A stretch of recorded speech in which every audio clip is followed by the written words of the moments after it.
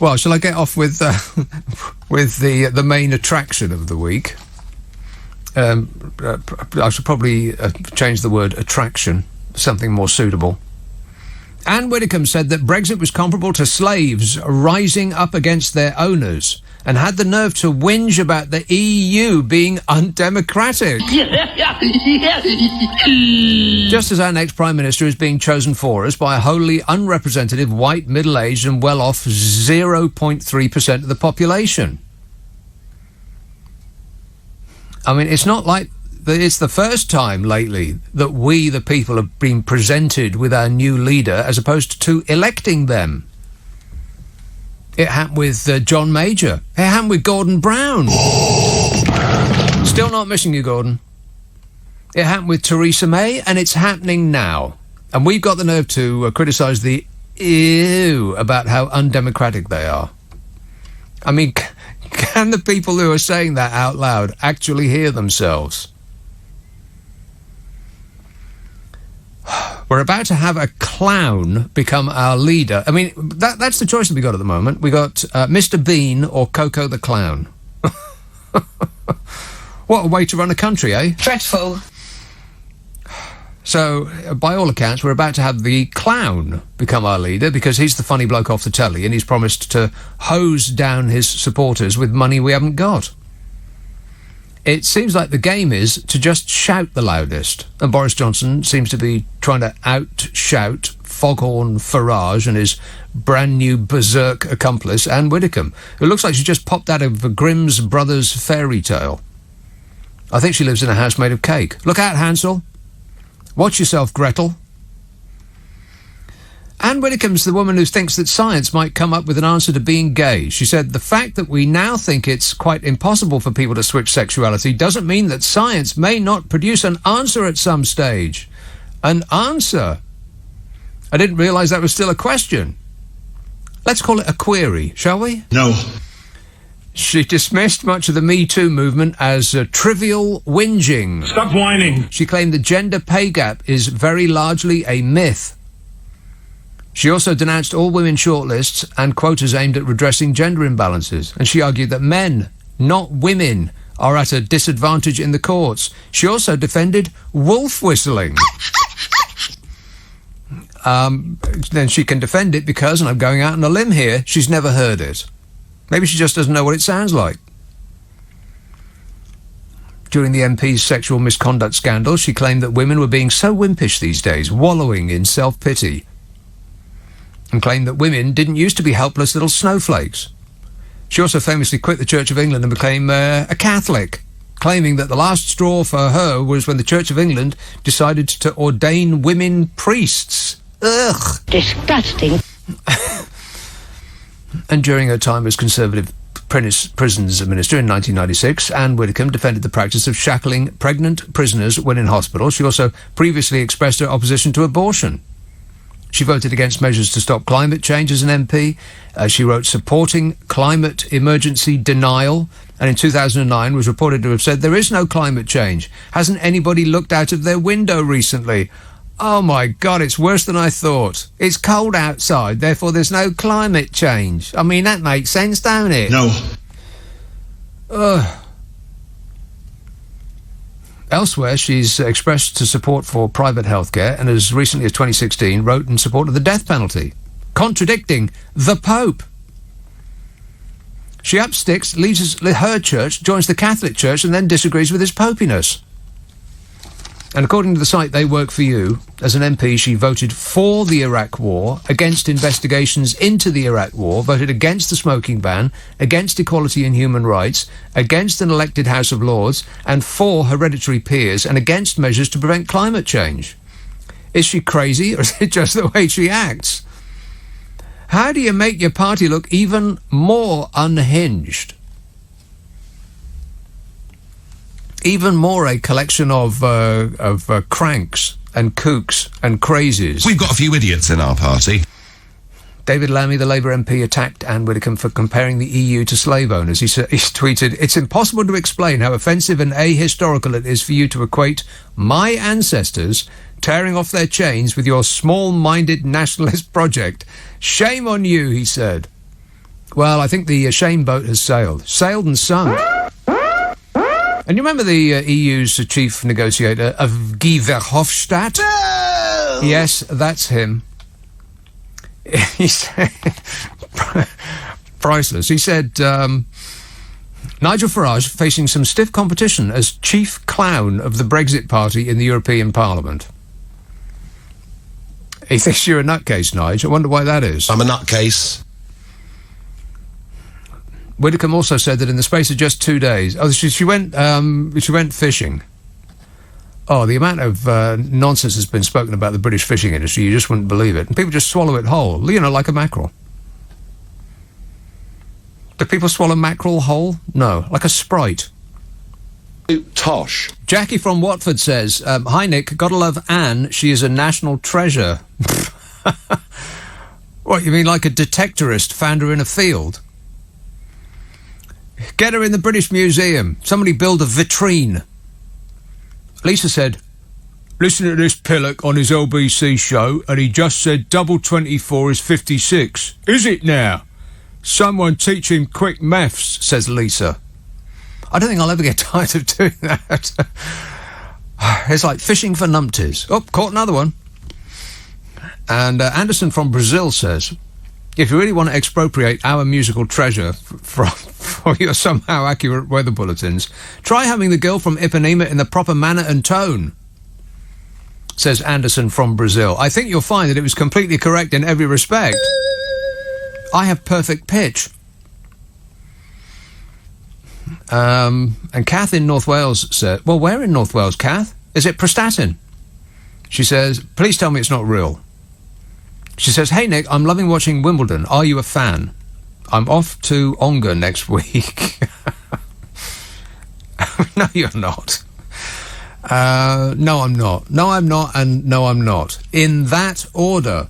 Catford. Hello, Steve.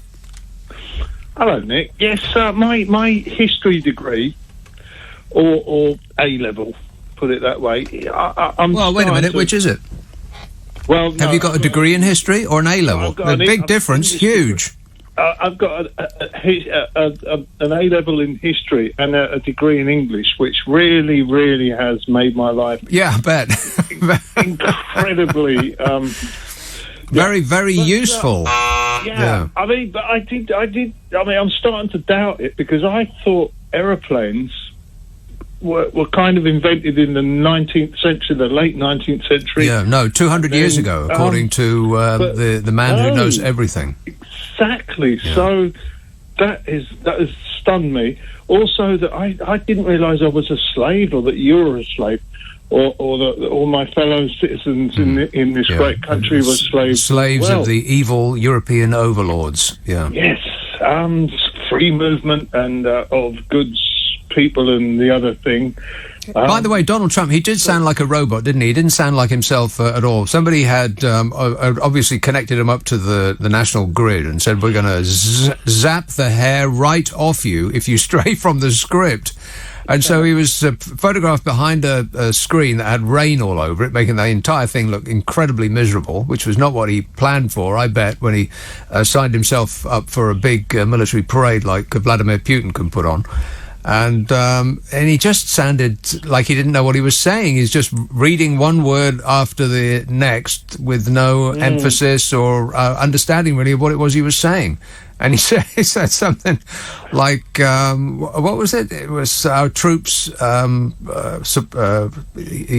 protected or took over the airfields 200 years ago. It was, but no, he's actually a very smart person. Trust me, I'm like a smart person. And we know that because he's told us so over and over and over again. But these people that should be consigned to the dustbin of history, these idiots. I mean, Anne Widdecombe, I'm sorry, she's an idiot. And she's a horrible, nasty idiot. Well, don't sit on the fence, Steve. Tell us what you think. Well, she is. I mean, for goodness sake, you heard what she said. How? Yeah, but I also heard the way in which she said it, which, you know, as soon as no offense, but as soon as she starts to speak, my ears just to close up. You know those flaps on your ears? Well, mine have got the ability now to just shut themselves, like a porpoise. I mean, I go to France fairly frequently, and and I know some people from that place, and God, they're smart and clever and intelligent, and I well, maybe you should get a room with one of them, well, Steve. maybe I should. Maybe I should. But I'm deeply embarrassed by that idiot. I mean, I'm sorry, Dan. I don't want to be abusive, but you're an idiot. Well, this is you not being abusive. Wow. I am stunned. But you heard it. You saw it. Yeah. It was just a national embarrassment. I'm embarrassed for us as a country. Deeply embarrassed. And Uncle Nige was there grinning like he just won the lottery. But I think this is the person that he wants little representing his little band. I am stunned. But he looked a little bit embarrassed, I have to say. No, he did not. No, he did not. I think his capacity to be embarrassed left the building a long time ago. Yeah, when he didn't have his pint with him, did he? So, well, his prop, you mean? Yeah. Yeah, I don't know. But we'll just leave it at that then. We'll just leave it at that then. You don't know. Where's the music? What music? I don't know. Well, I'm talking about the music that Ode to Joy. Yeah, well, I'll get to that in a while. Don't worry about a thing. All right, calm down, Steve. Everything will be all right. Unless it won't. I'm suspecting that it actually won't. I mean, what about the situation that we're going through at the moment makes you believe that everything's going to be all right? I mean, apart from what Boris Johnson said about believing, all you've got to do is believe. Just click your heels together 3 times and you'll be back in Kansas with Toto. Andrew in Streatham says, I think your glamorous assistant is on the ball. We want to hear the radio jingle. We want Brexit, and I am so sorry. And whinging, moaning and whining. What is he talking about? My glamorous assistant is on the ball. What does that mean? I think he thinks I play the jingles. Well, because you can see into the future and know where I'm going, so you can set them up. God. Yeah, that's right. Somebody else does this show. In fact, I'm not even here right now. John says, Anne Widdecombe loves Britain. Why are you so unpatriotic? I'm assuming that you're joking, John. Why are you so unpatriotic, Nick? Make Britain great again, says John. Oh, no. Oh, my God. That's where we're at, isn't it? We're all in Donald Trump's world now. You don't have to make any sense. You don't have to know anything. You don't have to promise anything that you can deliver. Just keep telling people that everything is going to be great and huge and tremendous, and people will think, a third of the population will think, hey, you know what? I'd love things to be great and huge and tremendous. Why has nobody promised me that before? And which third of the population? I love the poorly educated. Bingo. That's all you need. Just take them with you. Steve says, are you well? I don't know. Define well. Do you mean physically or mentally? Physically, I suppose I'm okay-ish. But mentally, no. It's a no from me. He says, I wasn't impressed with Trump's military parade on the 4th of July. 1, it was not the greatest show on earth. 2, there were no aeroplanes there for no airports in the 18th century. 3, that F-22 Raptor almost lost it during its left turn and narrowly missed hitting the stealth bomber. And on a positive note, Donald Trump does an excellent impersonation of Mussolini. Well, I've said that many, many times. Look at an old picture of... Because people bring up the N-word. The nasty Nazis. He doesn't look really like Hitler, because Hitler had that sort of clenched fist, very tight, like he was just going to explode with fury thing going on. But Mussolini had that chest out, chin jutted out, just soaking up the applause and the flattery. And it is like Donald Trump's doing an impression. It's that close. I've said that many times. And of course he wants to be a dictator. Of course he does. What do you think, Kanye? Whoop-dee-dee scoop poop. Exactly. Should be in jail. What do you think, Melania? I don't care. Still doesn't care. John in Sutton says, nationalism is back in vogue. You will be sent to Guantanamo Bay. God bless Trump. That's the alarming thing, isn't it? That I think that where we are at now is that there's a move abroad, by which I mean not abroad, but here, that people just want a dictator. Not a benign dictator either. They want an angry dictator who's going to really give it to the people who don't walk, talk and squawk exactly like they do. I firmly believe that that's what a third of the population actually want. They want a dictator. And who do they want? I'm a nutcase. God help us all. Sadly, there's no such thing as God. You heard it here first. That's my personal religious belief, and it's just as good as yours. Monica in Prague says, it's my birthday. I would love to hear that birthday noise you do. Anyway, I'm a Czech national living here for 18 years, and I've never felt so unwelcomed as I do now. Cheer me up. Well, I'd love to play that jingle, but sadly I don't have it to hand. If only I did. And Angela says, thank goodness you're on the radio talking mostly sense, except your maths. There's nothing wrong with my maths. And besides, maths isn't an exact discipline. In fact, there's no discipline to it at all. It's about feelings. We're not interested in facts anymore. There's no such things as facts. It's all about feelings, baby. Yowza. It says, keep Widdy bashing. She's a nightmare and is a national embarrassment. Yes, yeah, less of a national treasure, more a national embarrassment. I can't believe that anybody would actually want her to represent them on the world stage. Kooks, clowns and crazies. Unless you know otherwise, in which case you must correct me.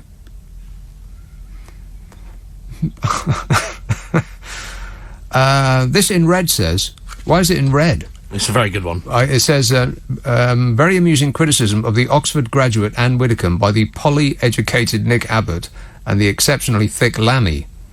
I think she's a wonderful, intelligent, brave woman who loves this country. Leave her alone and talk about Tony Blair and his 35 houses or your car, says Mary. As though being an Oxford graduate actually indicates intelligence of any kind. Some of the stupidest people I ever met are graduates. Some of the brightest people I ever met never went to university. What difference does it make where she went to university, or even if she went to university? I'm not talking about what she did when she was 20.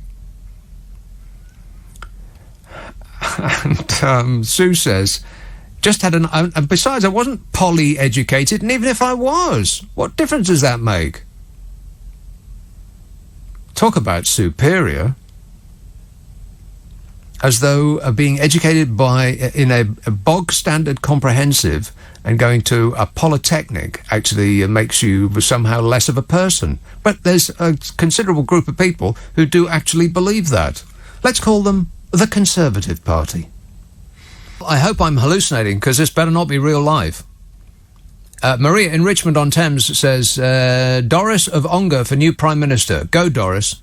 Yeah, you go, girl. Jimmy says, your maths is worse than Boris Johnson's hair. It was smart for a little while, and then I think that he thought perhaps that he had lost his mojo. Or he thought that he's got it in the bag, and it doesn't really matter whether he smartens himself up or not, because he's back looking like he looks.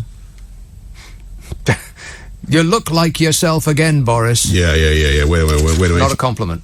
Jimmy says, oh no, I read that. Jamie says, please upset LBC listeners again by pointing out that 95% of the polls in the last 2 years have shown a Remain lead. That's something over 120 polls. Yeah, I'm sorry to bring the bad news to you, but actually that is completely correct in every respect. It's the will of the people to remain.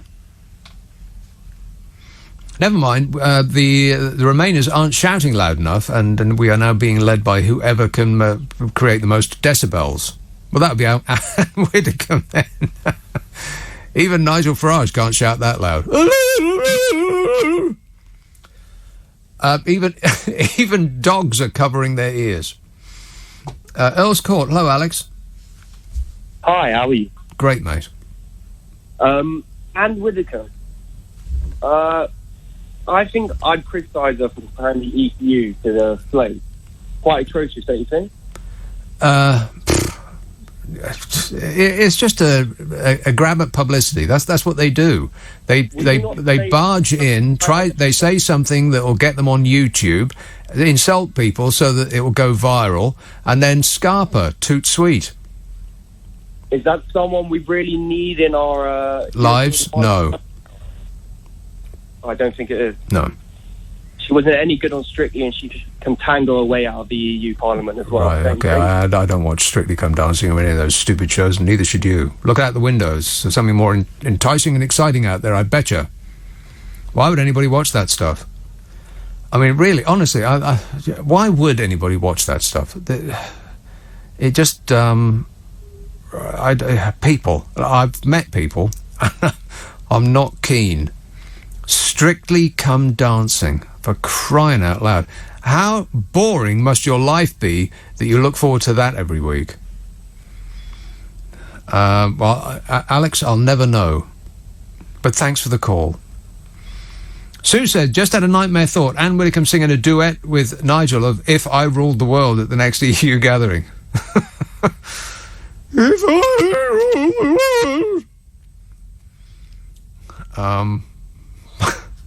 Let's have Streatham. Hello, John. Hello, Nick. How are you? Great, mate.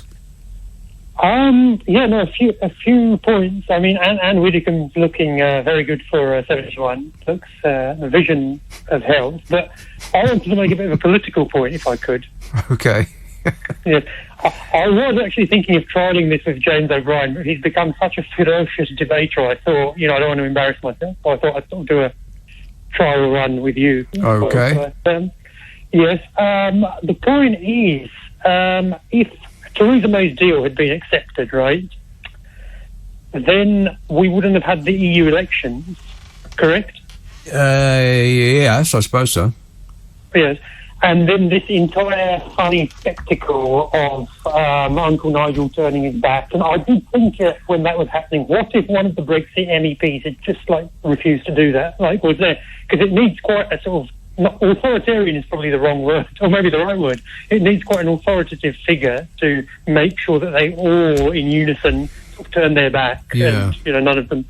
look forward. Which is it's an old gag, by the way. He's pulled that before. It's nothing new. He's he's repeating old material. Somebody should give him a show. Well, but I couldn't possibly comment. But the thing is, Theresa May's deal, and this is the point I would have made with James O'Brien, but I was scared to. The point is that Theresa May's deal would have stopped freedom of movement of persons, right? It would have given us everything that we asked for. Why people are still whining about it, I do not know. It's because they keep saying that it's a trap. It's a trap. It's not a trap. Crying out loud. I don't think anyone who voted for Brexit, including your mate who calls up each week and goes, Nick, mate, why man? You're such an anti-British fella. Why don't you love your country, Nick? He called about midnight, but I don't think anyone voted for the trade deal. I'm highly educated, right? I've been to college and everything. And I've got Well, you should have said that right at the beginning. Number 10 is free. When can you start? You're very highly educated. 2 weeks' time. But the point is this: none of us knew about the trade deals and all this. People voted out of the EU to stop free movement of people. Stop being surrounded by foreigners, which is not going to happen. Yeah. Not now, not ever, never. But anyway. No, but I'm saying, even if we don't make a value judgment on that, I'm saying people voted for that, for us to be out of the ECJ's jurisdiction. But they didn't really mean that. They mixed it up with the European Court of Human Rights. That's the part that they don't like. And they don't understand that the two aren't the same. But anyway, go on. But I'm saying, of all the things people voted for, no one was voting for sort of trade deals with Slovakia and the other 26 members. Nobody thought of any of this. So I think Theresa May's deal, why was it a bad deal? Because if I can be controversial, not wanting to be controversial, but I'm not one of these people. I'm very liberal, but I don't think Brexit should be overridden as a decision, right? And Theresa May's deal, it would have given us Brexit. Even the great Rory Stewart, whose book I'm currently reading, which is about walking through Afghanistan in 2002, even he said we need a compromise deal. And look, Nick, can I just say this? Look, I'm not racist. Some of my best friends are... Oh no! What's going to come next? I bet the word "but" is coming up. Yeah, I'm not racist. Some of my best friends are racist. But. Yeah. Oh no! I'm gripping onto the table. Go ahead. No, but that was the gag. But yes. There is no but. Oh, well, thank goodness for that. Yes. But Theresa May's deal was all right, wasn't it? It seemed fine to me, and but nobody else. I think there's a cohort of people, of millionaire, if not billionaire, money men who have bet against the economy, and it only will work for that bet will only work for them if we crash out and the pound tanks even more than it has done already. I mean, people have made. I'm not making this up. They've said it out loud. Hundreds of millions of pounds. It was a very good day when we voted to leave the European Union, said one of the main backers of this entire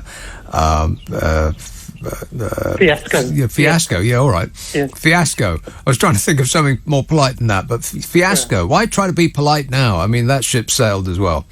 Exactly. He made hundreds of millions of pounds. Can you imagine how much more they'll make if the economy tanks to a greater extent than it already has? And it only will if we crash out with no deal. That's why they want it so much. They're not doing it for us. I mean, since when has a billionaire ever cared about the little people? And my last point, if I could, my final point is that, you know, a lot of the idiots who, not just your show, but a lot of the idiots who call up phone-in shows in general, who are poor, and I'm not that rich, I've wasted a lot of money in my years. Who hasn't? But I'm saying the poorest people who will inevitably follow me, who will be affected by food prices going up. I think Brexit had lots of positives to it. I think, you know, there are lots of leftists, some liberals who voted for us to Theresa May style exit. I'm not one of these people who is like leaving the EU is an unconditionally bad thing. Yeah. But it wasn't a no deal, and no deal will affect the people such as the one who goes, why, man, we want a no deal, we want to starve on our own saliva. It's called poetic justice, I suppose. Those that voted for it the most, the demographic that voted for us to leave the European Union the most, are going to be those affected negatively the most. Yes. Those are the people that are going to lose the most. But they've been given hope because their lives aren't as they should be, actually, because there is a terrible distribution of wealth in this country. Yes. It is awful, and I think it continues to get worse. The top 1% have cashed in since the 1970s to a staggering degree. Everybody else has flatlined, while the cost of things, of course, has increased dramatically. So no wonder people are angry, but this is not the solution to that problem. This is the opposite of the solution. But anyway, John says, has LBC changed its name again? Leading Britain's condescension. You've become James O'Brien with sound effects. You and James O'Brien. What you mean, John, is that I said something you disagree with. We can't be Radio Nigel 24 hours a day. Give the man a break. He's working his Union Jack socks off. But you're going to be okay, John. I mean, I know it's upsetting to hear things you don't like. Oh, do you have a safe space? This says, the royal family brings in more visitors to the UK than the British Museum. Where did that come from? It's like a holdover from last week. Did that just come in? Yeah, he's very angry. Oh, still angry? Yeah, no, they don't, by the way, whoever that was. It's an anonymous text. The royal family does not bring in more visitors to the UK than the British Museum. That is incorrect. Simon in Catford says, so Anne Widdecombe is pro-life and also supports the death penalty. She'll make sure you're born, but if you do anything wrong, she'll kill you. It's like those Republican pseudo-religious hypocrites in America who are all anti-abortion but for the death penalty. That makes absolutely no sense whatsoever. Either all life is sacred or it isn't. Pick one. It does mean that it's not about saving lives at all. It's about controlling women. That's what that's all about. I mean, one of the proponents of it was asked flat out. He said, "What about babies created in test tube babies? Can we kill those?" And he said, "Oh, that's fine because they're not inside a woman." I mean, talk about shooting yourself in the foot. So there it is, proof positive that it's got nothing to do with saving lives. It's all about controlling women. Tony says, "I love the highly over-educated like Anne and Uncle Nige. Keep Widdicombe and carry on." I don't know really what that means, but it fits right in. Shoreham. Hello, Roy. Oh, hi. Roy. Yeah, good show. Thanks. Love Island. Why not put all the Tory parties on that island with the whoever's on that island and let them work it out? How funny would that be? That would make great TV. Oh, but would they have to take their tops off? Disgusting. Nobody wants to see that. No one wants to see that. Yeah, I know. But hey, it'd be good fun. Right. Is anything happened in Love Island yet? I don't know. I've got no idea either. But there's coverage in the Daily Mail. It just goes on and on and on, like they haven't got anything else to talk about. Holy moly! Is there a lack of news? Thanks a lot, Roy. Terrible idea. Please, members of the Conservative Party, keep your clothes on. What a thought! Dreadful. Gurr says, "Greetings from Ireland. Did you see the new documentary on Anne Widdecombe? Powerful stuff. It's called 12 Years a Tory." No, I did not. I assume you're joking. Michael says, "Looking forward to your next instalment of an entitled Eton Oxford Bullingdon Club Pretty Boy for PM. What could go wrong?" Did I read that wrong? Probably. I'll try it again. Anybody want me to try that again? No. Looking forward... our next instalment of an entitled Eton Oxford Bullingdon Club Pretty Boy for PM. What could go wrong? It still doesn't make any sense. Well, it sort of makes sense, a little bit, but not close enough. And this anonymous message says, "With the greatest respect, Nick, God is real and the second coming is close." Well, with even greater respect, A, you don't know that God's real, and B, you can have no concept that the second coming is close. I mean, if Jesus was to come back and correct us, don't you think he'd have done it by now? I mean, what's he waiting for? I mean, halfway through the Holocaust would have been a good idea, or right at the beginning, perhaps. And James in Guildford says, "Have you heard the word of God, Nick?" No.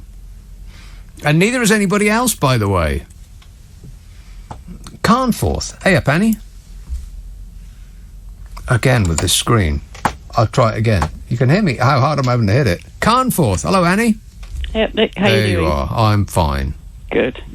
I just rang up to agree with you about the Brexit Party. It's just full of the same old Cadbury's fruit and nut cases, like UKIP was, really, but with a few added extras like Anne Widdecombe and Claire Fox. Yeah, like they needed extra spice.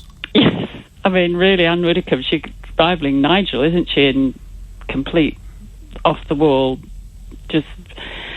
And, I mean, as far as women are concerned as well, I was thinking, I think we ought to set up a feminist re-education camp, and she'd have to be the first person in it, first woman in it. She's just terrible, really. It's really amazing. Embarrassing. And, it is kind of embarrassing. Yeah, the rest of the world must be looking at us thinking, a little bit.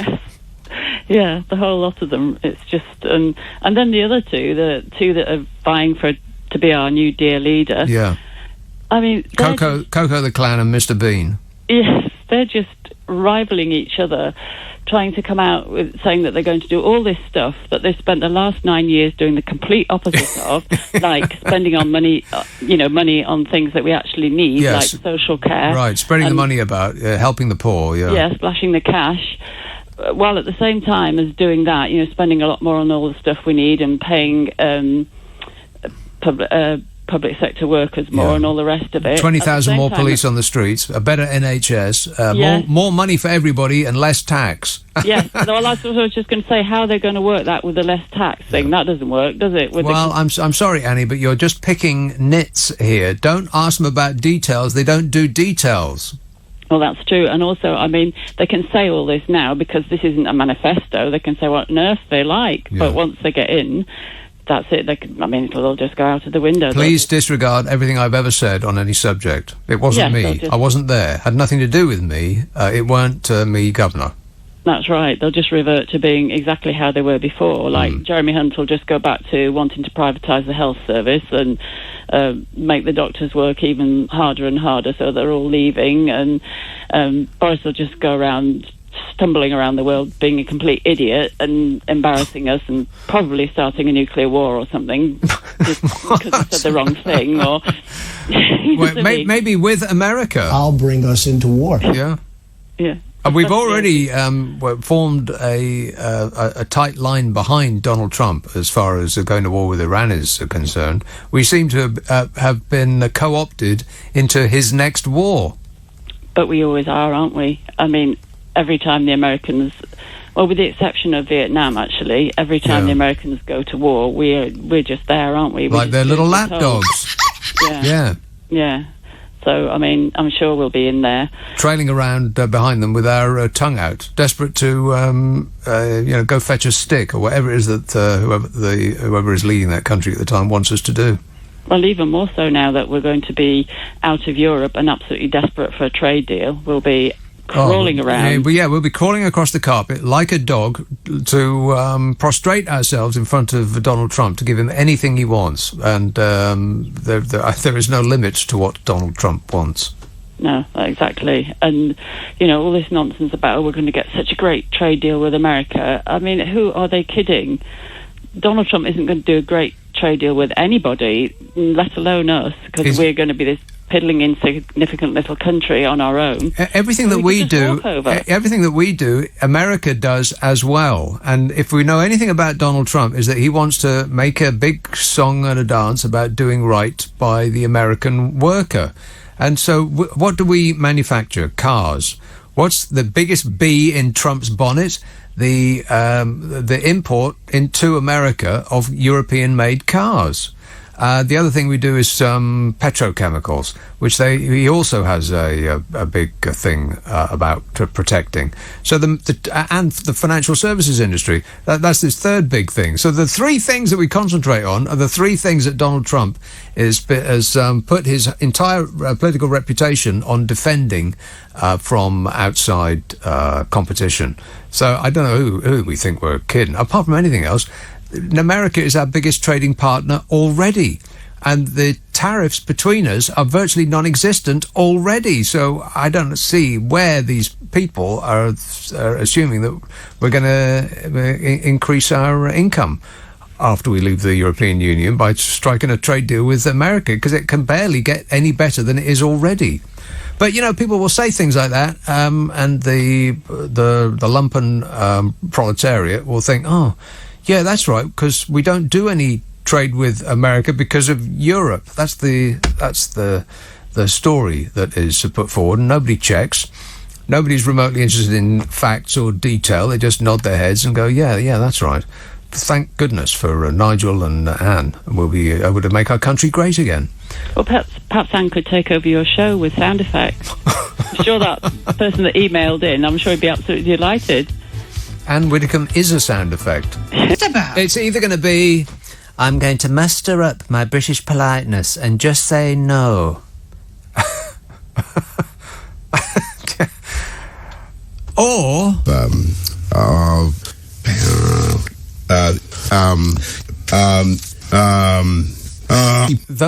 that's our choice. Well, we don't even get to choose, of course. It's selected for us. Actually, probably a good thing that we don't get to choose. I mean, could you choose between those two? Ugh. Gavin in Caterham says, Anne Widdecombe, comes across as a deeply embittered woman who has lived her life constrained by religious dogma. Just saying, says Gavin. Claire in Dudley says, I voted Leave. I would never have voted for no deal. I'd rather revoke. says Claire. Nobody voted for no deal. Nobody even thought about a deal. We just were persuaded by what was written on the side of a bus. Some lies about we'll give you more money, which is exactly what the two candidates to be our next drear leader are doing now. But they're going to hose us down with cash. Don't ask them where they're going to get it from because, that would be impolite. Nobody's interested in details or facts anymore. We're all about feelings now, baby. Let's take a call in Ashford. Hello, Ian. Good evening, Nick. Ian. Yeah, just listening to the news thing and what you just been saying. A good friend of mine actually has a saying about choosing between Hunt and Boris, and that's basically, what do you want, Ebola or bubonic plague? And it's getting to that sort of stage now. Yeah, which disease would you like? And it's pretty ridiculous. In fact, Mr. Johnson is having one of his campaign team come to Ashford on Monday. It's the delightful Dominic Raab. I'm surprised he's actually managed to find his way to Kent, bearing in mind he didn't know the importance of the Dover-Calais crossing. Yeah, priceless. Yeah, might have to go and pay him a visit. So Boris is going to Ashford, is that what you said? No, Dominic Raab. Oh, right. Okay. On behalf of Boris. On behalf of, right, not as well as, right. Well, no, but Boris came to get to somewhere in Kent last week, or earlier in the week, didn't he? Went to a garden centre and got booed and things. So... Some people go to a garden centre to get booze. He went to a garden centre and got booed. Yeah, maybe someone misread the memo. Sounds like a fair comment to me, though. Yeah, I suppose so. All right, I got to go, Ian. Thanks a lot, mate. 0345 6060 973. Terry in Barking says, if we crash out with no deal, can we put tariffs on Anne Widdecombe? You could take all the tariffs off. I can't imagine there'd be customers. Brian in Peterborough says, just spent an evening with friends from both Italy, England and the Ukraine. All agree we should leave. Well, to be fair, the people from Italy and Ukraine probably can't wait to see the back of us. I mean, might that be it? What's that going to do with anything? 3 people agree that we should leave. So, that's it? We're leaving? And Robin Chelmsford says, your previous caller is spot on. The Tory leadership race is an arms race of ridiculous promises. I'm just waiting for Boris to make a promise to cure cancer, then no doubt Hunt will match him. Those two, honestly, it's just... and that our politicians have the nerve to say that the European Union is undemocratic. Like Anne Widdecombe said that. Her maiden speech. She said that in the space of just 2 days, she's already witnessed the powers that be deciding to reduce the permissible side of the mesh used in fishermen's nets, thereby reducing their income by 40%, she said. Except she didn't say it like that. She said, in the space of 2 days. And who but billionaires could swallow that drop in income, she said. What she didn't say was that our fishing rights were sold by us to billionaires. I mean, come to think of it, I don't mean any offence by this, but Anne Widdecombe looks like something that was brought up from the deep in a fishing net.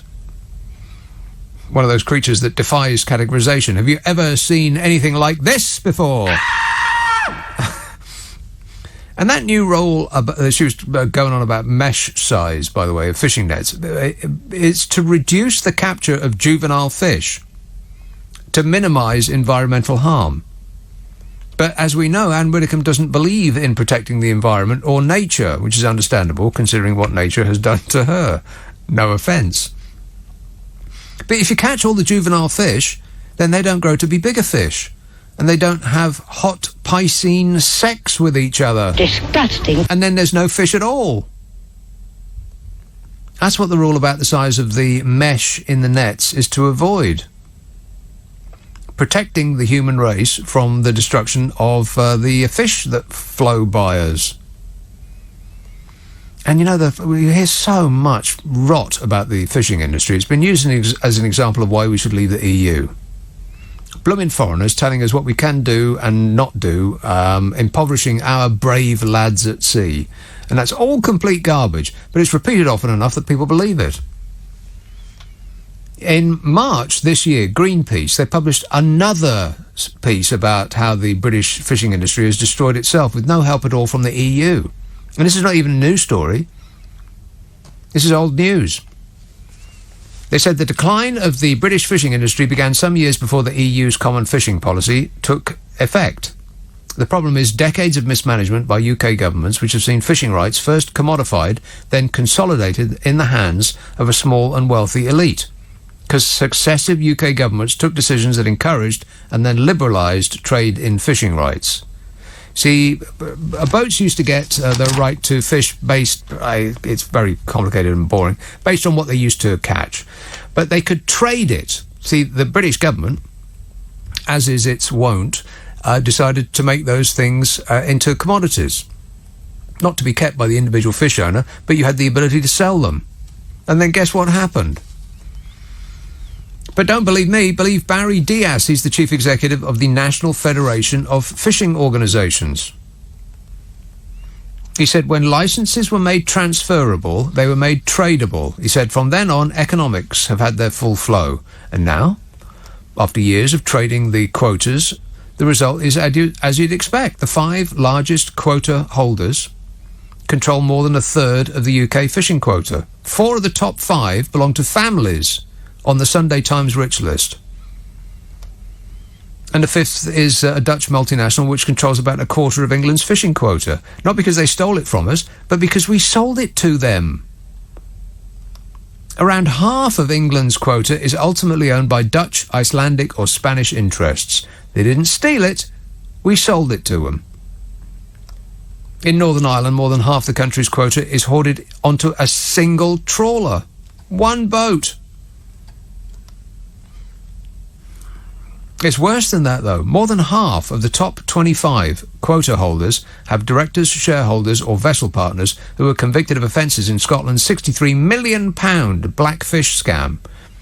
That huge, sophisticated fraud that saw trawlermen and fishing processors work together to evade quota limits and land 170,000 tonnes of undeclared herring and mackerel. It's the super-rich and the criminal class. So fishing quotas that used to be available to lots of individually operated boats got sold to big operators, the people with the money to buy such things, who were often abroad. We didn't have our fish taken from us. We sold it for a quick profit. It's the British way. Just look at the railways and the gas and the electric and the water, all vital to the health of the nation, all flogged for a short-term gain. It seems to be what we do.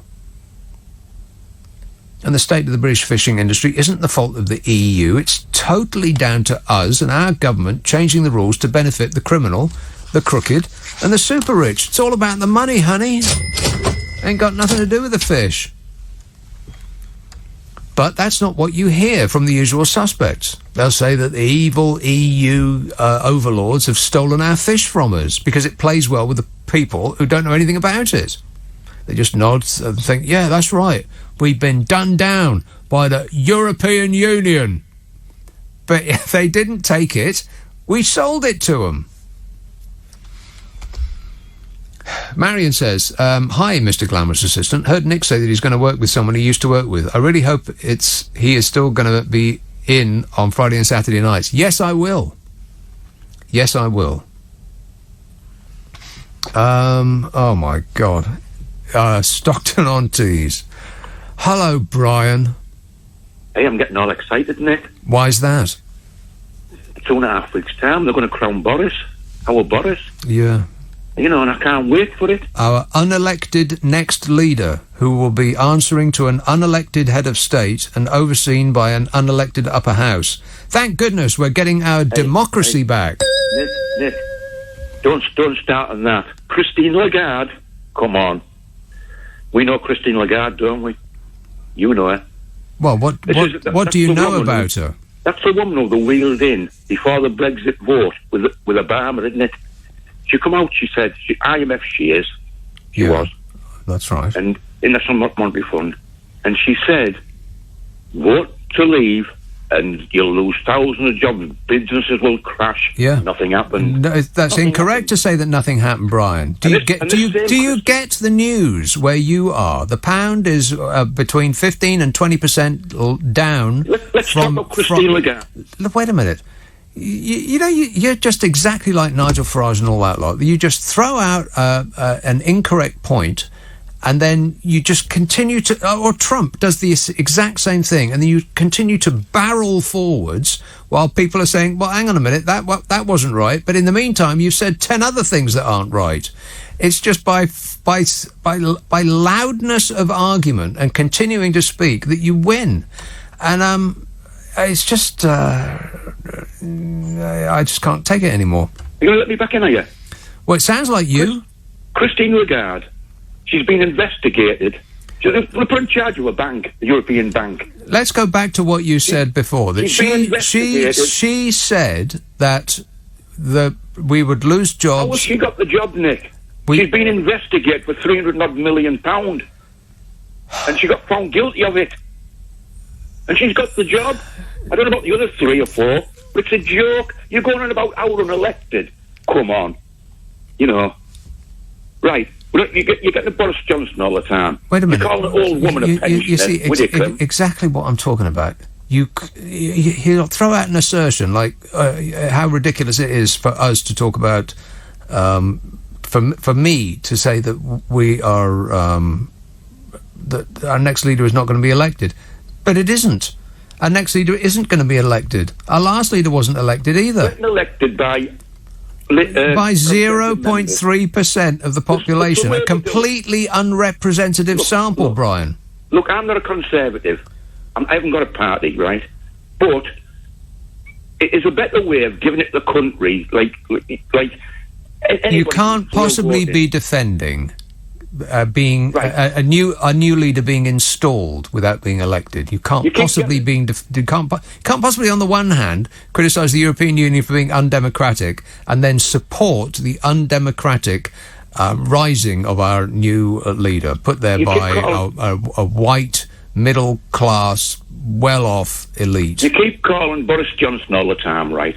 All the time, and it shows you what a thin thing you have in him. You're going back 17 years when he said about watermelon smiles and picking 17 years ago in a paper article and things like that. It shows. You brought it up. But you and people like you keep coming out with it. It shows you what... Again, throwing out lies. I don't keep coming out with it. You just brought it up, Brian. You brought it up to criticise me for saying it, but I didn't. You did. Yeah, but a lot of people are. You know that, Nick. Oh, a lot of people. Like who? I mean, you had Chuck Ramone run a couple of days ago, and in the end, yeah, but it wasn't just that one thing, though, was it, Brian? As you know full well, it was a succession of they call them gaffes, but it's just being stupid and rude about people for commercial gain. That's why he was doing it, because it sells columns to people who already hold those opinions. I mean, it delights the Telegraph readers to say racist things like that, because that's what they think. I can't. But it wasn't just an isolated incident. It's like one thing after the other, after the other, after the other. And is somebody supposed to draw a line under everything they've ever said and said, and to suggest that we shouldn't take that into account when we're judging them as a person? Please disregard everything I've ever said or done. I'm going to start afresh now. Is that your position? I can't wait until he becomes Prime Minister, personally, because I'll tell you what, all the others are boring. Listen. Oh, okay, all right. All the others are boring. That's what you want from our next Prime Minister, somebody who's entertaining. For crying out loud, Brian. Turn on the TV. You'll be amused. But Claudia Winkleman won't necessarily be our next Prime Minister. I just want to be amused. Holy yes. Jerry says, is Brian your new podcast partner? Is that guy I was just talking to? Is he my new podcast partner? Oh, God, I'd refuse to come to work. Every week I'd be on the phone saying, I just can't come in this week. God, wouldn't that be awful? I wonder what you used to do for a living. I mean, I'm assuming he doesn't work now, because he seems to spend his entire week just preparing for to call me. What can he have done for a living? And what must it have been like working with him? I can't imagine. Marion says, I heard Nick say he's going to work with someone he used to work with. I really hope... I've read that. Giles in London says, just for a bit of balance here. Balance? Nobody's remotely interested in balance. He says, can you remind me how Gordon Brown was installed into number 10? Yeah, I've said that already. He was delivered unto us. Still not missing you, Gordon. Yeah. And so it was Gordon. John Major was delivered to us that way. And so was Mrs. M, of course. And so is our next Dreer leader. Going to be unveiled rather than actually elected by the people in the cradle of democracy. Yeah. Wait a minute. Stunning. Tom says, came here on Alistair Campbell's recommendation. Great show, very happy. There you are, you see. Another satisfied customer. And Pauline Lewisham says, no matter how much you try to demean the Brexit party, that party speaks for an awful lot of people. We've done it your way and O'Brien's way for years in this country to the detriment of the people of the country. That's rubbish, Paul. It's not been to the detriment of the people in this country. It's been to it's been all positive. You just don't know that yet because we ain't left. Although you can look around at the smoking ruins of what used to be our pound, the pound in your pocket, and to some of our major industries, and you can tell already what's going to happen because it's happened already. It's not like nothing's happened since the referendum. He says, anyway, it goes on and on and on. He says, now people have voted for a change, and that change is to leave the EU. All your rage and anger over the past 3 years, and similarly that of James O'Brien, has done nothing to reverse the situation. Just accept it, calm down, and watch your blood pressure. You're not getting any younger, Nick. Well, nobody is, Paul. Unless you know something I don't. If you found the secret. It's not rage, and it's not anger. I'm not angry, I'm just disappointed. I'm disappointed that people are so gullible. Holy moly, I should be out in the street selling people genuine made-in-China Rolex watches. This country is full of people that are so gullible. I've got a holiday home in Miami I'd like to sell you.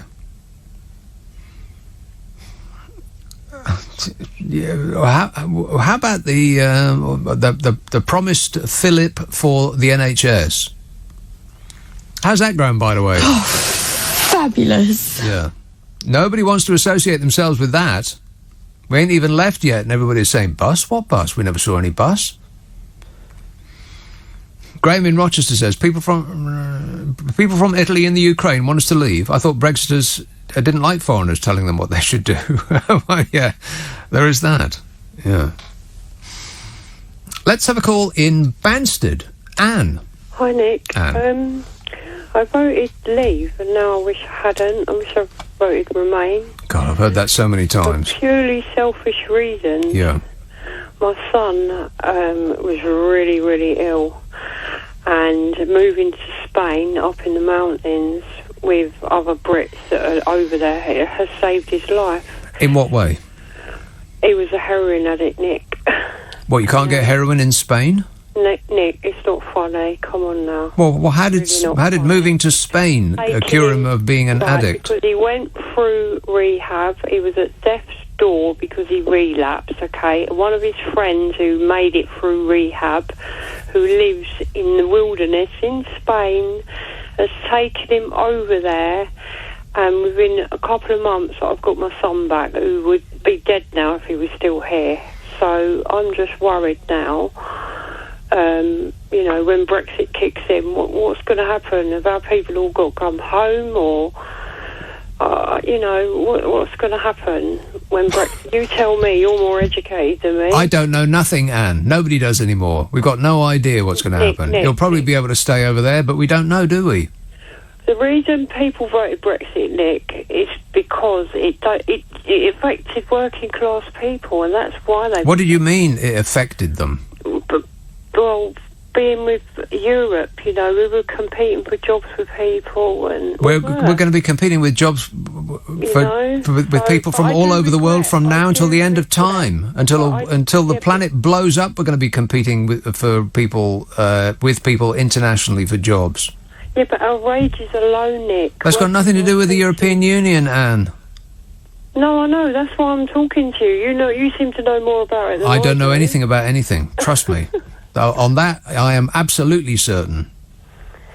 Well, anyway, on the subject of Boris and Jeremy, I don't think either of them are fit to govern. But I suppose we should have Boris because Jeremy desecrated the NHS, didn't he, when he was the health minister? So what do we do? What do we do? He desecrated it. I had no idea. Yeah, he tried to shut down Louis A&E and things like that, and he's just telling people what they want to hear. Yeah, well, they both are. You think that the NHS is safe in Boris's hands? No, I don't. I don't think anybody from any party is fit to govern our country, quite frankly. No one? No, I think we're in crisis, I really do, and I feel like joining my son in Spain, to be honest. Okay, I'll see you at the airport. Pack some sunscreen. Thanks a lot, Anne. 0345 6060 973. Nobody is qualified to run this country. Like, at all? There must be someone, surely. How about whoever is running the Liberal Democrats at the moment? Does anybody have any idea who that is? No. I mean, I know they're having a moment and all, but who's actually in charge of that party and what do they believe in? We used to know, and then Nick Clegg hoved into view, but it's not your fault, Nick. It's all your fault. Still, he's doing very well for himself. Mystifyingly. How did he get that job, by the way? What were his qualifications, I wonder? This says, great to hear Brian winds you up. He winds everybody up. He's a troll. Back under your bridge, troll. It's great. It's great. Can't you let him stay longer? No. He calls every single show. Every show. He called Friday and Saturday last week. I just didn't put him on because I can only take so much. But he is one of those people who will say something that's wrong, and then, like Donald Trump, he does this exact same thing. He'll say it, tell a lie, and then by the time journalists have got around to fact-checking the first thing that he says, he's told 20 other lies, and so you just give up. Impossible, man. Absolutely impossible. Here is an important call in Wimbledon. Hello, Barbara. Hello? Barbara. Hello, yes? Hello, yes. Who am I speaking to? Who am I speaking to? It's Barbara. Barbara. Is it? Yes. Are you sure? Yes. Can you prove it? Am I talking to Nick Abbott? Yes, Barbara. Oh, hello. I'm sorry. I just switched off the radio. I'm sorry. I wasn't aware of it. Wait a minute. You turned me off, but you called anyway? I turned off the radio just to be able to speak to you. Nick, I must tell you one thing. I've been listening to you for the last 4 months. Yes. And it struck me that, and I apologize for the use of the words, but it struck me as someone who, a little bit of a clown. A clown, yeah. A clown. Mm-hmm. I'm sorry, I just didn't like your way you talk about on the radio and this silly remarks and everything. Yeah. But wait a minute, you've been listening to me for 4 months and you've only just figured that out? Sorry? Yes, I've been listening to you for 4 months. Yes, and you've only just realised that you don't. And you've only just realised that you don't like the show. 4 months you've been listening. Yes, because you're a bit slow on the uptake, Barbara.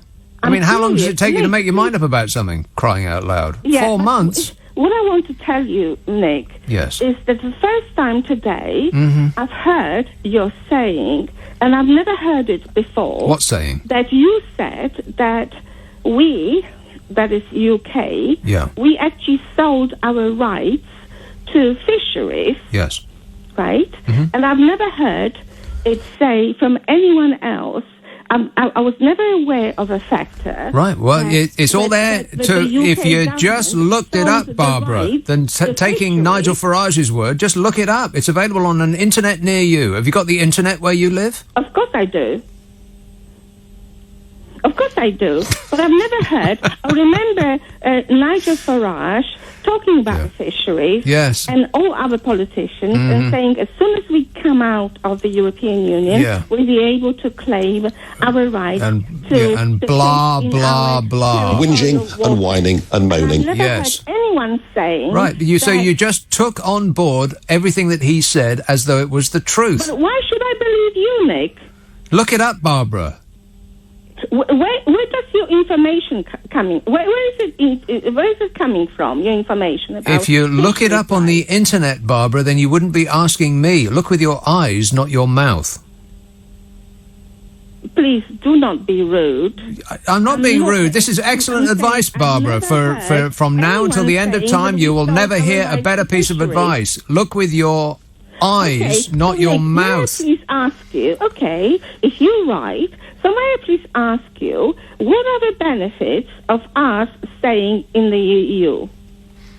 Free trade with the largest trading bloc in the world. Free trade, okay, but aren't you aware of the factor that we've been told for many months that, or if not years, that there is a high percentage of people living on the breadline in the UK. Yeah. You think that's going to be improved by us leaving the European Union? Absolutely. How? So if that is the case, which you agree with... How? Well, exactly. This is the question I want to ask you. How? Why is it that we are part of the EU, which is supposed to be so great for this country? Yes. Why do we have... Really, is your question... Let me just skip ahead to the end of your question. Is your question, if the European Union is so great, why isn't my life perfect? Is that your question? No. Yes. My question is, why is it so beneficial for us to stay within EU, which has been for years, when we have so many people living on the breadline? Yeah, exactly what I just said. If the European Union is so great, why isn't my life perfect? That's your question, isn't it? No. Yes. Nick, I do not care about your life being perfect. What I'm saying is... No, I don't mean my life. I mean you saying my life, as in your life. No, you... God, I thought that was understood. The word my life. I'm not saying about my life or your life. I'm saying this is not about you. Terms, if European Union is so good... It's so great. Why isn't life perfect? Why do we have so many people living on the breadline? Why isn't life perfect? Yeah, that's not going to be improved by leaving the European Union, Barbara. It's called... Is it going to be improved Life by isn't staying? fair. Get used to it. Is it going to be improved by staying within the EU? Just tell me that. It will be less disadvantageous for us to leave. No, wait. Less disadvantageous for us to stay. There you go. Things will be better off if we stay than if we leave, Barbara, and that's been proven already by the effect. How do you know that? But it's been proven already by the effect that. How do you know that? Listen to me. It's going to be It's been proved already by the effect that it has already had on the economy.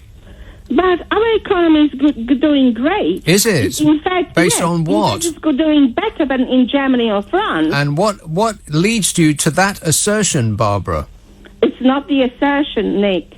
If you happen to read... Don't tell me this is something else that Nigel Farage said. If you happen to read foreign press from France on any other European Union countries, you know that some countries are really struggling.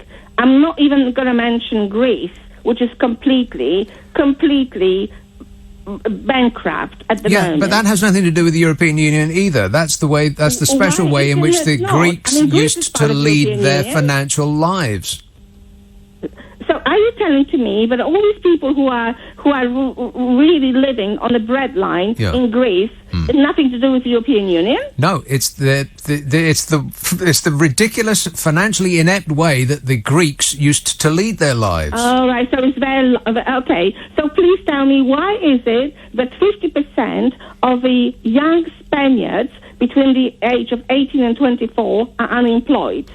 That has nothing to do with the European Union either. Nothing to do with the European Union. You explain to me how it does have something to do with the European Union. So what... yes. No, but tell me why, what is it about what the European Union is doing that has caused that to happen? Tell me. You don't know.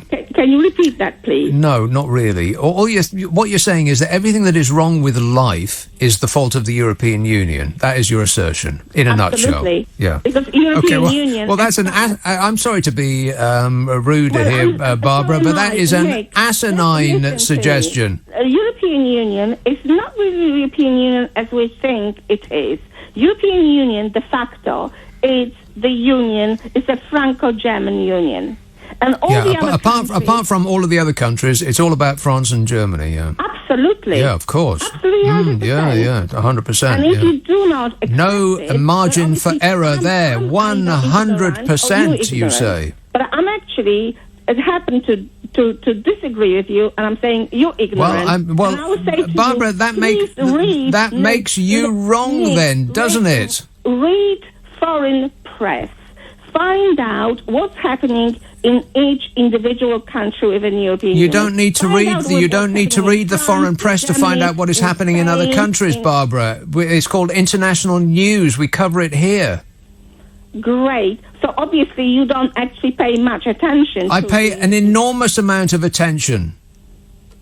Enormous amount of attention, and you're coming with all this nonsense. You're coming. No, when you say nonsense, you mean it's something that you disagree with, or rather, it's not even something that you've made a conscious decision on one way or the other. It's just that you've heard your favourite politician say that it's this way, and it creates a noise in your brain to hear something that suggests that you got it the wrong way round. About European Union.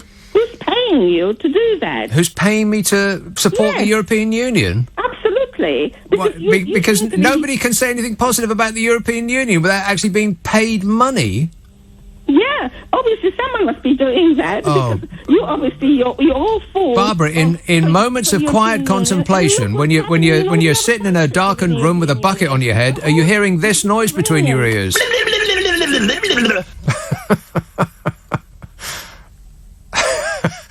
We're following that lady. This entire country has decided that lady is the person that we want to follow. Well, the whole world's gone crazy. I am stunned. Whew. But it was a delight talking to you, Barbara.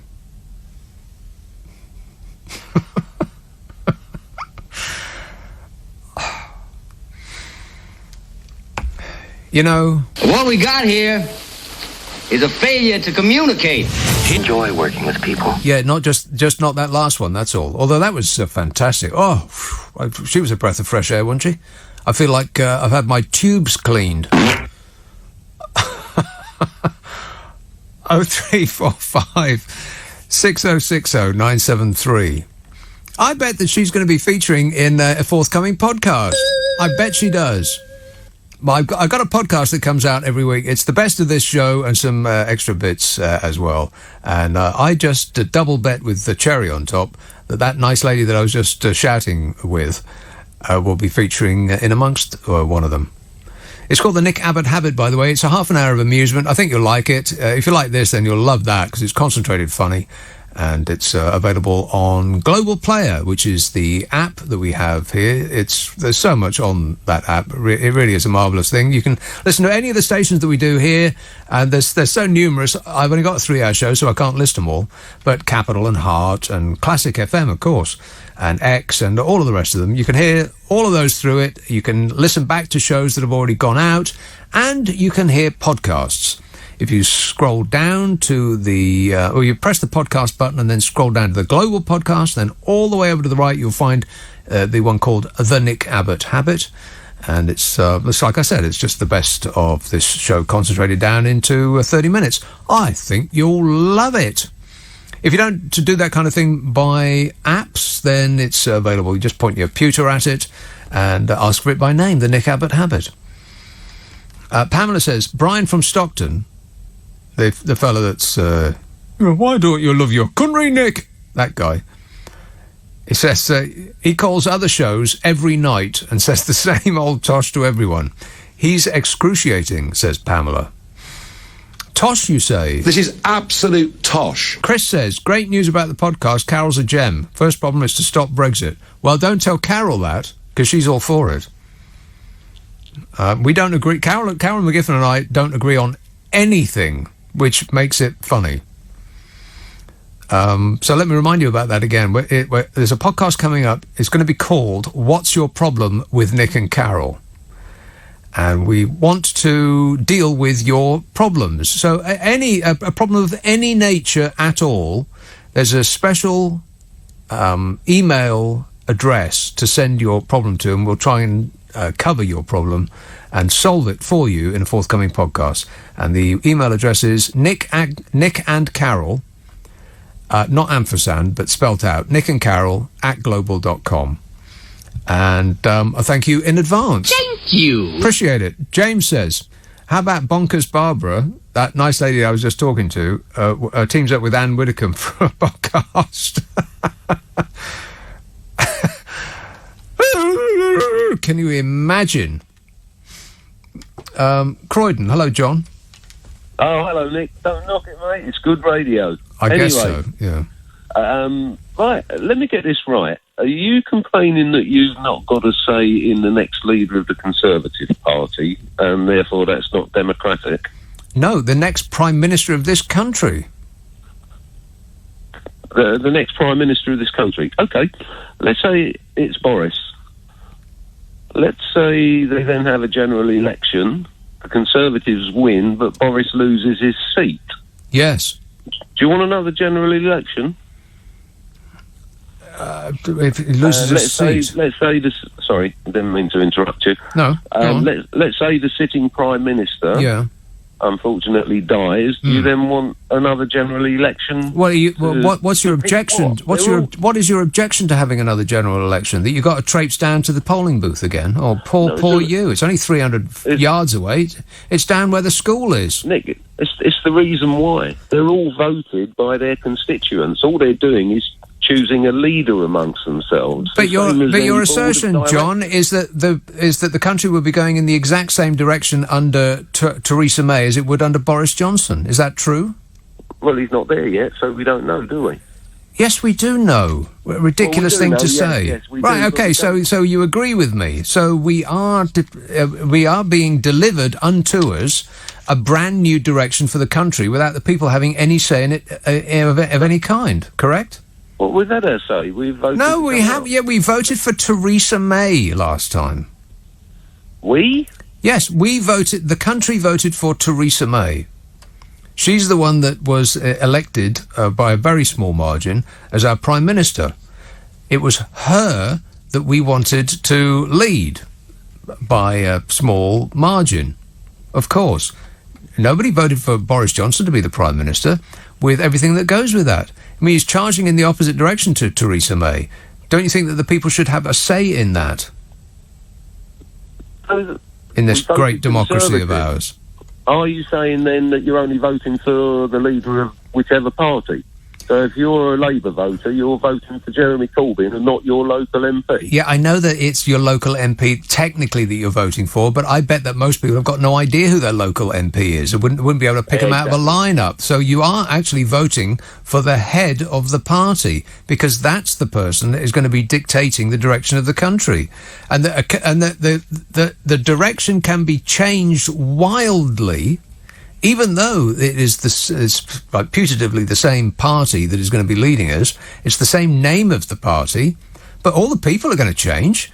But Boris Johnson is not going to have anybody in the cabinet, he said, that is against leaving with no deal. That's what he said.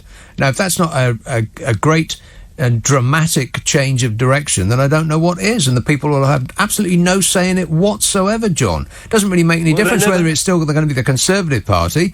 It's going to be a different party entirely. Any company, a board of directors choose one amongst themselves to be the chairman. This is not a company, it's a country. It's a similar concept. It's not similar at all, it's totally different. Okay. All right, let's agree to disagree. I don't want we'll agree that I'm right. We'll agree. At least we can agree that I'm right and you're wrong. It's not a company, it's a country. Companies can be run along dictatorial lines. It's a bad thing generally when countries are run along those lines. I mean, companies can be tremendously successful under a single overseer, but that generally creates a negative outcome if that's the way you run a country. There's a thing called the History Channel. It will bring you up to speed, John. I can't believe that anybody would defend that. While we are, as a nation, decrying the supposedly undemocratic nature of the European Union, which is just silly and stupid and ignorant thing to say because it's extremely democratic, way more democratic than we are, actually. I mean, think about it. Our next leader is going to be unelected, who will answer to an unelected head of state and be overseen by an unelected upper house. Point to the democratic part of that scenario, I double dare you. Steve in South London says, hi, Barbara.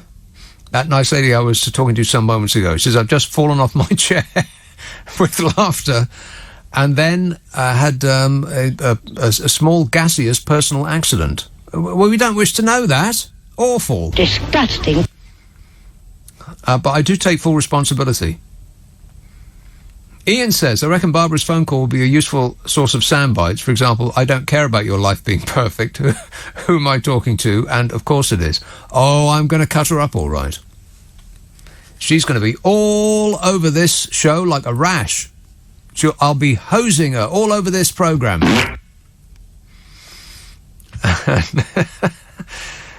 And David says, liberals, are you calling me a liberal? Who are you calling a liberal? He says, liberals always claim they stand up for the rights and choice of the individual, but as soon as the individual is given the right of making a choice in a referendum, liberals want to overturn it. Go figure, says David, adopting a superior mean. Well, the thing about the referendum was it was stolen. They overspent, the Leave side overspent by 10% and won by 3%. Coincidence? No. I don't think so. Plus, all of that money that came in, we still don't know where it came from. I mean, we can guess. But we don't know because the government seems ill at ease with looking into it. Probably because of a concern about what they might find. Too embarrassing. It was stolen. I mean, that's not even to mention the millions of targeted adverts. You're trying to tell me that those had no effect whatsoever? Advertising doesn't work? Oh, come on. Coca-Cola, Coca-Cola, Coca-Cola, Coca-Cola. Don't you want a Coca-Cola right now? Yes. Yeah. It wasn't a fair referendum. But, you know, we're past that and nobody seems to care anymore. The stealing of democracy. I mean, is he trying to make us laugh? I'm going to summon up all of my British politeness and I'm just going to say no. I'd like to see a fight between Jeremy Hunt and Nicola Sturgeon. My money's on you, Nicola. You go, girl. Is it appropriate for me to say you go, girl, to a head of state? No. No. Or anybody else for that matter? Negative. Anthony in Greenwich says, Nick, it is desperately sad, but you are really losing it, mate. Well, is it any wonder? Really, what I have to put up with. He says, you're starting to sound like a blinkered fool who sees no wrong with the EU elite. I expect you think FIFA isn't corrupt too. All organisations are corrupt. If they last long enough, then corruption will set in. Of course. But do you seriously think that a government of this country, without being overseen by any higher body, is going to be less corrupt than an organisation that has a multiplicity of eyes and views all over it? I mean, have you heard of the thing called MP's expenses? I mean, did that make the news in Greenwich, Anthony? I mean, that's just the tip of the iceberg. How about the lobbying scandal? That thing that David Cameron mentioned in passing, almost like he made an accident by saying it out loud. After the MP's expenses, David Cameron said the next big scandal is going to be lobbying. And then we heard not one word about it from that moment onwards, as though he'd realised his mistake and then shut up about it promptly. I think this is nonsense. Yeah, it's still going on, though. No wrong with the EU elite. Well, you think there's nothing wrong with our elite? How come so many people from Eton keep being elevated to prime positions in the government? Think it's a coincidence? This says, there is no proof of climate change. Noah had flooding. What on earth does that mean? For A, there is proof of climate change, and B, the Noah thing was just a story, wasn't it? Jason said, every time you're on the radio, I have my back to you. You never complained about that. Well, this is this story about the shenanigans of the Brexit Party. Ugh, I mean, talk about embarrassing. The Brexit Party's European adventure got off to a typically childish and publicity-desperate start on Tuesday as its MEPs arrived for the start of the new European Parliament session and turned their backs as the EU anthem was played. The 29 politicians elected in May deliberately turned away as Beethoven's Ode to Joy was played in the parliamentary building in Strasbourg. And then Foghorn Farage had the nerve to say that the EU hierarchy had said that Europe was now a country. You've heard that, right? And he went banging on at that for what seemed like an epoch, long enough to forget that that is not what the European Parliament's outgoing president, Antonio Tajani, said at all. Nigel Farage made up something that he said in order to complain about it. What Antonio Tajani said was that he urged MEPs to show respect by standing for the piece of music. He said, rising to your feet is a question of respect. It doesn't mean that you necessarily share the views of the EU. If you listen to the anthem of another country, you rise to your feet. He used it as an example. He wasn't saying that the EU is a country. And Uncle Nige is bright enough to know that. But also bright enough to know that his most dim-witted fans wouldn't get the subtlety, hadn't heard what Tajani said, which was in Italian anyway, and they wouldn't have cared if they had. It's just another reason to get their knickers in a twist and start foaming at the mouth. It's like they're addicted to anger. You can get addicted to anger. I know that is absolutely true. I dabbled with being addicted to anger myself. It don't do you no good. But it does release that dopamine. It's like, some people see scary movies in order to get their juices flowing, and some people throw themselves out of planes with a parachute on their back, and some people do lion taming, for instance, and other people just get angry. Because when you get angry about something, it starts to release those like stoner chemicals in your mind, like they're doing drugs. Want to score some pot? Like they're eating cake. What a story that was. Did Sir Horace Silverman actually say the nurses were off their faces? As in, mental. Yes, and you sense that a little bit of an outburst of anger, and you say, "Oh yeah, that's where that is. I'm going to follow that," and they just get angrier and angrier, and that's where you get just permanently angry people. And there seems to be a lot of that about, surrounded by drug addicts. So Nigel Farage deliberately got the wrong end of the stick. He seems to be permanently on the lookout for the wrong end of the stick because he knows his fans just want something to fume about. He said, we sat and the President of the Parliament, Mr. Tajani, said it's polite to stand up when the anthem of another nation is playing. He called this place a nation, said Nigel Farage. So we obeyed his instructions and we did stand up, but we faced the other way.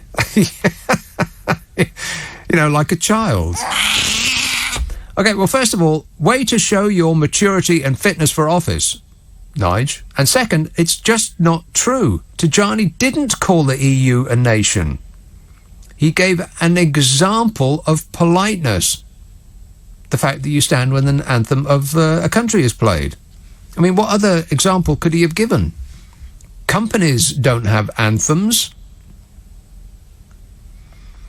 And when a journalist asked whether standing with your back turned was disrespectful, Nigel Farage went into his routine and he bellowed, "What is disrespectful is to take the ancient nations of Europe and without asking anyone's permission turn it into a country because that's what the President of the Parliament called it this morning." You know, his thing he does. Bouncing his head up and down like one of those dolls that... You know, those dogs that used to sit on the back shelf of cars? Farage says, "It's really disgraceful and I'm not going to stand to attention for this anthem. No way." And it might be disgraceful if it had happened, but it didn't. Uncle Nige purposefully misunderstood in order to have something else to do his rage act about, as though he needs anything else. I mean, the whole thing was a gimmick. Pretty much like every time he turns up to the EU Parliament. He'll fly in, on a private jet perhaps, stage some carefully prepared stunt speech for YouTube, insult everyone so it goes viral, and exits quick sharp, while being careful to submit his expenses and collect his salary. And just for the record, the Lib Dems, by the way, in their bollocks to Brexit t-shirts, didn't do their reputation any good either. But at least they didn't have an unhinged, squawking harridan from reality television as their star speaker. Do we have to be run by numpties at home and abroad? Yes. Apparently so.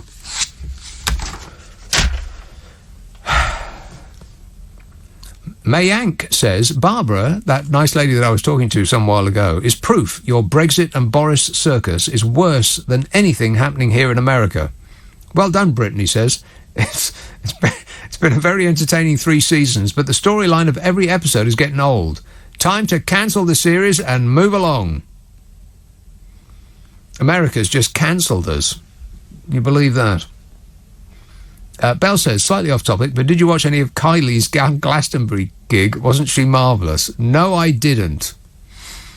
I don't know anything about it, but it doesn't prevent me from having a strong opinion, and I very much doubt that she was marvellous in any way, shape or form. I had the misfortune of seeing her on TV on some thing, and I can't be certain, but I think it was the woman that took over A.A. Gill's TV column in the Sunday Times. I think she called her, and if I've got this wrong, then I apologise to her, because I think she's a fine writer. But I think she called Kylie Minogue an emotionless robot, which is completely correct in every respect. An emotionless Madonna wannabe of no discernible talent of any kind whatsoever. I mean, really, just points to the talent. I should be so lucky. Oh, for crying out loud. No, I didn't watch any of Kylie's gig. Do I sound like a 12-year-old girl to you? No. No, I did not watch Kylie, crying out loud. I did watch a little bit the Chemical Brothers, though. I watched about 30 minutes. And after that, I found it a little bit hard to get into it, because there's no getting around it. Those guys aren't doing anything, are they? 2 guys come on stage, the Chemical Brothers. I think they just press the button marked start, and then their show starts. And then they pretend to do something. And they're twiddling knobs that presumably take the treble up and then the bass down, and they'll do that, and they're up there for an hour and a half, pretending to do something. But they're not doing anything. And you can tell that they're not doing anything because the visuals are locked on to the music. So they're not affecting the length of the songs, they're not affecting the timing of the songs, they're not affecting when the singing starts or the breakbeat starts or the bridge begins and ends. They're not affecting anything because the visuals are in perfect harmony with the music. And after a while I thought, yeah, I mean, it's entertaining hearing that music really loud, and the visuals were quite good, but you couldn't really see them because of the numpties with the flags. I don't mean to bring in a note of negativity, but the numpties with the flags should be killed. Like on the spot. They should have some sort of electric, like Tesla generator that shoots out bolts of lightning at the tops of those flags so that the people holding them are reduced to ash. I mean, that doesn't sound too extreme, does it? And it used to be that people had flags there that, were flags of nations or had something about them. But now it looks like somebody's just cut out a bit of a bed sheet and scrawled some stupid thing on it. I'd particularly like to kill the person that had the less frack, more crack flag. What a moron. Or men with ven. What the hell does that mean? Idiots. But of course the camera's far away, so it's photographing the stage through a sea of flags, so you can't really see it very well. So, yeah, so far I've watched about 30 minutes of Glastonbury, but I don't think I missed anything, did I? Not really. How did that excellent Bombay Bicycle Club do? Let me call you back when I can get you on. Yeah, okay. You call me back when you can get me on. Not even listening to me. Can you believe that? Or the Downtown Cinema Club, or whatever that was. How are they? Two-Door Cinema Club. Yeah, whatever. Boring! No one cares. Unless I'm getting any of this wrong, in which case you must correct me. Otherwise, I'll never know. Roger in Brentwood said, the Democratic part you're looking for is both candidates for PM are legitimately elected MPs. No EU president is. But the job of an EU president is not like the job of a prime minister. A prime minister can take the country in their particular chosen direction. But an EU president is just a mouthpiece. An EU president is the representative of the people that have been elected to be our representatives. The two jobs aren't in any way similar. But you must know that, Roger, in Brentwood. I'll assume you being an expert and all. Let's have a call in Slough. Evan. Hi, Nick. Evan. I wanted to respond to Barbara. She was basically talking about what was bad, what was bad with having the UK. And I just want to say it's true that the financial crisis did encumber us all with debt and austerity, but that's got nothing to do with the EU. That was to do with the housing problems in the US. Primarily, the point. Yeah. It was the people in the banking racket making sure that they did all right, and to hell with everybody else. Exactly. So she asked what was good about the EU, and I just wanted to mention just a few things that is good about the EU. And the first is it's a free trade bloc with our neighbours, which are our closest, largest, and most profitable trading nations, bar none. Mm-hmm. It helps protect our human and workers' rights, helping spread those values to countries without those rights, which is very good. The UK is predominantly a service-based economy, and we depend heavily on non-tariff barriers, which is exactly what the EU is. So that's really critical to us. In the last 3 years, the EU just completed trade agreements with Japan, Canada, and Mercosur, which is South America, which was really the big kind of deal about where you could get cheaper food. So that, again, is something we don't want to miss out on. The EU is a great platform for global trade. It's very hard to compete with distant markets because just trading with America, you try and open a business there, and it's quite tricky. But if you can establish a market in the EU, then you can expand more readily and into those large, distant, and difficult markets. But large trade blocks. Yeah, but apart from that, Evan, the point is there are so many really good reasons. I mean, a large trade block there's less risk, there's less cost, because if China sells into Europe, it doesn't have to work out how much goods it sells into one location, because if it doesn't sell in one area, it just sells in another. That means it's cheaper. It has a standard goods. It has standard rules and standard laws. Yes, so yes, but these are all details. These are all details and facts, Evan, and no one is remotely interested in those anymore. This is what means jobs. This means higher wages. If you're more efficient and you produce things better with high technology, that means you just have a better economy. You have Britain, which punches well above its weight. Yeah, but I'm sorry, but everything that you just said sounds like to a third of the people in this country. They just aren't taking it on board. They don't care. The being in the EU raises wages. It will raise our wages because real income will rise. Real income means goods will be cheaper, which is why we pay less, which means real income rises. Yes, Evan, but what about our freedom? Well, that's full sovereignty is exactly that. You don't have freedom if, for example, the U.S. is bullying you, or for example, the U.S. bullied, Mexico?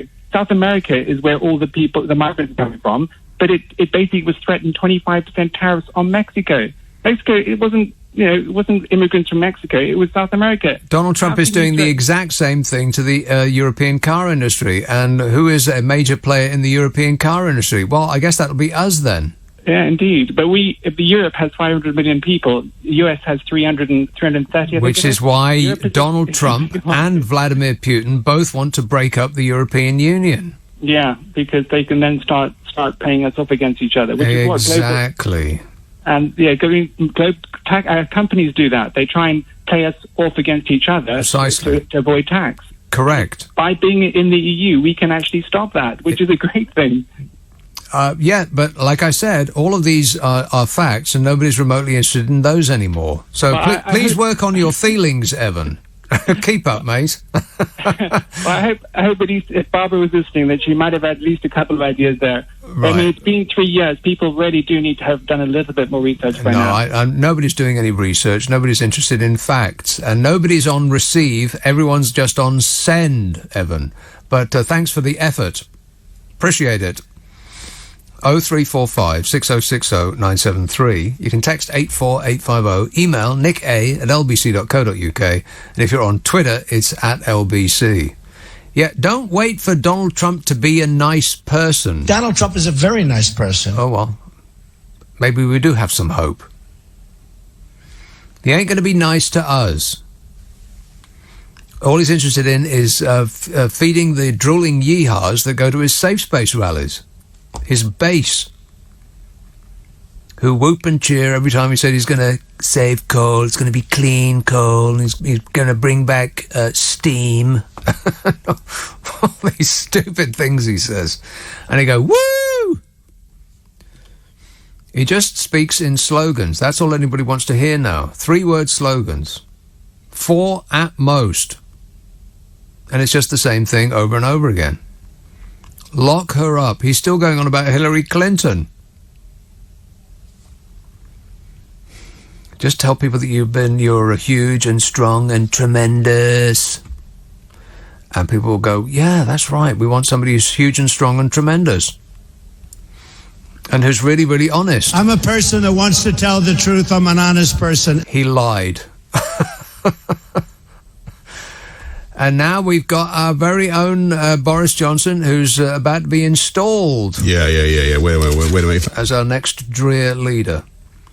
Mike says 10 billion a year is not free trade. What does that mean? 10 billion what a year? It's not free trade. I don't know. Maybe you just picked those letters out of a Scrabble bag. You just threw them together. That's what came out. Thanks for the input, Mike. Gary says, where does this caller get the idea that trade with the EU is tariff-free? We pay £9 billion into the EU's coffers every year for access to that market. That's the tariff we pay on trade with the EU. It's not for the trade. I can't be bothered anymore. Look it up, Gary. I'm not doing your homework for you. Rob says, the flags are handed out by the BBC to make it look cool. It's staged rubbish. There's no way they handed out those poorly made flags. No, that's morons who brought the flags with them. And there is a reason why in the middle of a crowd you'd want to have a flag. It's so that if your mates go out to take a pee or to go and get more beer, they can find you again. So I understand that. But it just got too out of hand. I mean, you only need the flag to be 7 foot high. You can see it from the edge, and you can find somebody if your flag's 7 foot high. But these people have got 30-foot high poles with stupid moronic flags on the end of them, and I just think that the death penalty should be introduced to all of them. That's not a controversial thing to say, is it? I actually thought they were going to do something about that. Security should be like barreling through that crowd to taser them. They should be taking out their truncheons and beating them while they're lying helplessly on the ground. Unless I'm getting carried away, in which case, somebody, please stop me.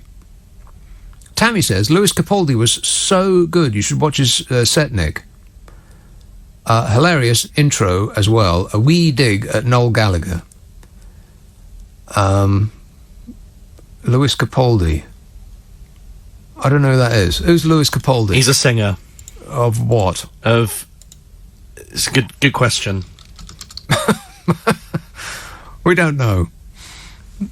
We've got no idea. Did he sing this? I'll assume the answer is no.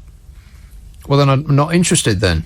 Vincent says, having a great German beer, listening to you, love and peace. Oh, listening to you, love and peace. Says J. Vincent Edwards from South Germany, where people are nice and polite. Right. Okay, well, no one's interested in love and peace anymore. We're all about hatred now, Vincent. Try to keep up, mate. This says someone you loved was a number one. What does that mean? That was Lewis Capaldi's number one. I've never heard of it. No. Still, I'm sure it was excellent in every regard. Dave in Gloucester says, I gave up getting angry over 3 years ago, and then Trump became president and people voted to leave the EU, and the anger returned with a vengeance. Yeah, well, I can understand that. Just let it wash over you. Of course, the next thing will be a war, but there is no suggestion that Donald Trump will bring us to war. I'll bring us into war. Well, I got that wrong too. We're being set up for war with Iran. And I think we've already agreed ahead of time that we're going to be joining in. Didn't Jeremy Hunt say something to that effect? Can't wait to get stuck in. Why? I've got no idea. Donald Trump woke up grumpy one day and just decided to pick a fight with them. Oh, shut up! Somebody give him a bucket of food. I mean, you'd be grumpy too if you spent all day lying in bed eating greasy food out of a bucket. I know a lot about wind. Yeah, it'd make me grumpy. Arnold says, whether we benefit being or out, whether we benefit being or out of the EU, I do not know. I do know when we joined the EU, it was economic market.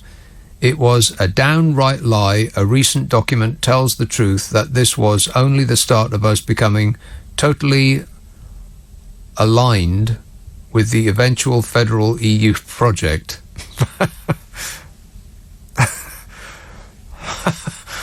Does that make sense? No. Not really. But I get it. You hello, Duncan. Hi, Nick. Duncan. Hiya. Lewis Capaldi, isn't he Doctor Who? I've no idea. Oh, I think so. Anyway, I want to talk about artificial intelligence. Yes. Okay. So about 6 months ago, you mentioned, because I, avidly listened to you, you mentioned about artificial intelligence, and you said, all this Brexit rubbish is going to be nothing compared with the tsunami that takes over our country. Yes. In artificial intelligence. Not just our country, the whole of the world. The whole world. Okay, and you were sort of saying 6 months ago that in 6 months' time, what? Literally, 50% of jobs will be gone. No, I never said that. In 6 months ago, I said that in 6 months, all of our jobs are going to be gone. Well, a large percentage of them. And I'm fascinated by that, because, it's interesting what you said, because obviously there is the whole thing about, Uber cars and all this business of, there are certain sectors of the market that will be taken over. Yeah. But I wanted to ask you, so at LBC... I don't know anything about this, but it doesn't prevent me from having a strong opinion. Go ahead. What? Sorry? Like, where you work, how many jobs have gone? What, in the last 6 months? Yes. No, well, now. Because you said 6 months ago, in 6 months' time... I don't think there's any evidence that I said 6 months ago that 50% of the jobs would be gone in 6 months. I don't think it was a fact at all, Duncan. I think it's just something that you maybe half heard and misunderstood. I've never said in my life that in 6 months... What an asinine thing for a person to say. In 6 months, 50% of all jobs will go. Nobody has ever said that out loud. It's a stupid thing to say. Well, I'm interested in facts, as you said. Who's interested in facts? I'm interested in facts. So you talk about... You seem to have a parlous relationship with facts, Duncan. No, okay. You talk about facts. You seem worried about the value of the pound. Yeah, well, so should you be. It's dropped about between 15 and 20% since the referendum. Okay, cool. So what was the value of the pound in relation to the euro prior to the referendum, and what is it now? Do you have access to the internet? No, I'm asking you. No, do you have access to the internet? Well, you want me to do your homework for you? No, These are questions that you can look up, Duncan. Do us a favour.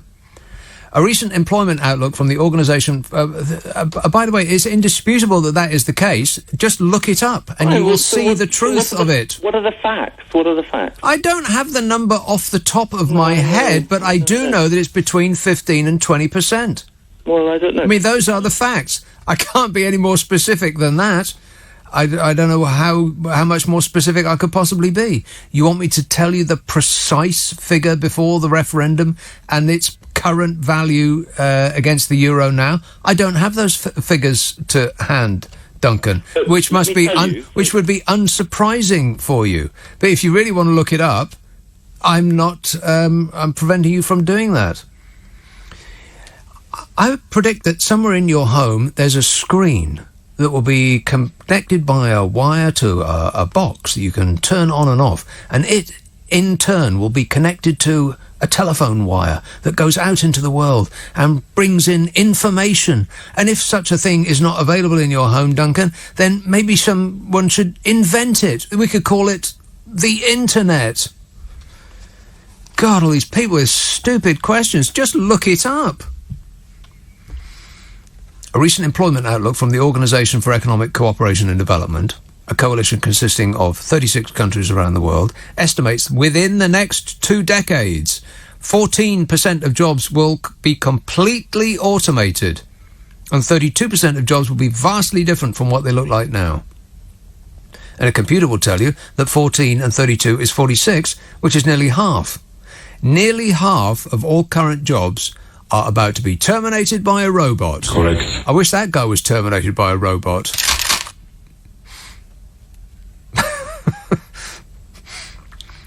The OECD says one question rises above all others. Are we ready? Answer? No. Of course not. Not on your Nelly. We're busy with more important stuff like Brexit and 5G mobile phones and whether Man City will win the title again next year and complain about climate change activists. Climate change activists. Boo! Boo to those people who are trying to save our world. So yes, it's coming, but nobody ever said it was going to be in the next 6 weeks. 6 months, I mean. Which would make as much sense as saying it's going to be in the next 6 weeks.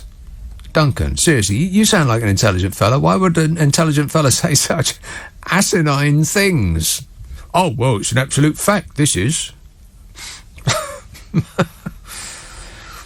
Many jobs are going to be changed or eliminated, and the OECD says that the shift won't necessarily equate to less overall jobs for workers, because we'll have new and improved technology, which will also come with new and improved jobs, which will require new skills. And how are we doing on training people in the new skills that they're going to be needing in the future? Oh, fabulous. Yeah, that's right. Really badly, because nobody's paying attention to any of this. This is a vast tsunami of change that's coming our way, and our unelected leaders aren't doing a blind thing about it. Presumably, I expect, because they think that it's got nothing to do with them, and in the future they won't be in that job, so they aren't going to be in a position to get blamed for it. Plus, they'll be just fine. Don't you worry about them. 6 out of 10 adults have no information and communications technology experience at all. 6 out of 10 currently. And that is where all the jobs are going to be created, you'd assume, unless we're all just going to be slaves to robots. to ensure that workers eclipsed by robots and other technology can pivot into a new career, the OECD says that a robust adult training program is critical. Anybody started on one of those yet? Negative. No. And it may not only involve training older workers, but also to ease the economic impact of mass automation. Some people are proposing what is known as a universal basic income. Have we even contemplated such a thing? No, we haven't. And furthermore... No. So there's a giant change on the way, and we're not doing a bloomin' thing about it. Apart from picking apart... well, you said that 6 months ago. It looks like that. Painful. I'm actually in pain right now. Stop whining. 0345 6060 973. That guy waited 45 minutes to tell me that. 6 months ago, you said... No, I didn't. I never said anything of the sort. I think you're disseminating misinformation. Liar! Yeah. Plus, what kind of an ass would say such a thing? 50% of all jobs are going to be gone in 6 months. Nobody has ever said that.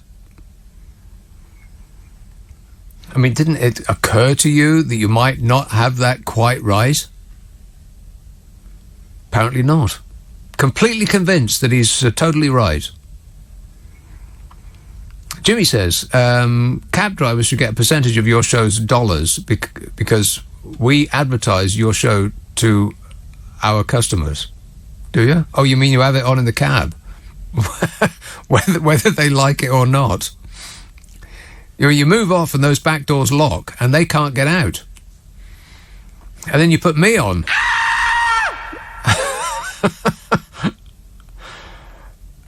Neil tweets, we'll all be fine. Just watch the EU tremble before us when we have our blue passports. That's right, we're going to have our blue passports, then they'll be sorry.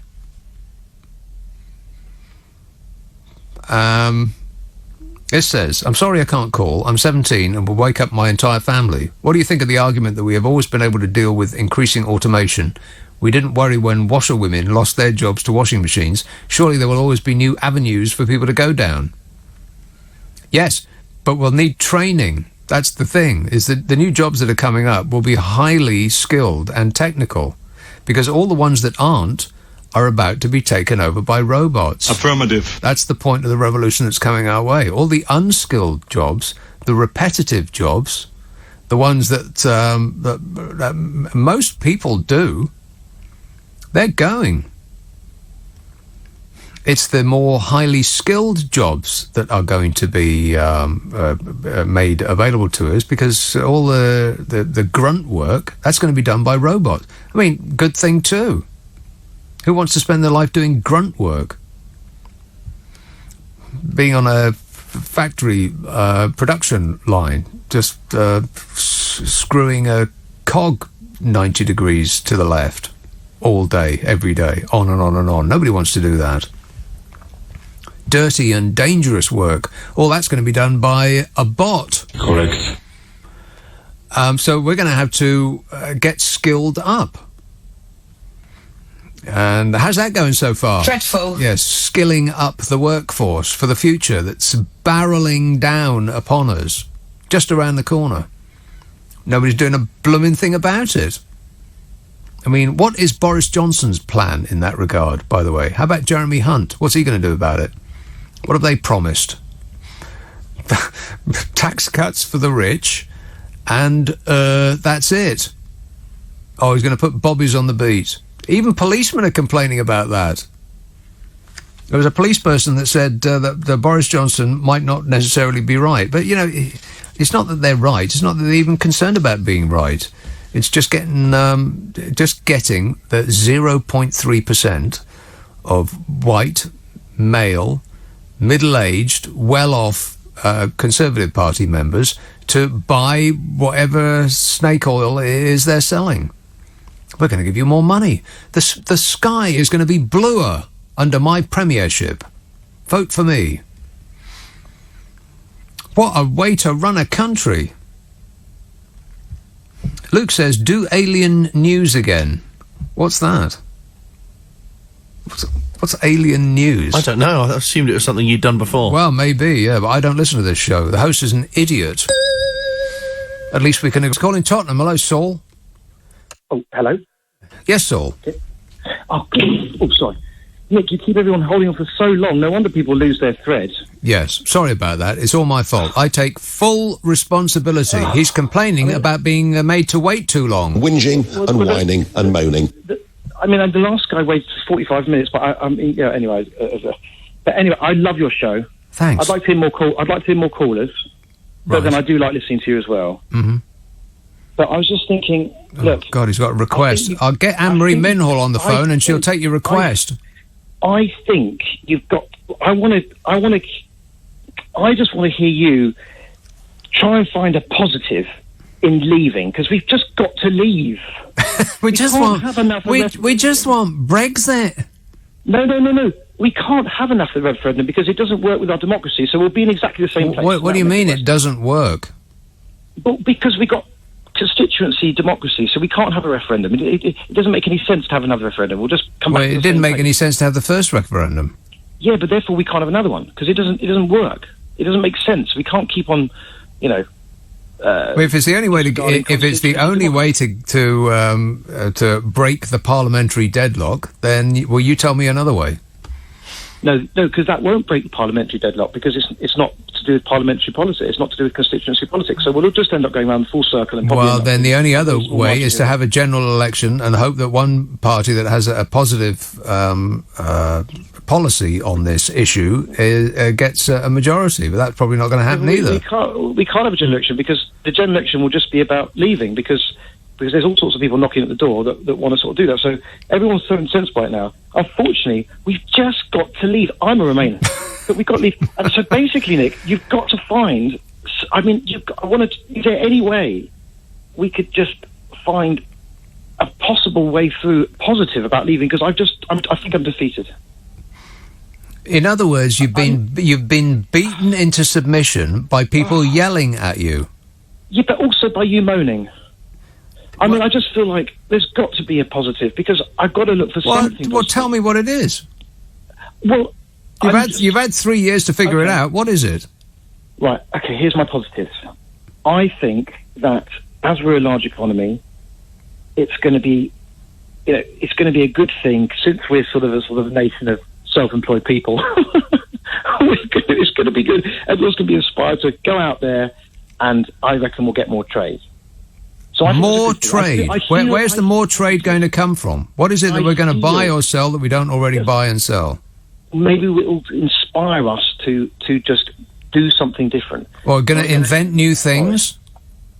I don't know, but we have to take a leaf out of the Boris thing here. I believe. Oh God! Why not? Let's just do it. You're just trolling me now. Back under your bridge, troll.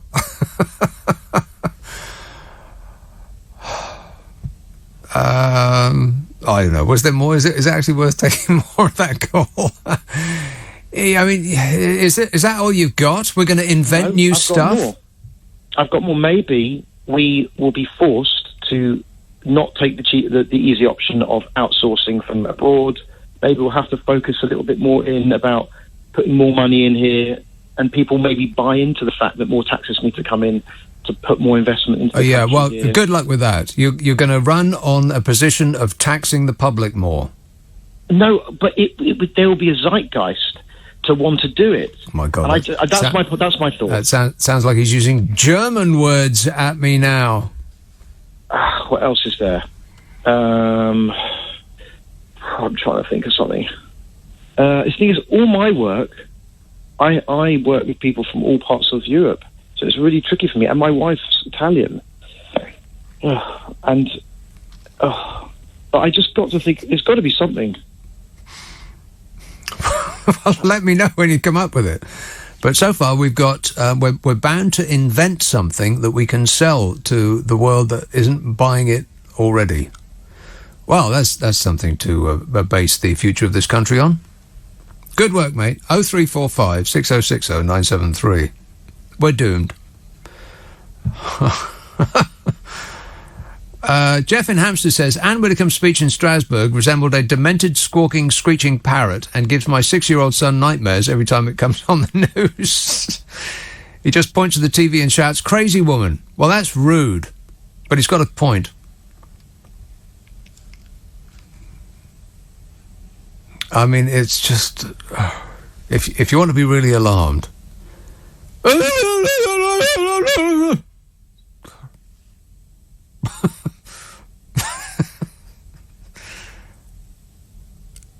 James says, have you been avidly watching some of the tennis games? No, I have not. I don't care. I'm surprised that anybody does. I think you're trying to make yourself care. Tennis. I mean, is anybody actually bothered about the tennis? No. I very much doubt it. I mean, who's even in tennis now? I bet if I went into the street and offered £1,000, people would not be able to tell me who the top 3 men's and the top 3 women's players are. Do you know? Let me Google it. Exactly. I bet the people don't even know who the top woman player is. Have you got any idea? Not a clue. Well, I only know that the top men's player is Roger Federer, because he's been number one for what seems about 50 years now. I haven't been interested in tennis since the era of when tennis was actually interesting. Jimmy Connors and Bjorn Borg and Eli Nastasi and all that lot. Actual characters, you know. Apparently, number 1 is Djokovic. Oh, he's great. Boring. Yeah, how about Timmy? Come on, Timmy. Is he still there? No, I guess not. How about the miserablest? Oh, yeah, I just want to see how great it is to be at Wimbledon. Yeah, I'm really, really having a great time at Wimbledon. And, of course, if my playing doesn't work out, I can always become a pundit on the television, because that would be really interesting for the people to listen. And I really thank all my fans. I love my fans, apart from the English. I really hate the English. It's a fascinating sport. Aura says, is it true that Jeremy Hunt wants to make fox hunting legal? Why? No more urgent matters on his agenda? Is it so that he'll get more votes from members of his party? Yes, that's right. Affirmative. Correctamundo. It's just them telling a vanishingly small, totally unrepresentative number of people, the 0.3% of the population, anything they want to hear, which is mostly tax cuts for millionaires, and you can all saddle up. What a way to run a country, eh? Dreadful. Awful. Ron says, you haven't really had much of a rant about this glorious weather that we've been having. For 2 days in a row, I've had the top down on my car. A first for me, says Ron. P.S. I hope your old car is still holding out for you. Yeah, well, thanks a lot, Ron, but I don't wish to discuss it. My old car, my 20-year-old car, is working just fine. The car that I bought to replace it, because I thought my old car had died, has been broken from the moment that I bought it, and is still in about 63,000 bits in a garage, waiting for the word that somebody is going to pay for it. I think I'd like to set fire to it, actually. And if it wasn't on somebody else's property, I might have done that already. John in Cheam says, you're jealous. Jelous. Close. You're jealous because we love Trump, we love Farage, and we love Boris, and they are very popular, says John in Cheam. Huh. Well, you sound like one of their fans. I love the poorly educated. Keith says, I can hear the Monkeys singing the Brexit song, Daydream Believer. Nick says, nutty caller to this show thinks that we should leave the EU because things are so bad now. No evidence given that things will get better. Well, nobody's interested in evidence anymore. Don't be looking for evidence. We're all about feelings now, baby. No one's interested in facts. Facts are D-U-L-L. Boring. Giles says, been away for a few days, haven't seen much news. Which party has Chuckett and Moon joined this week? Get Chuckett on the phone. Let's have a call in Luton. Anthony. Hi. Good evening, Nick. I used to be a heavy goods lorry driver for a firm that used to shift spare parts for Fords, Vauxhalls, and a few other companies in this country to Germany and to Belgium and all that. And everything used to be absolutely chock-a-block with people working on the big giant machines making panels and stuff like that. You see them now. The place is like a graveyard. It's like a ghost town. Automatic. If only the specials were here, they'd be singing it for us. Yeah, it's like a ghost town now. It's all automatic. Affirmative. Yeah, and that's just the start. It's just the start, Anthony. Sadly, it's just the end of this programme. But thanks for the input. Appreciate it. Now, whatever happens between now and 10 o'clock this evening, it just boggles my mind contemplating it. But whatever it is, we'll chew it up and we'll spit it out then, eh? Don't forget the podcast, which is the best of this programme. It's a half an hour of amusement. It's called the Nick Abbott Habit, and I think you will love it. How many texts have I not read out? Oh, just pages of them. Apologies. I love that bit on the end of the Clive Bull show. One of the most hateful women in the world. Clive says, but we can't judge. No, nice save, Clive. So I'm feeling a bit lightheaded, probably because I'm going through a nervous breakdown. How about you? I think we're all feeling a bit of it. Former MI6 chief Sir John Sawyers. Sawyers? S-A-W-E-R-S. Sowers. No. Sawyers, probably. Is that how you say it? Sowers? Sawyers? Because it looks like Sowers, and some people might say that he is a bit sour. Judging by what he said. Talking Britain down. Why can't he be patriotic to his country? Former MI6 chief Sir John Sawyers said the UK is going through a political nervous breakdown. That's what he said. A political nervous breakdown. That's what we're doing at the moment. And if you put your ear to this country, you'll hear... But at least he didn't say that it had anything to do with Brexit. In other news, he said it has completely everything to do with Brexit. Oh, no. Sir John Sawyers said the Brexit debate had left the country bitterly divided and damaged the UK's global reputation. Yeah, that sounds about right. You know, now that Donald Trump is really ticking all the boxes of someone who wants to be a dictator, he's a little less funny than he used to be. So that makes us the laughing stock of the world. Sawyers says we're going through a political nervous breakdown here in the UK. We have potential prime ministers being elected by the Conservative Party who do not have the standing that we have become used to in our top leadership. I think he's calling you a clown, Bozo. Yeah. Wait a minute. And that's the choice we got, Bozo the Clown or Mr. Bean. What a way to run a country, eh? Dreadful. And the Hustings report was that Mr. Bean got less of a round of applause than Bozo the Clown. And that's because Mr. Bean is D-U-L-L. Boring. He's a little bit boring. Sounds somewhat ineffectual. I'll raise myself up to my biggest height and I'll just say no, is what he said yesterday. And that's exactly how he said it. Whereas Boris just ruffles his hair and he says, oh, and he does that old flannel. And he has them in stitches. He's got that thing that Tommy Cooper had.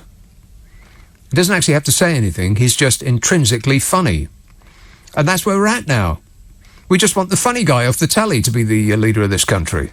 I think we're all out of ideas.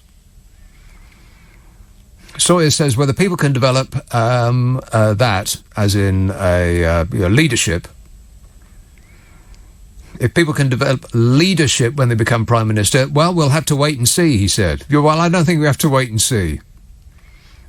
I don't think it's necessary to wait and see what Bozo is going to be like in number 10. He'll be like he always is. telling people whatever he thinks that they want to hear in order to keep the plaudits and the praise coming in.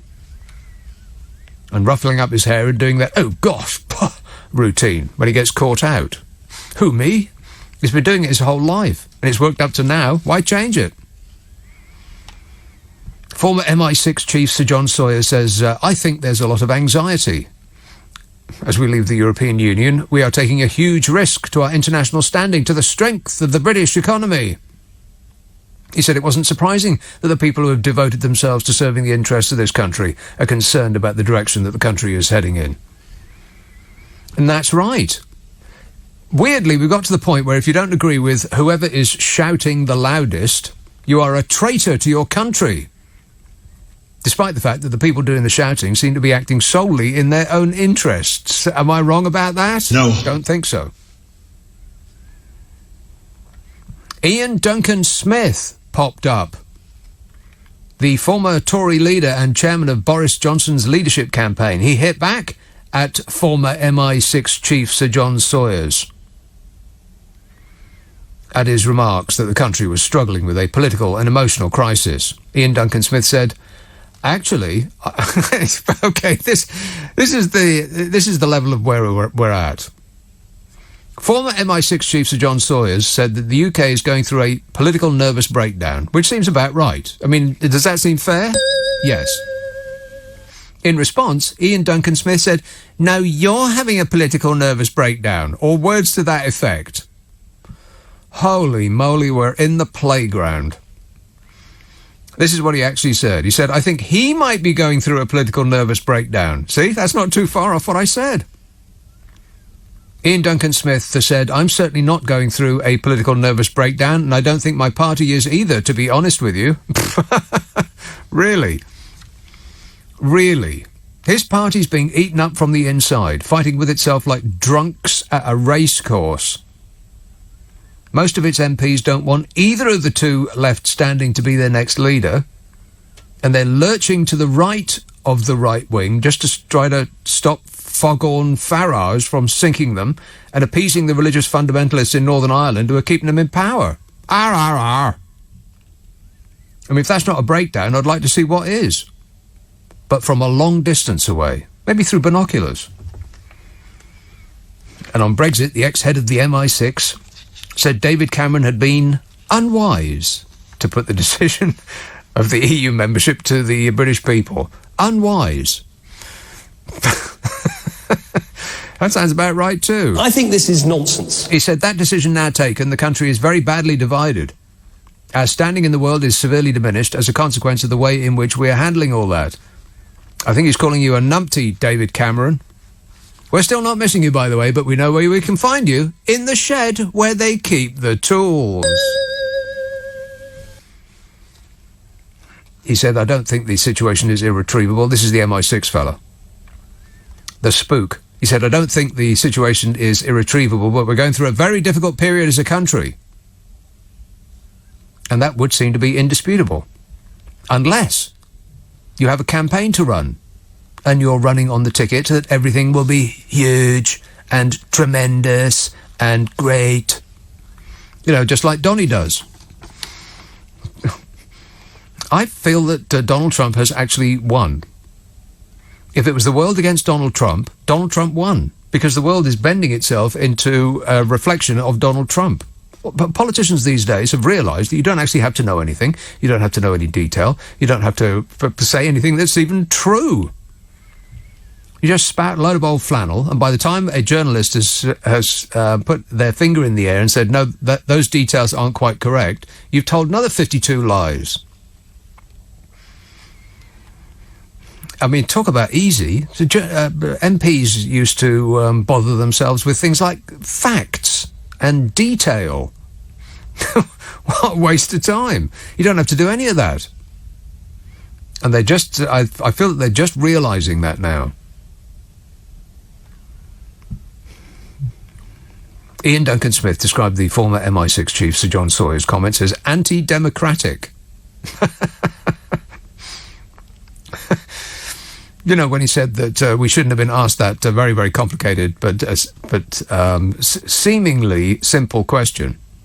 And he was completely correct in every respect. We don't have the mental capacity as drooling yeehaws, members of the general public. We couldn't possibly bend our tiny minds around such a complicated construct as whether we should be in or out of the EU. I mean, people went in there and they just answered another question. Mostly it was, do you like foreigners? And the answer is obviously no. Nobody likes anybody that doesn't walk, talk and squawk exactly like they do. And Ian Duncan Smith bridled at the very idea that we're not, we don't have brains giant enough to be able to figure all that out. Undemocratic, he said he was. Not undemocratic, anti-democratic. That's one louder. Ian Duncan Smith said the reality is that the expression of democracy may well frighten him slightly. Asking the people what they think. Frightening? You bet it is. Never ask the people what they think. Because the danger is they might tell you. And Ian Duncan Smith said he disagreed with the argument that Britain's membership of the EU should not have been put on a public ballot. He said the truth is the British people were asked a very serious question, and this whole leadership election comes down to a simple factor. We have not delivered on what we asked, on what they asked, the people. So the decision that the membership take is who will now deliver on it by the 31st of October. Well, I agree that the question was serious, but its detail was left unsaid or glossed over as simple and easy. You know, the easiest deal in history, that sort of thing. I mean, either ignorance or lies were peddled, and ever since, people acting in their own interests have kidded on that the answer to a simple question can be used to answer many more highly complex ones, like the idea that people voted out and wanted to leave with no deal, or on a certain date, or any of that stuff, which is obviously untrue. And people who assert that the referendum result means anything other than a tiny minority of those who voted wanted to leave based on a pack of misinformation and wishes and fantasies and lies that they were told is a liar or a fantasist living in a world of make-believe. Rock and roll! See? Perfect pitch. Absolute tosh. Raymond says, what is your preferred drink during these wonderful summer times? Excellent question. Let's deal with that. Coffee, tea, chocolate Nesquik, water, wine of all colours, margarita. I think that about covers it. Here's a call in Newham. Aisha. Oh, hello. Hello. Do you think we're going to have Boris Johnson as the next Prime Minister? That's what they're telling us. Oh, no. So what's going to happen about Brexit? No. Oh, no. Now, are you annoyed or just disappointed? I'm pretty shocked. Shocked? Right. Neither of the above. Huh? Now, are you shocked because it's not going to be Jeremy Hunt, or are you just stunned that they put him forward at all? I'm just stunned they put him forward. Right, at all, right. You're holding your head in your hands, thinking, what a way to run a country. Yeah. What are you doing, Aisha? I'm not doing anything. Yes, you are. Yes, you are doing something. Liar! What are you doing? Nothing. Okay. Yeah. Right. Yeah, it's going to be Boris Johnson apparently, because the Tory faithful think that he's a winner. Oh, no. Because he's the funny bloke off the TV. That's where we're at the moment. And where nobody cares about detail, nobody cares about the issues or anything like that. They just want a character. Like, they just want a Donald Trump, basically. Oh, a mini Donald Trump. A mini Donald Trump, yeah. I mean, he's got the hair going for him. He's got that svelte physique. What else do you want? All right, cheer up, Aisha. It might never oh, no, that's right, it already has. This says, what do you think about the financial hoodlum Lagarde being given the top bank job by the European Empire? Financial hoodlum?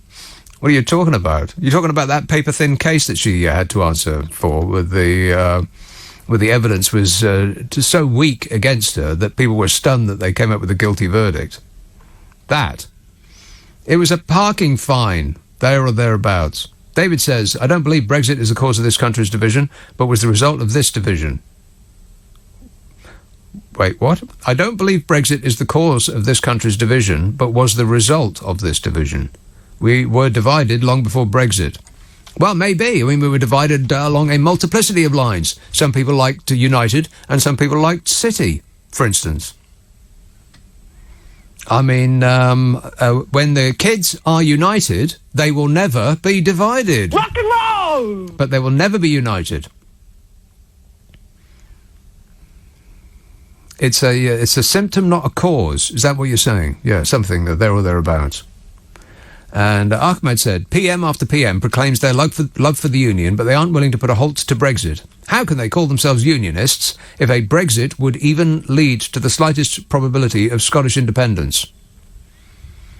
Well, it seems a bit rich to say that on the one hand you want to defend the democratic will of the people, and on the other hand you're not remotely interested in the democratic will of the people, a certain section of the people. I mean, you can have all of it or none of it, in my opinion. Kira in Brighton. Hi, Nick. How you doing? I am great, mate. Oh, cool. Well, this one's going a bit wobbly, isn't it? Excuse me? I was just watching the Kaiser Report and he's saying the world... Oh, my God. Say that again. You were just watching the Kaiser Report. The Kaiser Report on Russia Today. Oh, no. Oh, is that where you get your news? No, it's just the Kaiser Report I watch. I don't watch any... I just... Okay, then. I watch it because he talks... Because I know why you watch it, because he's funny. Yeah. Yes, exactly. Well. I like funny people. Yeah, we like to get our news from comics these days. Oh, it stops us crying, doesn't it? Well, if that's the alternative, then go ahead. Enjoy yourself. What they're saying is, if they don't keep the interest rates low around the world, all the bad toxic debt packages will come up, and they won't be able to prolong them anymore, and it will all go bang. Wow. Well, it sounds like you know a lot about it. Thanks for the warning, Kira. Fortunately, I don't have any money, so that won't be affecting me. Oh, bless. No, me neither. Me neither. I just love a cup of tea and a cigarette. That'll do me. Okay. All right. Thanks a lot, Kira. Cup of tea and a cigarette. Wasn't that an album by Oasis? I think so. Abacus tweets, Imagine the lies our economy will collapse. That makes no sense. I'll just read the whole thing as it's written. Imagine the lies our economy will collapse. We will be a second-class nation in Europe. We are the fastest growing state. I think you just pulled letters out of a Scrabble bag. What on earth does that mean? I don't know. Well, you put it up there for me to read. Enjoy it. But no, you're absolutely right, Abacus. I couldn't have put it better myself. And David says, the people decided, now Boris must deliver on all the Conservatives will be over. Over. I think the death of the Conservative Party has been somewhat overstated. I mean, who's going to take over from them? I'm a nutcase. Oh, please, you've got to be kidding me. Foghorn Farage is never... I'd lay a small amount of money he's never going to make it as an MP, let alone PM. And Lawrence says, did you see a while back that Anne Widdecombe said science may produce an answer to being gay? And Stephen Fry's response was, but will science ever find an answer to Anne Widdecombe? Well, yes to the former and no to the latter. Poitou-Charentes, bonsoir, Sally. Bonsoir, ça va? How are you doing? I'm doing fine, and you? Great, mate. About half Is it still midnight. baking hot in France? Oh, today has been unbearable. You can't actually go outside. You're joking. No, it's been that hot. How hot? I don't know, because my temperature thing just doesn't go high. It doesn't go up that high. No, it doesn't. Well, are roads melting? Have people run out of water? I don't know, because I've not been out. Oh, right. You really can't go out. Well, that's preposterous. I mean, is it 100 degrees? I have no idea, but it's got to be 90-something. Yeah, because that's as high as your thing goes. Yes. And then it stops. Well, Sally, we don't wish to know that because it's on the cool side here.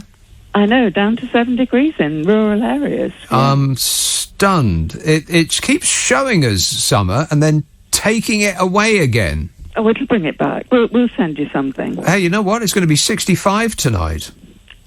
Oh, that's quite nice. No, worse than that. It's 65 now. It's going to be 59. Oh. Exactly. It's 59 and raining. So please tell us again about how miserable it is having hot heat. Yeah, okay. Well, something that travels between the UK and France is the exchange rate. Yeah.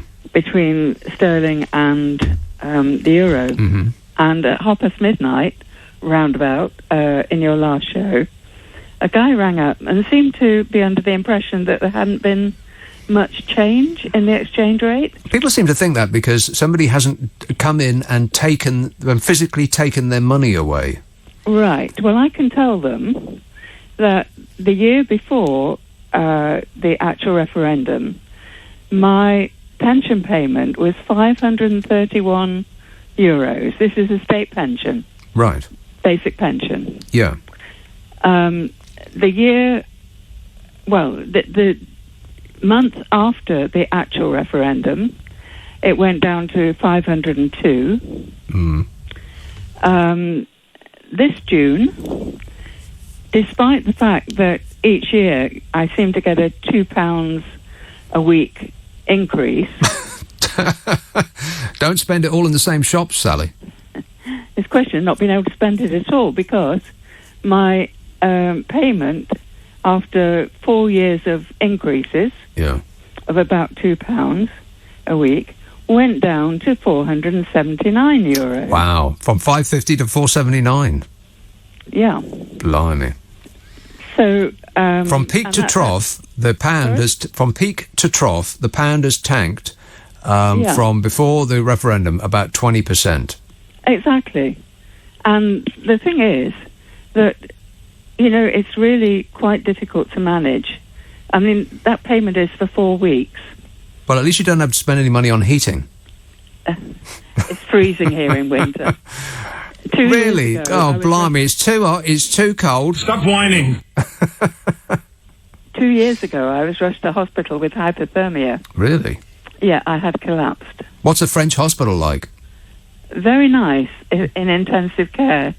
Right, okay. I got to know them quite well. Yes. I was there 2 years before that as well. Anyway, the slightly annoying thing about the pension thing is that you don't know for sure that it's going to arrive on the same day because it actually comes from an American bank. Wait, the British pension is paid via an American bank? Yes, because when the first time it was late, I just assumed, oh, that's okay, busy time of the year. And then it happened again a few months later, and then it happened again a few months later. And I thought, I'm going to have to ring up about this and find out, because you expect to be able to go shopping on one day, and if the money's not there, it's kind of difficult. So I rang up, and they said that I should make myself aware of all the American bank holidays so that I can understand that my payment may be 1 or 2 days late. Well, I think they had a pretty superior attitude there. I don't think I appreciated the way that they put that. Well, exactly. I didn't like it, but I just put the phone down. Make yourself aware, as they think they are. Yes. Well, I mean, it's easy to know when the American bank holidays are. Well, so what's that about? Are people regularly paid their British pension via an American bank? Yes. Well, this is... I'm stunned. Why doesn't it come directly from the government? Well, why don't they post letters through the post? I mean, when I was in hospital, right, in intensive care, they actually sent me a letter asking me to prove that I was still alive. They do this every 2 years. Now, wait a minute. See, if they don't get a response, then do they just assume that you're not? You're given 6 weeks from the date of the letter to reply Well, they actually send a form that you have to have signed by either your doctor or the bank or some professional solicitor or... So you can't tell them yourself that you're still alive? You not being an expert? No, exactly. Right. So a doctor has to give you a once-over and say, yep, pretty sure she's still alive. Well, that's it. But the thing is, it takes 4 weeks for that letter to arrive because they send all their post through the Netherlands. What? Because so it goes from Britain to the Netherlands and then to France. Yes. Because that's the most efficient way of getting the message across. Well, they've obviously got a deal, in terms of, yeah. But yes, because the uprating letters also come through in the Netherlands. But, when you're in hospital and it takes 4 weeks to actually get to France, and then somebody's got to bring it to you in hospital. Of course, if you don't respond within 6 weeks, and someone comes over and cuts your oxygen off, well, they certainly you're not needing it anymore. No, they tell you if you don't reply within 6 weeks, then you automatically don't get any pension. Yeah. Well, make sure you always open your mail, regardless of where it comes from. Here, I've got to go, Sally, but all the best. Okay, Cheers, I was going to say... Go on. About Anne Widdecombe. Oh, too late. I'll leave that another time. Another time. All right. I'm sure she'll still be out there, haunting our dreams. Tony says, Carol McGiffin is a great pick for podcast secretary. Very talented. And Boris Rees-Mogg or Uncle Nigel would be an incredible pick for the next James Bond. Yeah, I'm doing a podcast with Carol McGiffin, by the way. I used to do a show with her on LBC a really, really long time ago, which was a big laugh. And so I'm really pleased to be back working with her again. We're going to do a podcast. It's called What's Your Problem with Nick and Carol? In which we try to solve your problems.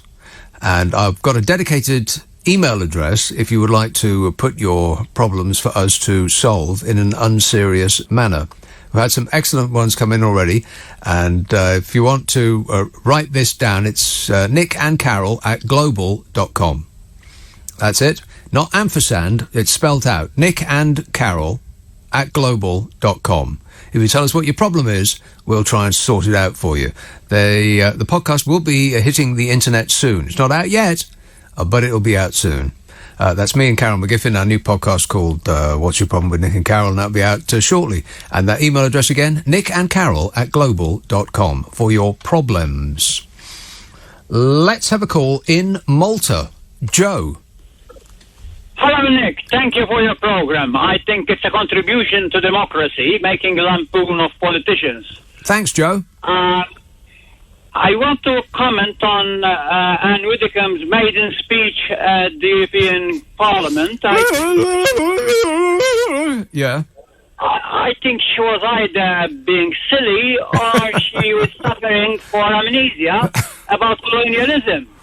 So I sent her an email. Oh, yeah. Asking her, given that they say that the European Union is not democratic, because of the Commission, the way it is elected, yes. I told her how she explains the presence of the permanent members in the Security Council of the United Nations, which are permanent. And you after the war, and Joe. I didn't receive a reply. Hey, Joe, you sent that on email.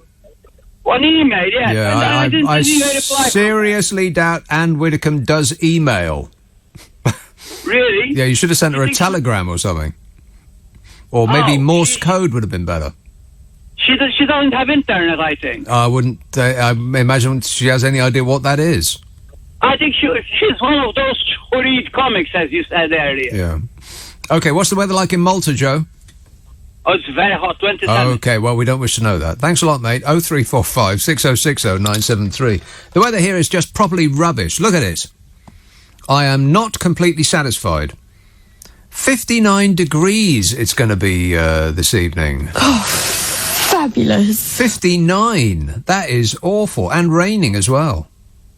And 66 is going to be the high tomorrow. I can't stand it anymore. It keeps showing us summer and then taking it away again, which is okay if it's May, but not July. 70 degrees on Monday, and raining towards the end of the week, and then sort of mid-70s with a bit of sun next week. That's what they say now. Meanwhile, in Glasgow... do you really want me to tell you what the weather's going to be like in Glasgow? No. It's, whatever you expect it's going to be like, that's what you'll get. The sun, very, very overrated. Islington. Hello, Steve. Nick. Steve. Why do you hate your country, Mum? I hate my country so much. Why are you so unpatriotic, Nick? I want one of those Article 24 contracts. I've got to get me one of those Article 24. Hey, Steve, talk directly into the phone, please. I said I've got to get one of those Article 24 contracts. I said it allows you to leave and keep all the benefits as if you'd never left. It's fantastic. They keep going on about it. There's only one problem. You have to get the other party to agree to it. Yeah, that's the big. That is the big issue. I try to put that to the people who run my gym, but can I leave and not pay, but still use your facilities? And they seem to have a problem with that. Well, it's a small issue about an agreement, but I'm sure that the best brains in Britain can come to an agreement if we're just given enough time to sort it out. Really? The best brains in Britain, and are those going to be available to move into number 10 anytime soon? Well, you seem to be forgetting we've got a secret weapon, and the secret weapon is we buy more from them than they buy from us. Yeah, it's better than that, Steve. I think you'll find that they need us more than we need them. Yeah. Well, I know you're good at maths, Nick, because I've heard you on the radio. I am. And it's fantastic. So you'll understand that as we import more from them and we put more tariffs on them, it's really going to hurt them. Yeah. They'll be on their knees begging. Even though we're the ones who are going to pay tariffs. Yeah, but these are small details and facts, Steve, and no one is remotely interested in those anymore. Keep up. But they are workable, and it's and this is what I'm continually hearing this day in and day out. The finest brains in the world, like Boris Johnson. Well, exactly. When are you going to take this on board, Steve? Just accept that it's true. All you have to do is believe. That was his latest thing. That's Boris Johnson's latest thing. All we've got to do is believe, have a positive mental attitude.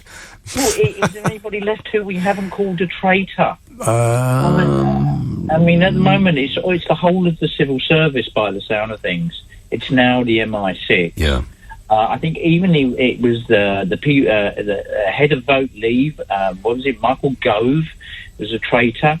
And we've even called the Queen a traitor. Yeah, the only person that's left is little baby Archie. Oh, he's not a traitor. Not yet. See the pictures on Instagram. Yeah. All right. Thanks, Steve. 0345 6060 973. Paul in Lewisham says, you're always slagging off decent people. Who, me?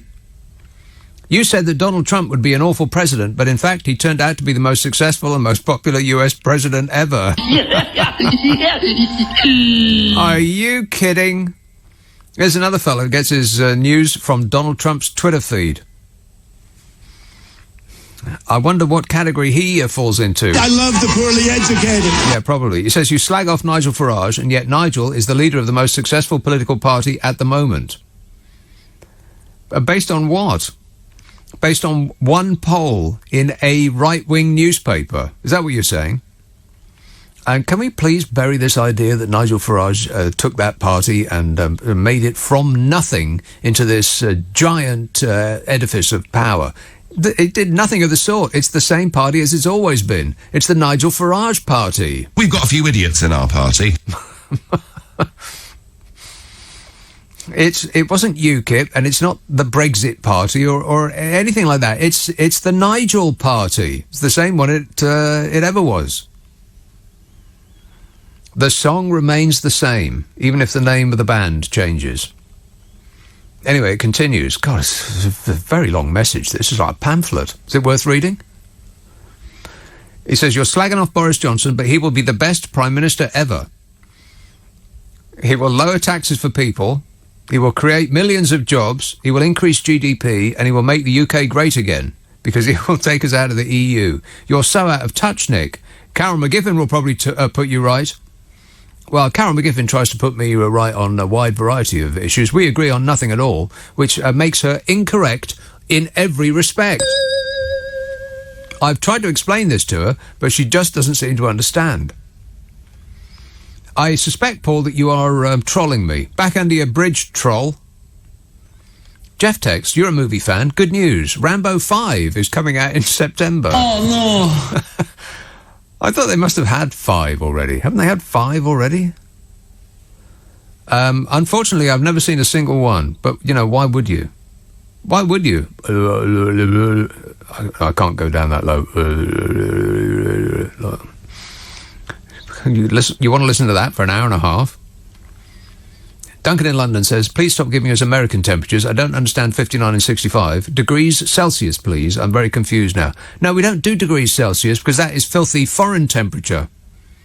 We do British Fahrenheit. The Glamorous Assistant is asking, can I delete yesterday's messages? Yeah, you can delete today's as well.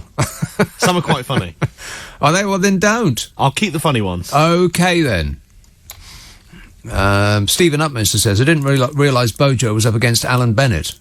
A Jeremy Hunt impression, homework needed, please. No, I do a superb Jeremy Hunt impression. I can't remember what it was that he was talking about yesterday, but he was trying to assert his authority on the audience. Make out he was a macho man. How did that go, by the way? Fabulous. And he was telling them how he was going to say no. I can say no, he said. No. And he said, it went something like, I will draw myself up to my biggest height and I'll say no. Something like that. Is that right? Perfect. No work required.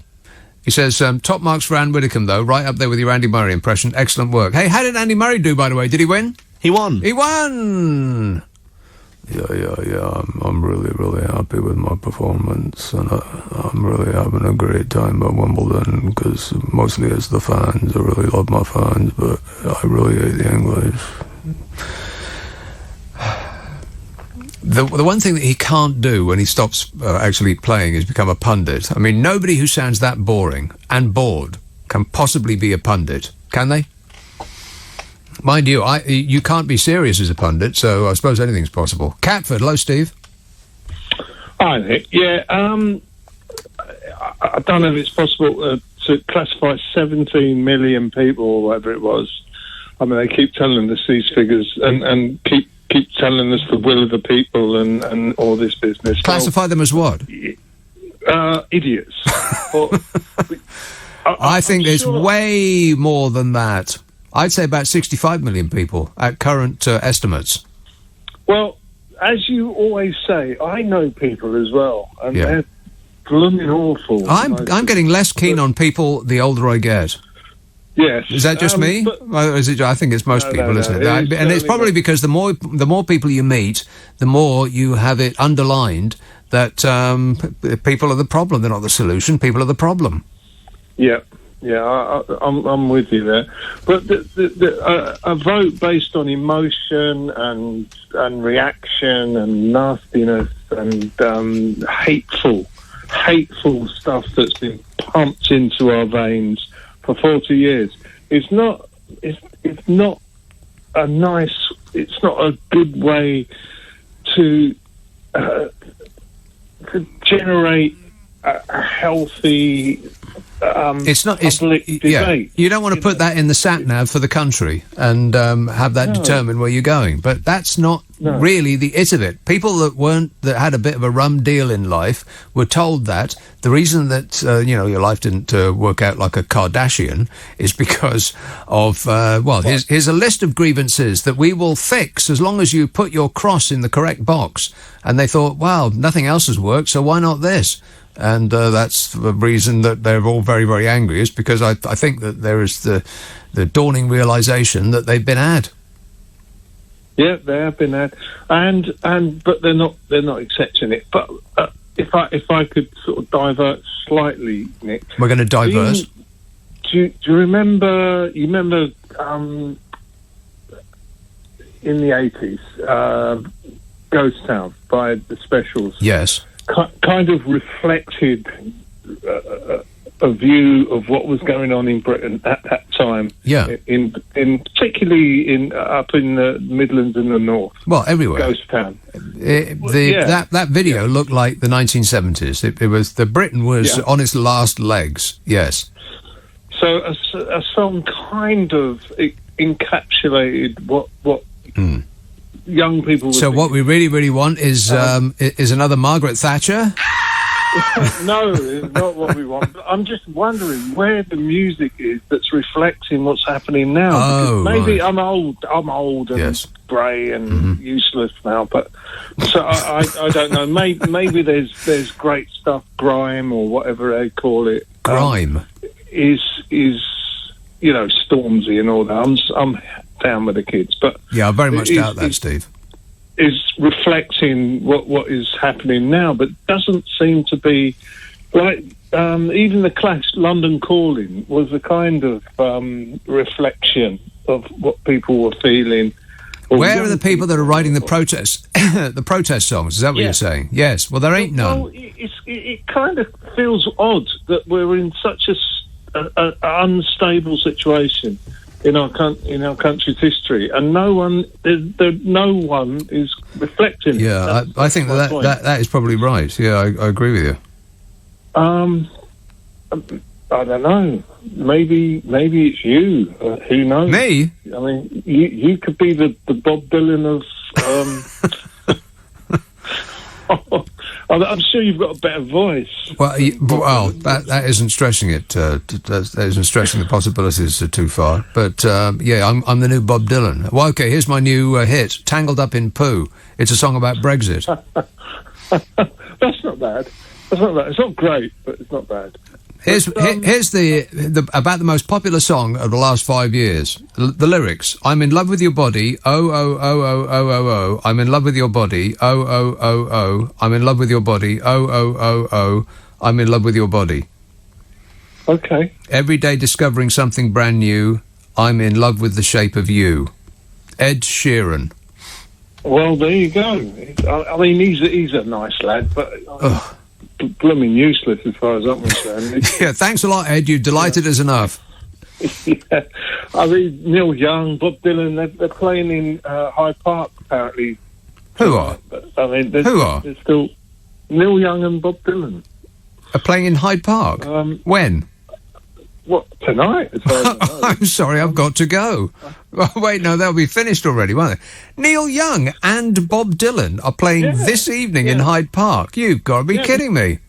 No, well, I could be wrong. It could be next week, but it's definitely happening. So that'll be something. Are you sure? Bob Dylan and Neil Young on the same stage?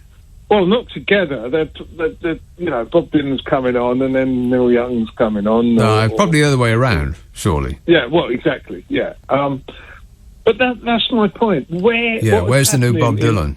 In literature, in this is a horrible period we're going through, and no one's reflecting it. Yeah, well, I think you're right. But maybe give them time.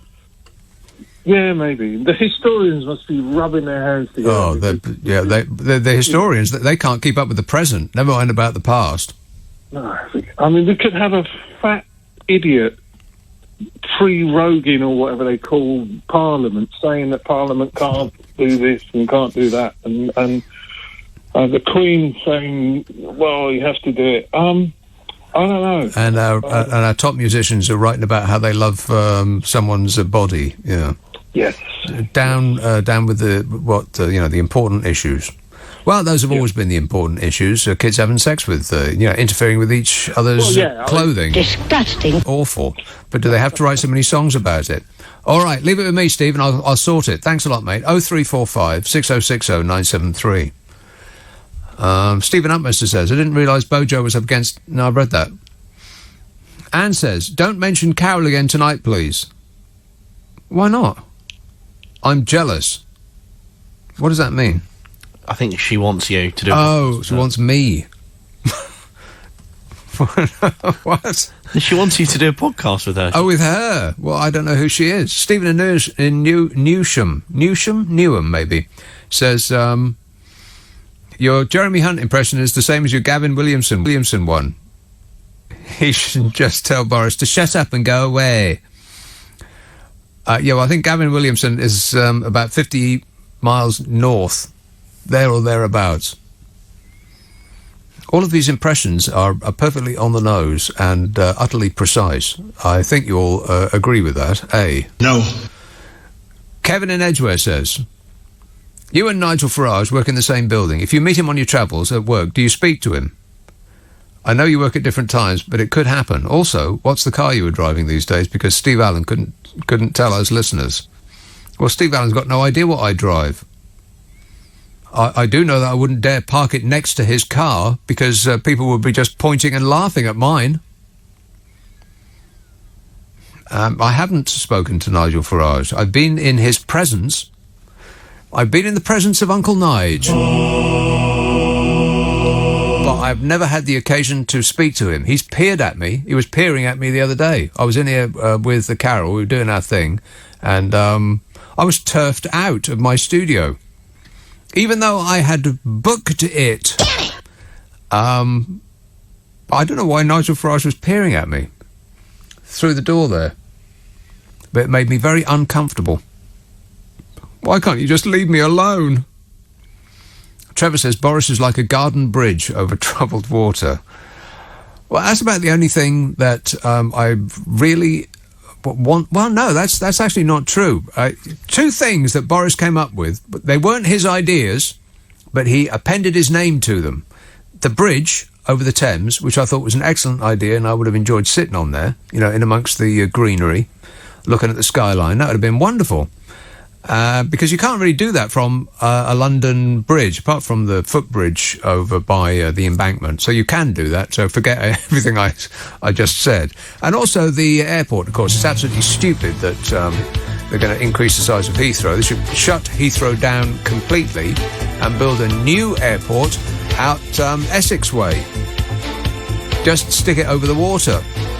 And, OK, there'll be a few ducks that are inconvenienced, but I'm sure they'll get the idea and fly. Fiscal headroom? What's Boris Johnson talking about? We ain't got no fiscal headroom. We're up to our eyeballs in debt, and the amount that we owe keeps increasing by the minute. Every second of every minute of every hour of every day. It just keeps going up and up and up. Fiscal headroom. What's he talking about? I'll get onto that in a minute. Gorvind, Ealing. Hello. Hello. Nick, I called you to tell you about the lady who had rung you about half an hour ago, saying that she has to get her pension letter certified. Oh, yeah. Which is absolutely true, because a lot of insurance companies, after paying pension day in and day out, years, have to have a letter certified after 2-3 years from all those pensioners who get pension to make sure that they're still alive. She was absolutely right. Right. Well, I suppose that makes sense. Yes, because you see, what's happening is sometimes people get their pension for years and years, and after they pass away, nobody advises the pension companies that this is what is happening. Yeah. And that's the reason most of the insurance companies, after 2 or 3 years, send a letter to all pensioners asking them to have this certified that they're still alive. Now, I wonder how they word it. Can you please confirm that you are still alive? But see, if they were dead, then they wouldn't be reading it, so... No, it's addressed to them to say that you're in receipt of pension, and can you please tell us that you're still at this address and this is your bank account and things like that. Right, so they don't say, can you please tell us if you're dead or not? No, certainly not. So it would be assumed if they can, if they respond, then they are still with us. Yes, that's right. But you see, now, But they would. I think what she said was probably makes sense, that she would have to get somebody to sign off on her being alive. She couldn't just do it herself, because it could be, a relative who says, "Oh, yeah, she's still alive." Not necessarily a relative. Some insurance companies would like the letter to be notarized or things like that, or signed somebody known in the community, like a doctor or solicitor or a doctor or a DJ. Hey, something like that. Someone trustworthy. Yes, absolutely. Well, can you just confirm for me at this moment, Gorvin? I'm not asking you to look into the future, but at this moment right now, are you still alive? You take a guess. Well, see, now, I don't know one way or the other, and you can't prove it. So I'll just assume that the answer is yes until proven otherwise. All right. Your assumption is correct. Thanks a lot, Colvin. 0345 6060 973. Paul in Slough says, does this Carol McGiffin news means that she will be returning to your sound clips? I miss booze. I miss that stuff as well. I used to do a show with Carol McGiffin, and I used to cut up what she said and use it as sound clips in much the same way as I use Arnold Schwarzenegger now. Yes. See? And I still find myself thinking in the sounds of those clips. When I say booze, I'm thinking of her saying booze and all sorts of other things that she used to say, because she is intrinsically funny. And so when the podcast comes out, I will let you know when it is. It is. We put up together some already with some problems that we had from people that we knew, and it's funny stuff. I think you're going to like it. Let me remind you about the email again. If you want to be a part of that podcast, it's called "What's Your Problem with Nick and Carol?" And the dedicated email address for your problems to get us to deal with them in an unserious manner is nickandcarol@global.com. It's not Nick ampersand Carol. It's you spell it out, nickandcarol@global.com. And on that subject, somebody is shouting at me for saying, it's Buster tweet, stop saying ampersand, it's ampersand. I thought I was saying ampersand. Doesn't ampersand and ampersand sound almost exactly the same? A little bit. Canterbury, hello, Tim. Oh, that didn't work. You really do have to hit this screen very, very hard. A little too hard, really. I'm frightened of breaking it. If you break it, you bought it. Canterbury, hello, Tim. Yeah, I was just thinking if Boris actually finally gets through, we won't be having Heathrow runway 3. We were going back to Boris Island, where he could possibly take out half the southeast coast as well as. Oh, I'm sorry about that. Did I get anything on you? Oh, that was fantastic. Oh, I need to lie down and a cigarette. Oh, I'm spent, Tim. Totally exhausted. How was it for you?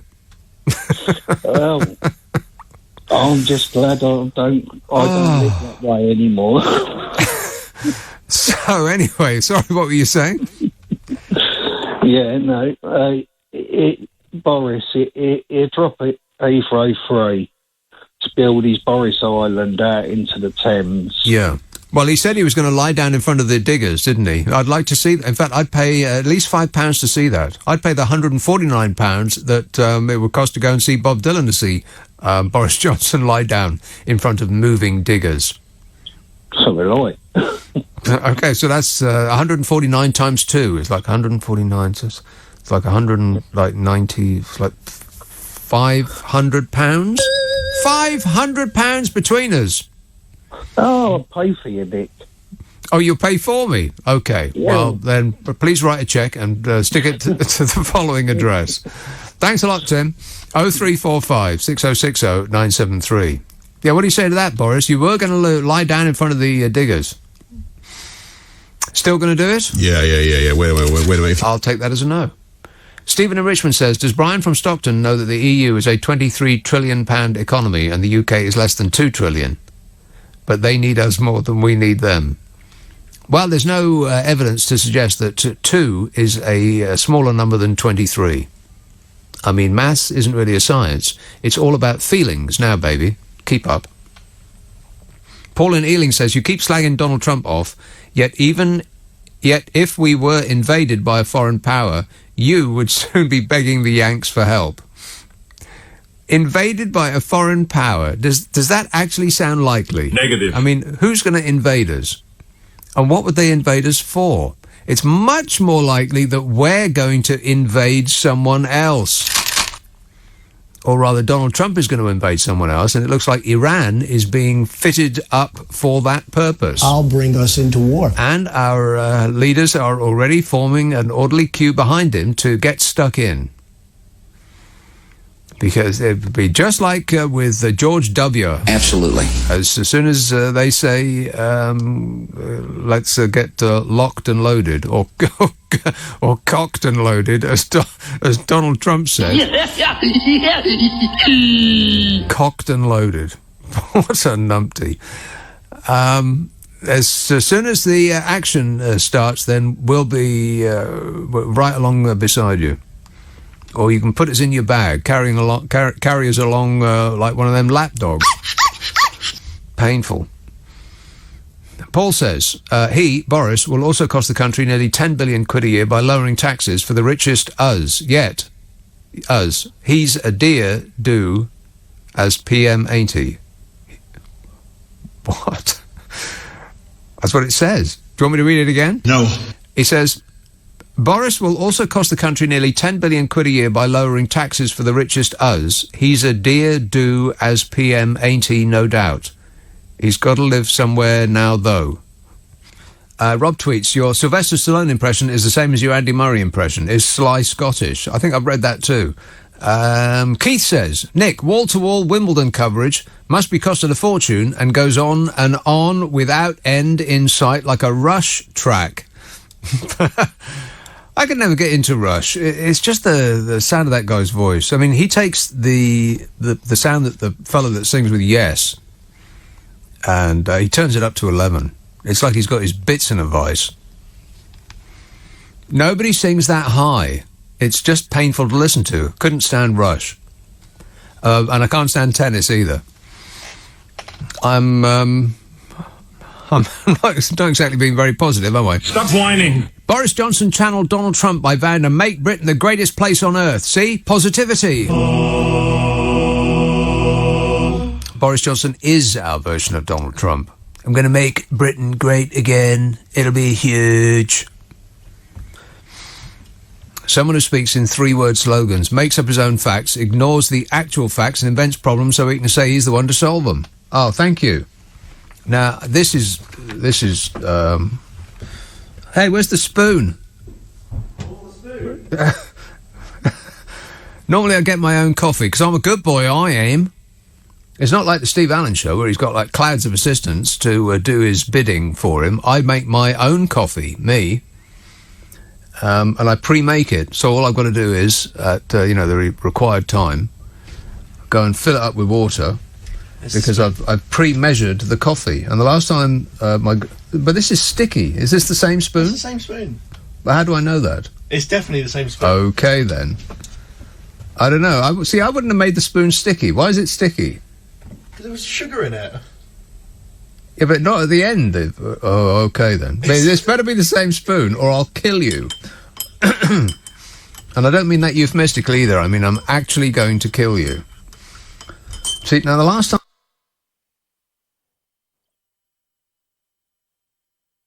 all he had to do was put water in it, and the last time I ran out of time, and I couldn't do it myself, it tasted like I was licking a dead fish. So I'll just let it cool down a bit, and then I'll check his work. All he has to do is put boiling water in it and a dash of milk. Boris Johnson channeled Donald Trump, said he was going to make Britain the greatest place on earth. He actually said that all this country needs is self-belief to get a good Brexit deal. You know, just like in the fairy tales. Believe and it will be true. And the battle for the keys to Downing Street is heating up, if you believe what's in the press, although I think it's a done deal already. We're going to get Bozo the Clown, who's going to be our next Dreer leader. We'll have an unelected Prime Minister answering to an unelected head of state overseen by an unelected upper house. Truly, we're getting democracy back. Boris Johnson is the favourite over Foreign Secretary Jeremy Hunt, having promised that he will ensure that the UK leaves the EU at the end of October, come what may. And I don't think that he will. When we get there, and we ain't got no deal, and we are looking into a financial abyss, I think he'll pull back and say, hey, please disregard everything I've ever said on any subject whatsoever. I didn't mean it. He just won't. And not only that, he's promised just a vast list of things that I bet he won't. That I bet won't come true. Going to pull us out come the end of October, come what may. 20,000 new police persons on the beat. Tax cuts for the rich. He's going to hose us down with money. Just don't ask how he's going to pay for it. I mean, those are details and facts, and nobody's interested in those anymore. And he was talking in the news there about fiscal headroom. Oh, don't worry about the money. We've got tons of money. We've got fiscal headroom, whatever that means. But I don't care what it means. We ain't got it. We ain't got no fiscal headroom in this country. Johnson said, I will set out a vision for Britain as the greatest place on earth, the greatest place to be, the greatest place to live, to raise a family. This is all just the lines to get a round of applause from his immediate audience. It's just a load of old flannel. He's just doing his act, which is why he's going to become our next president, our next king, our next leader, because he's got a good act. What a way to run a country, eh? Dreadful. He said it's going to be the greatest place to send your kids to school, the greatest place to breathe clean air. The greatest place to start a business, the place where you'll find the most exciting tech scene, the most exciting academic culture, the most cutting-edge businesses of all kinds, but also a place where we improve the environment, we improve quality of life for everybody, because we're uniting the country and bringing it together. The other fella said that he was going to hose Britain down with money that we haven't got as well. Just don't ask them where they're going to find it. Oh, we'll get it out of fiscal headroom. Jeremy Hunt, the Foreign Secretary, said that under his plans, the government would guarantee that no one will have to sell their home to cover their care costs, because he's found a magic money tree.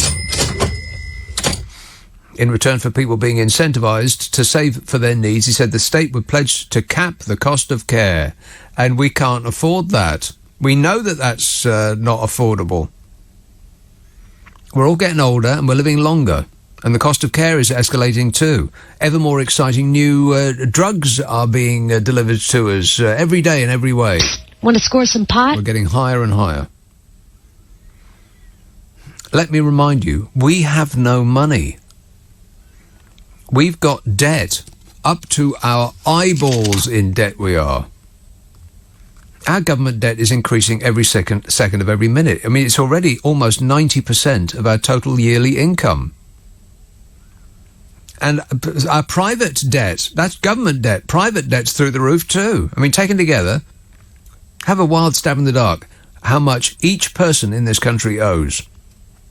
You know, if you take all government debt, all unfunded debt, pensions, etc. and so on, private debt, credit cards, the lot.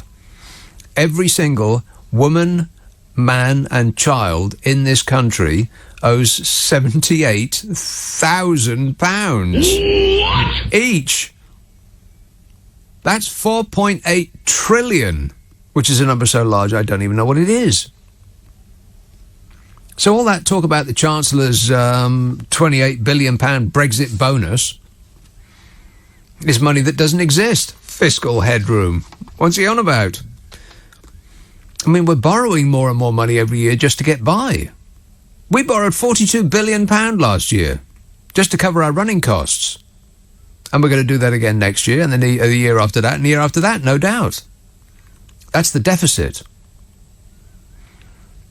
And people who are trying to persuade you that everything is rosy say, oh, the deficit's going down. And people think, oh, well, thank goodness for that. The amount of money that we owe is going down. No, the amount of money that we owe keeps going up. It's just the amount that we borrow from year to year just to get by is going down a little bit. We borrowed $42 billion last year. Do you know? Well, let's talk the year before that. That year we borrowed $48 billion, and you know how much we paid in interest? On the interest on the money that we owe as a country, $42 billion. We borrowed $48 billion, and our interest payments were $42 billion. That's on the debts that we already have. That's 8% of all the money the government creams off us poor dopes who pay taxes goes to paying interest on the loans that we already have. Can you believe it? Do you want me to give you those numbers again? No, we borrowed $48 billion. Our interest payments are $42 billion. Well, the whole world's gone crazy. And that $42 billion is, of course, taken from the masses. And where does it go? I'm glad you asked. Well, to a great extent, it goes to those in the private sector who are doing the lending. This country is one giant engine that takes money from the poor and gives it to the rich, who, in great number, don't even live here. You know, about a third of our debt is held overseas, like American investment trusts, Japanese banks, families, that kind of thing. 5% is owned by people, not companies or organizations or like financial institutions, actual people. 5%. So over a third of the money that we pay interest on is paid to private or foreign entities. People who don't even live here. 28% is owned by pension funds and insurance companies, and a lot is owned by private individuals and corporations.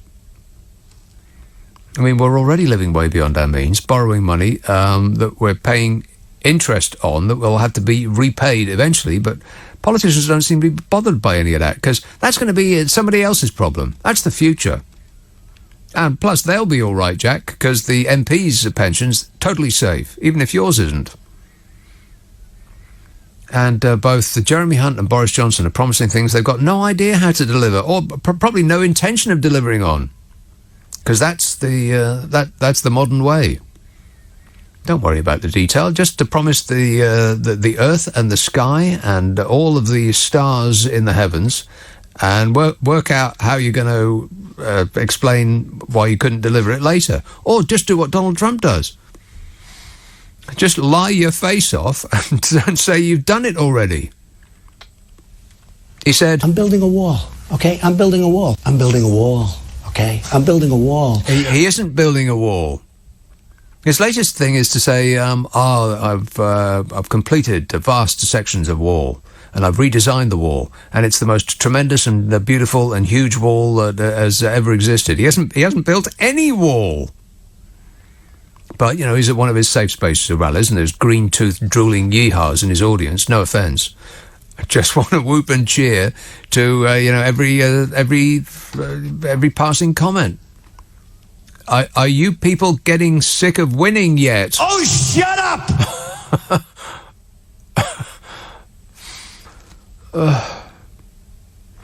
So Johnson and Hunt are in an arms race of mendacity. Vote for me and the skies will be bluer and everything will be lovelier and there will always be tea at 3. They are learning the lessons of Donald Trump. You don't have to know anything and you don't have to do anything. You just say that you will and say that you've been successful in everything. And the permanently uninformed will cheer and whoop and drink the Kool-Aid. I love the poorly educated. That's what will get you elected every time. Just don't dwell on facts, because we don't do those anymore. Grace in Ealing says, please can you do your Professor Brian Cox impression? It's so spot on. Well, he's not in the news, so I'm going to say no, Grace. But thanks for asking. Another satisfied customer. I just find him a little bit grating. Is it just me? I mean, I know he's tremendously successful. Professor Brian Cox. Plus, does he look like a professor? No. I find it a little bit hard to take. Does he even know what he's talking about? It doesn't sound like he knows what he's talking about. He just sounds like some hippie. Like that. I don't know why I was thinking about this the other day. You remember that video that went viral quite a few years ago now of some guy who came upon a double rainbow? Remember that? It must be still available on the World Wide Web. Look it up. Oh, wow, double rainbow. You know, that guy. As though it was the most extraordinary thing he'd ever seen in his life. Groovy. Well, Professor Brian Cox is like that. You know, he'll be standing on the top of a mountain and the sun will be setting, like, behind him so that there's this... he's, like, a halo is cast around him and some helicopter will be going around. And it's all completely unnecessary, and vast amounts of your money is being spent on giving you about 3 or 4 facts in 1 hour. Because he just stretches it out so much. Because, you know, the average intelligence, the people who... No, I'll back off. And I'll have another go at that. The people who make these programs think that the average intelligence of your average viewer is about that of a small soap dish. And so they don't bother you with facts like they used to do in the good old days. It were grand when I were a lad. Television that used to be educational would actually pummel you with facts. Like Civilization or The Ascent of Man, you know, giants of television like that. These days it's all, oh, everything's so amazing, isn't it? Wow. I'll connect you in one moment. First off, here's some messages that have come in. Fran says, how's the new car? Are you back to using your old one? How can you have room to park 2 cars at home? You must live somewhere posh.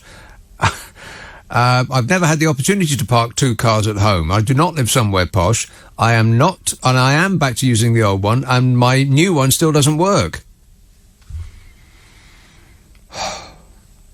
It's still in about 3,000 different bits in a garage.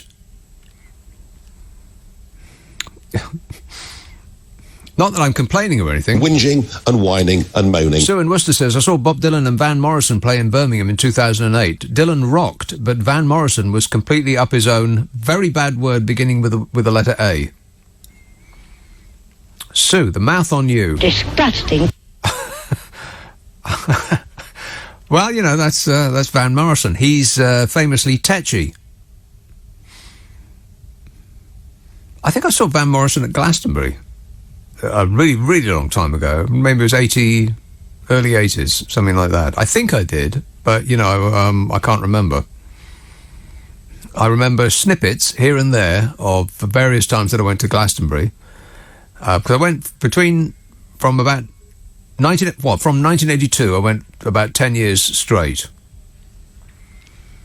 What I did when I went there, I've got no idea. Some years I went and I didn't see any bands at all. I know that that's absolutely true. But as for what I was doing, what I was there, I can't remember. I can't barely remember what I did last weekend. Stop bothering me. Wembley Park. Hello, Christopher. Hi, Jacob Bronowski. Yes. Patrick Moore, Magnus Pike, Heinz Wolf. Yeah, all of these people imparting books full of facts within an hour, and now we've got to some hippie who just keeps saying everything's amazing. I think I agree with you about Brian Cox, and I really like this idea of yours of the rate of imparting facts, 4 facts an hour. I think where Patrick Moore would have been more like 25? Well, it's hard to keep up with the old stuff. If you watch the old programmes, like The Ascent of Man or Civilization or any of that old stuff, it is like being in a university lecture compared to what it is today, which is it's like they're trying to send a baby off to sleep. Yeah, I do know what you mean. I have some sympathy with your view. Although, I mean, I've been with my son twice to Wembley Arena to see Professor Brian Cox, and he's pretty good. I mean, I think I do like him as an entertainer.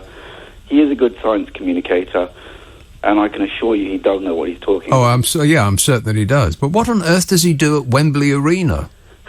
He entertains about 5,000 people whilst people from the Flat Earth Society demonstrate outside.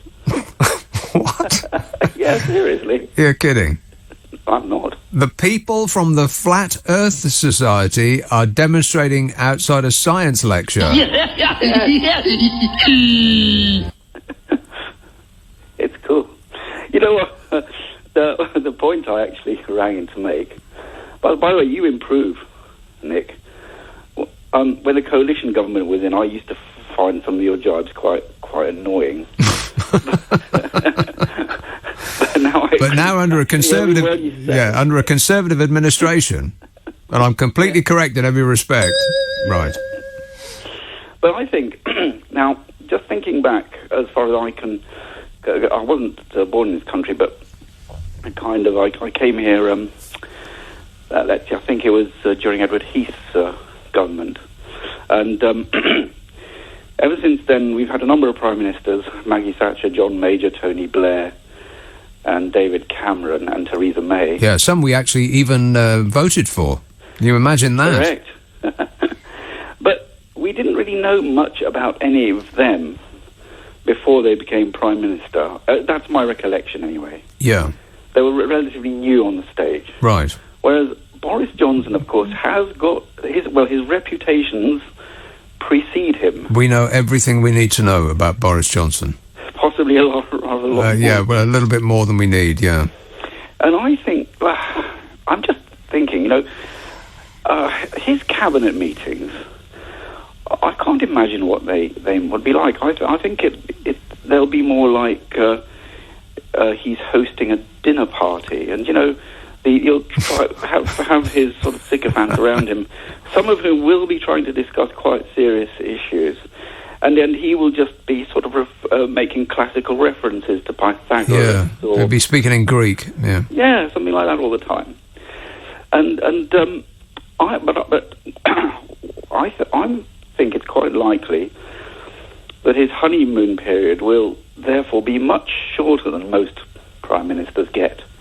I think it's worse. I expect actually that it would be worse than that. I think he will follow Donald Trump's lead, because Donald Trump seems to have made a tremendous success. Nothing touches Donald Trump. He seems to have won. If life and politics is a race, somehow there's proof positive there's no such thing as God. Donald Trump has won. And so other politicians from all around the world are looking at him and thinking, yeah, that's all you've got to do. Don't have press conferences. In fact, cancel press conferences. Tell everybody that the press are liars and they're enemies of the people. Surround yourself with the military. Cancel all meetings of government. Just empty the corridors of the corridors of power, and just hand down edicts as though you are a Tsar. That sounds like quite a likely set of scenarios, actually. But I don't know whether. Do you think this country will really stand for that kind of behaviour? I'm not. I hope not, but I can't be sure they won't.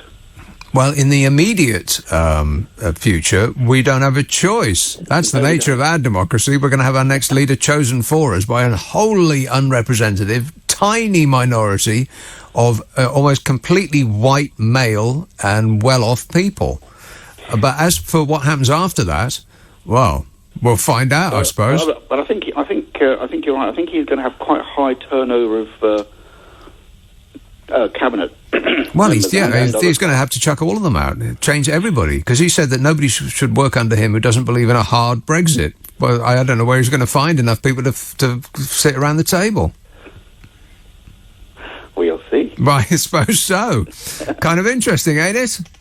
If only it wasn't happening to us, Christopher. Exactly. If only it was a soap opera on television then it would be a lot more comfortable to view.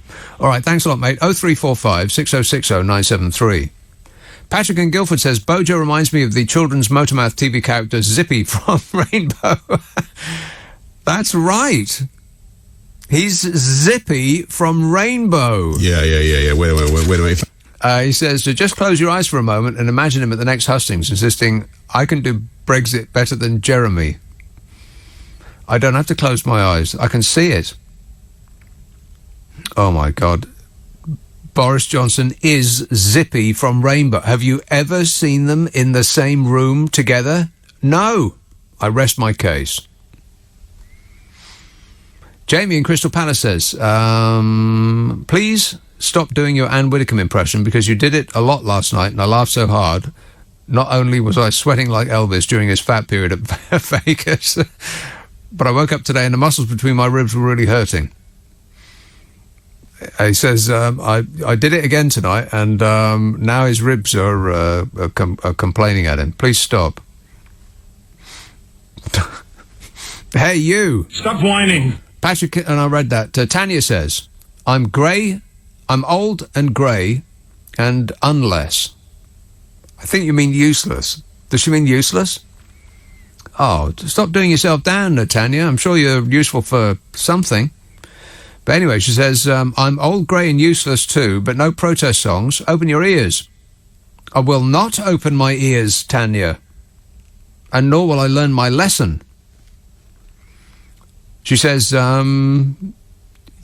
Stormzy. Watch his Glastonbury set. He couldn't get more political. I'm old enough to have Bob Dylan LPs, but I've not closed my ears yet. Unlike you two, says Tanya. I'm not going to listen to Stormzy. I've got no idea what he sounds like. What does he sound like? I don't like the sound of that. No, it's a no from me. Alistair says, sorry, but you got your facts wrong again. What? The Fahrenheit temperature scale was named after Daniel Gabriel Fahrenheit, a Dutch-German-Polish physicist in 1724. Sorry to deflate your British balloon. My British balloon is never going to be deflated. He was from where? Poland and Germany and here, there and everywhere, baby. Dutch. He was a Dutch, German, Polish physicist. Rubbish. I've got no evidence to suggest that that isn't true, but I have decided based on my feelings. And that's what we're all about now, baby. There's no such thing as facts anymore. It's just how you feel about things. Walton on Thames. Andrew. Hello. How are you? Good, thanks. Good. So, Boris, he's a funny one, isn't he? I think people give him a hard time because of, kicking the little kid over and that, that comical sketch that we saw. Well, it wasn't a sketch, but you know where I'm going at. And I think that he will be a good leader. I think that he... But what makes you think that, based on his previous performance? No, I think that, and I know this sounds like maybe perhaps a incorrect comparison, but I see a bit of Winston Churchill in him in terms of his. Please, I know. Bear with me. What you mean, drunk? In terms of his ability to, go right. That's what I'm going to do. I'm going to do it, and I'm going to follow through with it. But I hope that he is able to stick to that when it comes down to the nitty gritty. Yeah, but what in his previous performance in any of his positions leads you to feel that he is somebody who can stick to anything? It's a good question. I think that the job that he's doing at the moment and his previous... What, self-promotion? I thought. Well, so first of all, I thought that Theresa May was handed a poison chalice, right? Yeah, of course she was. We know that. Yes. You call it a poisoned chalice. I call it a turd sandwich from her inept predecessor. I think this is nonsense. Yes. She tried to fashion I don't know what you... She tried to fashion a Michelin meal out of what she was given, but you can't do that with a turd sandwich. Even Heston Blumenthal will tell you that. No, I completely agree. So I think that was a bit of a, and I can't say the word, but it was a bit of an ass show. Let's put it that way. It was a bit of a mess. Yes. I think that the hard Brexit thing, I think I don't necessarily agree with it, but equally, what choice do we have? My personal view... Just go with the deal that we've got. There's nothing wrong with the deal that we've got. The deal that we got gave us everything that we wanted, but the people who want us to leave with no deal will refuse to accept anything that is not nothing. They want nothing because they've already bet against the British economy, and it will only pay out hundreds and millions of pounds if the pound tanks significantly more so than it has already. And that will happen with a no-deal Brexit, which is why I feel that a lot of the money people behind Brexit, because they all seem to be millionaires and billionaires, the people who are really trying to direct the country in their chosen way, they will make their money if we crash out with no deal, which is why they keep coming up with all these objections, which don't really make much sense to me about Theresa May's deal or any other kind of deal. Yeah, that makes sense, and that's an education for me. So thank you. I think that I think that a hard Brexit is something which I've not agreed with, but I think that he needs to. I think that if he gets I think he's guaranteed to get the position. I think needs to revise and sit down and work out and come up with something in line with what Theresa May had. Because I agree with you. I do think she had something good, but I didn't understand the mechanics behind it, which you just explained, which was very interesting. So thank you for enlightening me on that. Well, now, wait a minute. It sounds like this show has started to become educational. Is this an educational program? No. No, well, thank goodness for that. No, but that was an education for me. Right. That was, and I'll... Well, then, please disregard everything I've said on the matter. I mean, okay, that's absolutely fine. Right. With regards to hard Brexit, what's your view on that? What's your view on that? What's going to happen to the economy? I will just go with the weight of expertise, which suggests that we would be, at least in the short term, which covers the rest of most of our lives, would be doomed. Here, Andrew, I've got to go, but thanks. Richard says, that fellow that I was talking to some moments ago, he says he's right about Dylan and Young next Friday. Tickets a snip at £149. You're joking. £149. What, to stand in a park? Richie tweets, but what a lineup. I mean, just two blokes, but wow. Bob Dylan, still alive. I am stunned. Richie tweets, good time to stop foreign aid if we're that skinned. We owe too much. Charity begins at home. Yeah, well, whatever we're doing at the moment, we can't afford it. It is absolutely extraordinary, the amount of money that we owe, that we both owe, and that we are borrowing with every passing minute of every passing hour. Amazing. And we've got people like Donald Trump and Jeremy Hunt who are talking about fiscal headroom. We ain't got no fiscal headroom. We can't afford anything. If this country was a person, it would be in jail right now. Let's have a call in Willesden. Dave. Hello. Yes, Dave.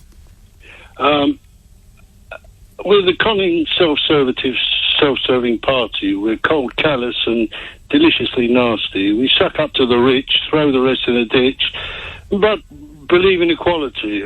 Steady on, old boy. Well, partly. We're nasty by name and nasty by nature. Compassion proclaimed, but if you're poor, then I'm afraid we hate you. There's no money for invalids, hospitals or schools. There are tax cuts for party-donating moguls. Well, I cut him off maybe a bit too early, because it sounded like there was another stanza. Anybody want to hear that? No. Well, I don't know. Put it on an email, Dave. I'll read it out myself. Listeners with material. Oh, no. Still, there was a couple of good lines in there.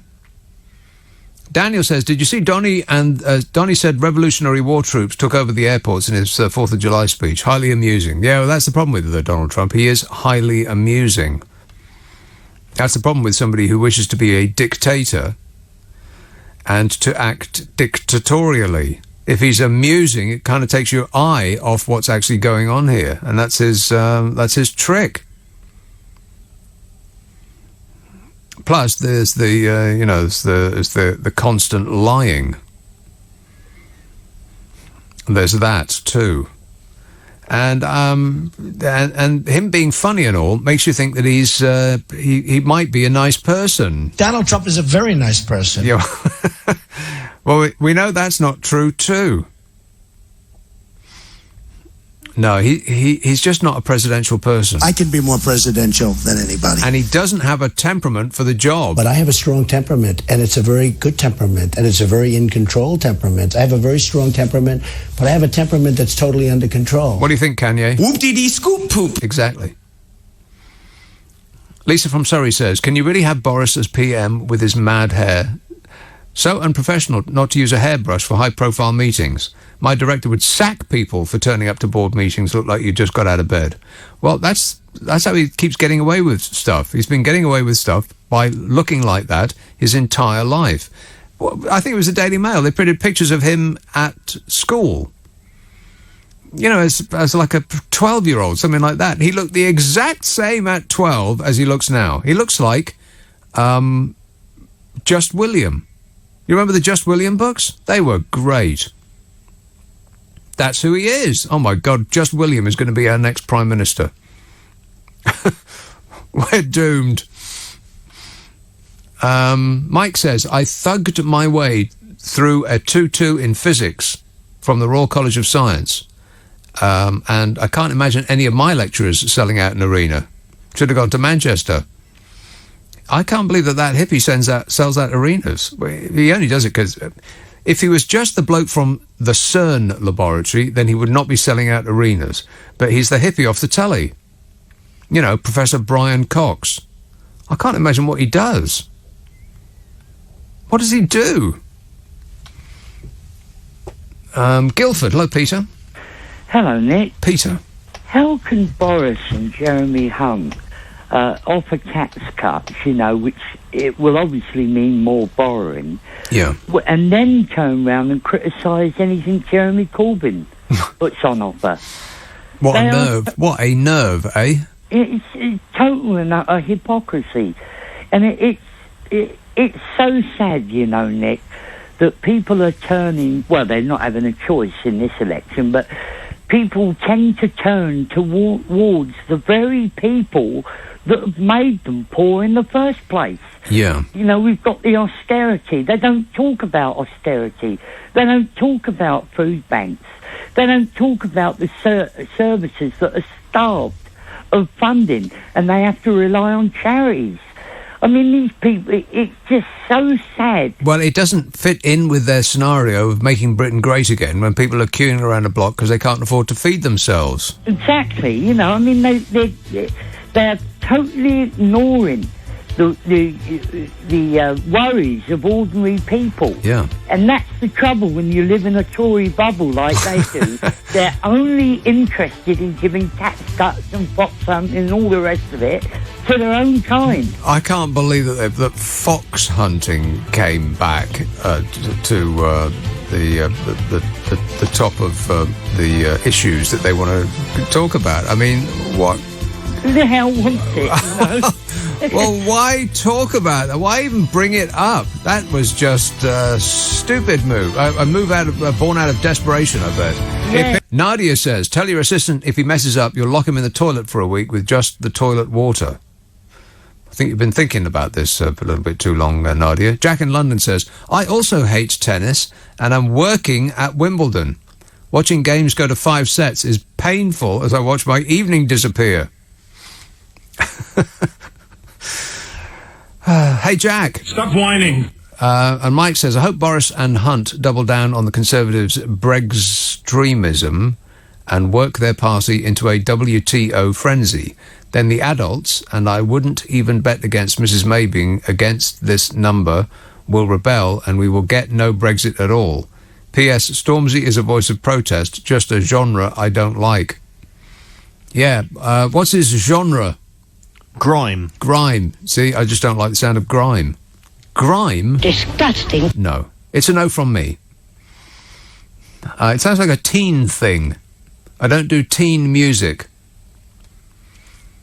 Let's have... unless it was music when I was a teen, in which case it's just fine. But I don't do new teen music. I do new grown-up music, but not new teen music. And I hope that that's clear. Wanstead, hello, Juncker. Hi, Nick. Juncker. I not so sure why you're so worried about debt. Debt? You know, yes, all this hoo-ha about too much debt. There's been hoo-ha? Yeah, all the noise you're making about debt. Money, debt is money. The more debt, the better. No, not the more debt, the better. The opposite of that. Less debt. Better. No more debt. Well, okay, you explain how more debt equals better. Well, let's say I was to ask you to clean my windows. Yeah. For £10, and You're you joking, clean my mate. windows, and okay, make it 20. Make Right, it 20. done. And you clean my windows, but I don't pay you the 20. What? Yet. I promise to pay you tomorrow, and that debt, that IOU, is money. It goes down on a ledger. No, it's not money. I can't spend it unless you give it to me. And see, that's how the system works, I'm afraid, Nick. What does that mean? Well, there's no gold in the banks anymore. I hope you know that. Yeah, but we're not on the gold system. Right, exactly. So what is the system? It's what I've just told you. You get credit, I get debit, and it goes down on the ledger as money. Yes, but I can only spend that money that I haven't got if I then avail myself of the system of other imaginary money, as in credit cards and all of that stuff. But you're all right. You're all right because you're so good at telling jokes. So Everything's on the never. And exactly. eventually you'd have to assume that it's all going to fall over. Probably the next time that we have a recession, which will be just around the corner, because we haven't had one in a good long while. Yeah, true. But if it falls over for us, it will fall over for every country on the planet, because that's how the money system works. Yeah. So it's okay. But it's not We'll all okay. fall over together. Yeah, but how does that make it okay? Well, because if everybody's fallen over, then we'll be having a good time on the floor. You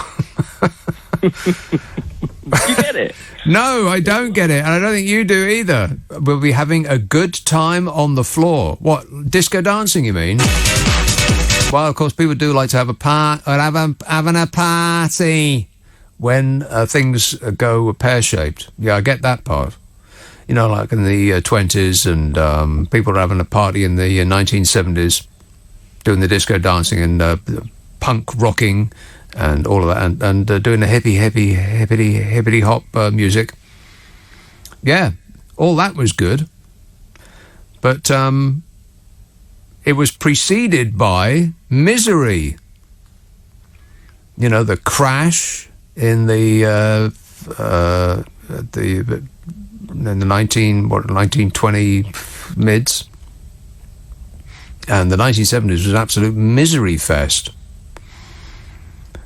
So yeah, we're about to, by many accounts, we're about to have another recession, and because we haven't actually climbed out of the giant hole that the last recession put us in, you know, the national debt doubled. It doubled after the chaos that the banks had caused came back to roost. And we still haven't paid all that back. The amount that we owe is still going up all the time. It's just the amount that we borrow year to year in order to pay the interest back has gone down a bit. But the amount that we actually owe doubled. And we haven't paid that back. And so we haven't got... you'd have to admit this, Juncker, there is no facility left for us to protect ourselves in the event of another recession, is there? Yes, there is. It's more debt. Endless, yeah. Endless debt, because, like I said, someone goes into debt, that's me. You go into credit, it all goes on a ledger, and you can go and put someone else into credit or debt, and there's your money, and you just pass it on, and it keeps getting passed on, you see. But this is a fantasy, though, and none of this actually exists. No, it doesn't exist, but that's how the system works, and everyone buys into it. So it works because everyone buys into it. Well, yes, okay, but see, now that is a pretty gossamer thin platform to have the world standing on, because at the moment when people start to not believe in it, when people start to queue outside banks because they want their money back, then it all falls over. Was that a joke? No. So you want to bring back the gold standard? No, I don't. No, but people will panic. Listen to me. People will panic at some point. It happened to but that's what precipitated the crash the last time around. People started queuing outside the bank because they wanted their money back, because they were frightened that the banks weren't going to give it to them anymore, that the banks didn't actually have that money. Of course, they don't. And so they wanted to be first in the queue to get their cash out, actual real money that they could feel and touch and squeeze and sniff. And when the queue starts getting longer, then the whole show is over. That's right, ain't it, Juncker? The paper is just an IOU. You know that. What you want is something real and tangible, like tiger's teeth, I think. Or maybe perhaps you want bones. I don't know. They used to use bones as money in the past, didn't they? Tiger feet? Did you say tiger feet? Tiger teeth. Oh, teeth. Yeah, not tiger feet, because that's mud. Rock and roll! Anybody remember Mud? That's teen music. See, now that was great teen music. Back in the 1970s. Mud and the Rubettes and Slade. What they got these days, I've got no idea. Absolutely no clue. But anyway, Juncker, thanks for explaining it to us. Is that clear now? No. Fudge tweets, "Hey Nick, I met my daughter's new form tutor recently. Lovely lady, but she was from Northern Ireland, and I nearly got into trouble for sniggering because all I could hear was R. It's all your fault." Oh, right. My fault. Gavin in Caterham says, "Nick, the referendum, strike 1, Theresa May calling an election and losing her majority. Strike 2, no deal Brexit. Strike 3, we're doomed."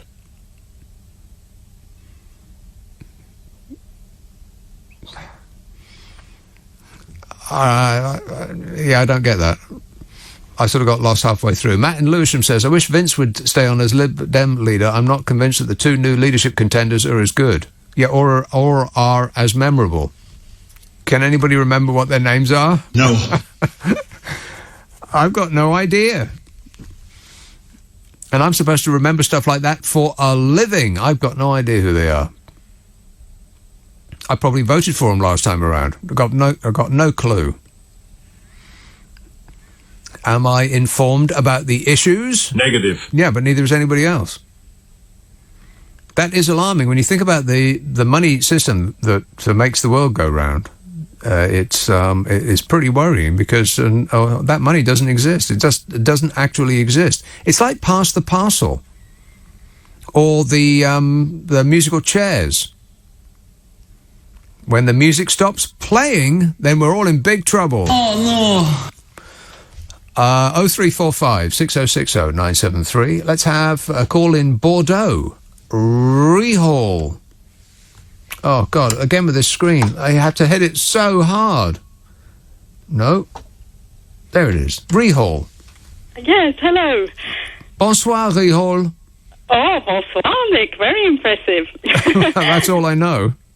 Well, I wanted to speak to you because I thought that you defended Theresa May far too much. I don't think she was given a turd sandwich. I think she created a turd sandwich why did she trigger Article 50 and give leaving March as the date for leaving when she quite obviously had no reasonable expectation to think that we would leave at that date? I mean, do you not think that was a terrible mistake? Yes, perhaps, but I think it was probably a mistake that she was dragooned into making by people bellowing at her from all sides. Yeah, but she's the PM. She can say, well, I'm not going to do it because I don't know what's going to happen. And so, I mean, I don't know what I just thought she looked so farcical, just asking for the extension and then asking for the other extension. Don't you think she could have tried to negotiate first and said, look, folks, I'm going to see what they're going to give us first, and then I'm going to come back to the country maybe with a few options. So a bit like a second referendum, but not trying to pressure anybody and saying we're going to leave, and then just give them all the customs union, stay in, stay out, and she could have thrashed things out a lot more instead of just faffing around and saying we're going to leave when we weren't. Well, it's even worse than that, because what they did, both times they had some sort of extension, they were gifted an extension by the evil European overlords. Both times our MPs said, thanks very much, we're going on holiday now. Yeah, but don't you think she would have known? She should have known that, shouldn't she? Well, yes, but she should have actually cancelled their blooming holidays. Well, that too. But all I wanted to do was see if I could persuade you to say, well, actually, she created that sandwich. Well, she may have put a toothpick through it. You know, one of those toothpicks with a little swirly bit of plastic that makes it look nice. Oh, do you think? Okay, I don't think she made it, but she may have dressed it. How does that sound? Well, no, I think she created it entirely. All right, but then. Can I just add that I think I'm not a Tory voter. I wouldn't vote for either of them, but I do think Boris Johnson is very funny. He has charisma. Yes, no doubt.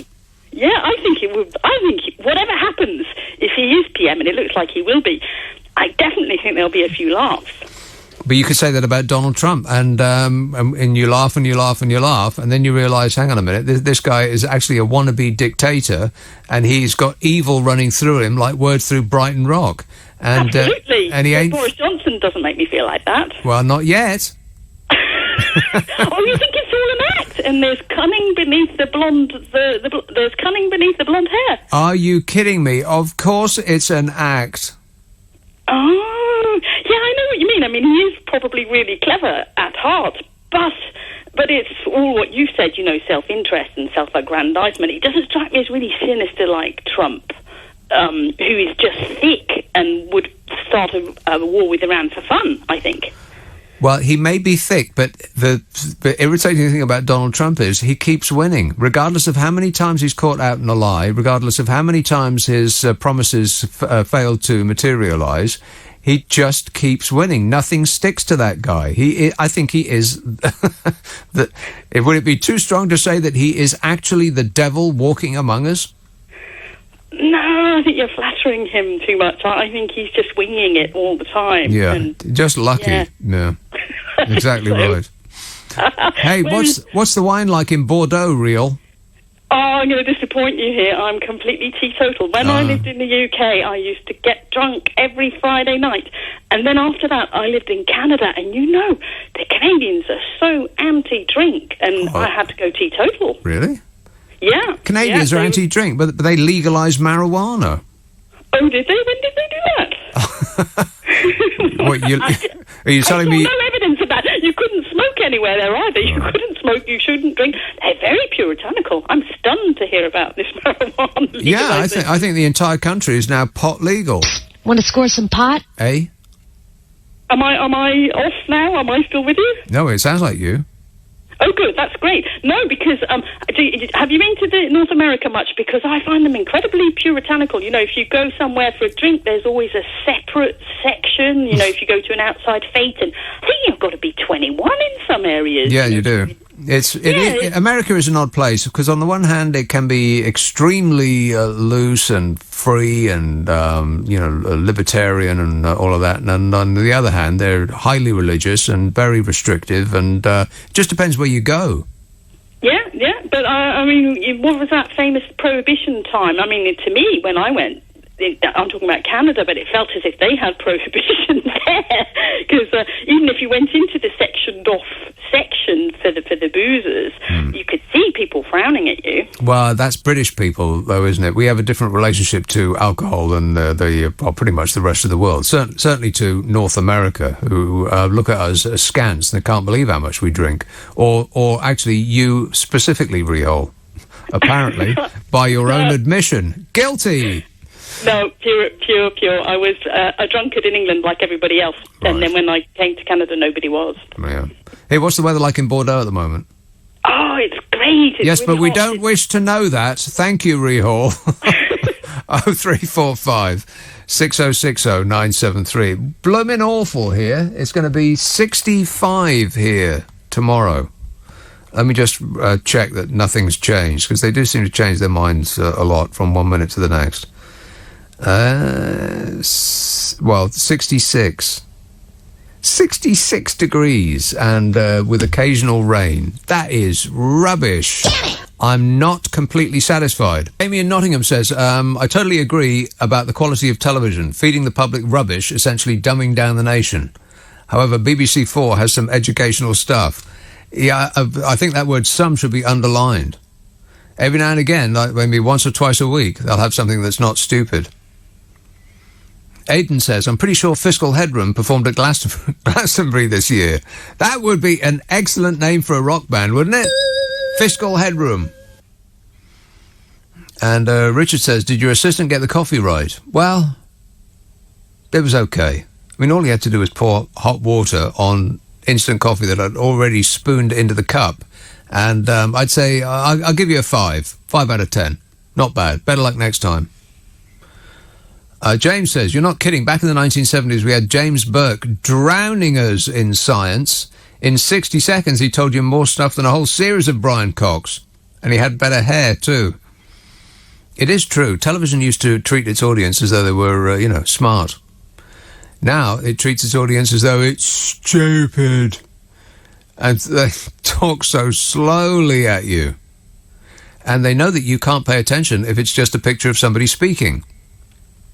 You know, as though the human race isn't primed to pay attention when somebody's face is right in front of us.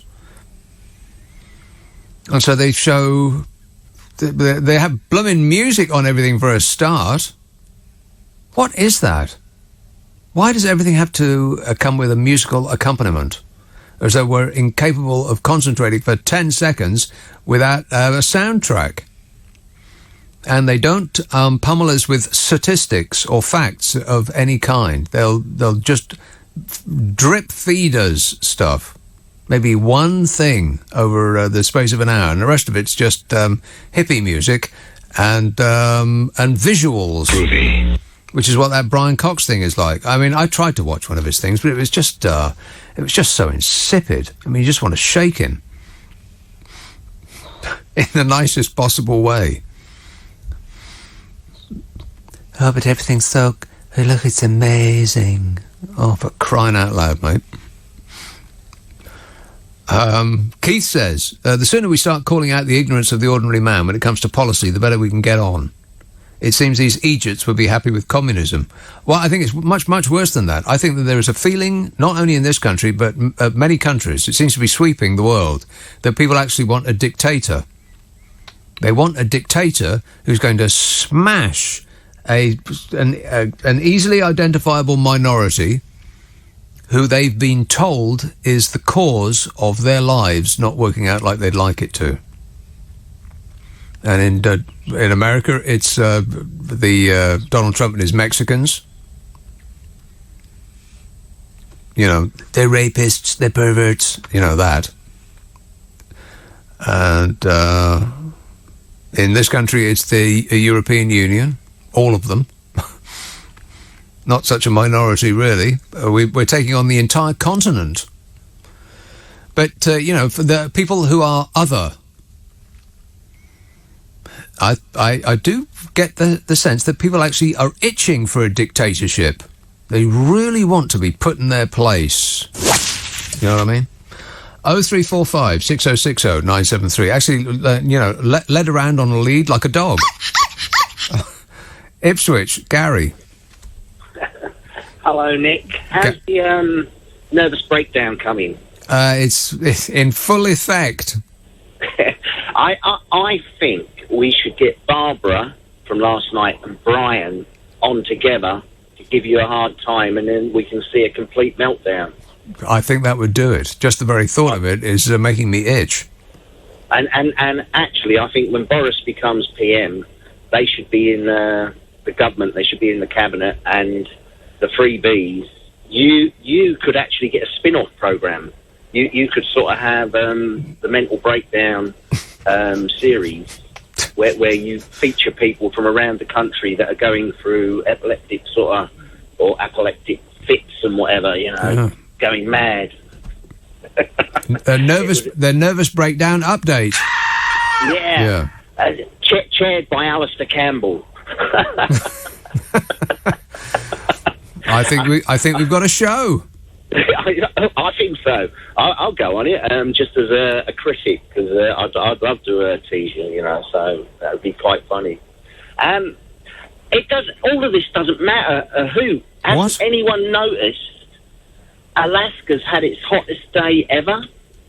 And in China, the guys aren't allowed to show their midriff because and everywhere's burning up. It's great, isn't it?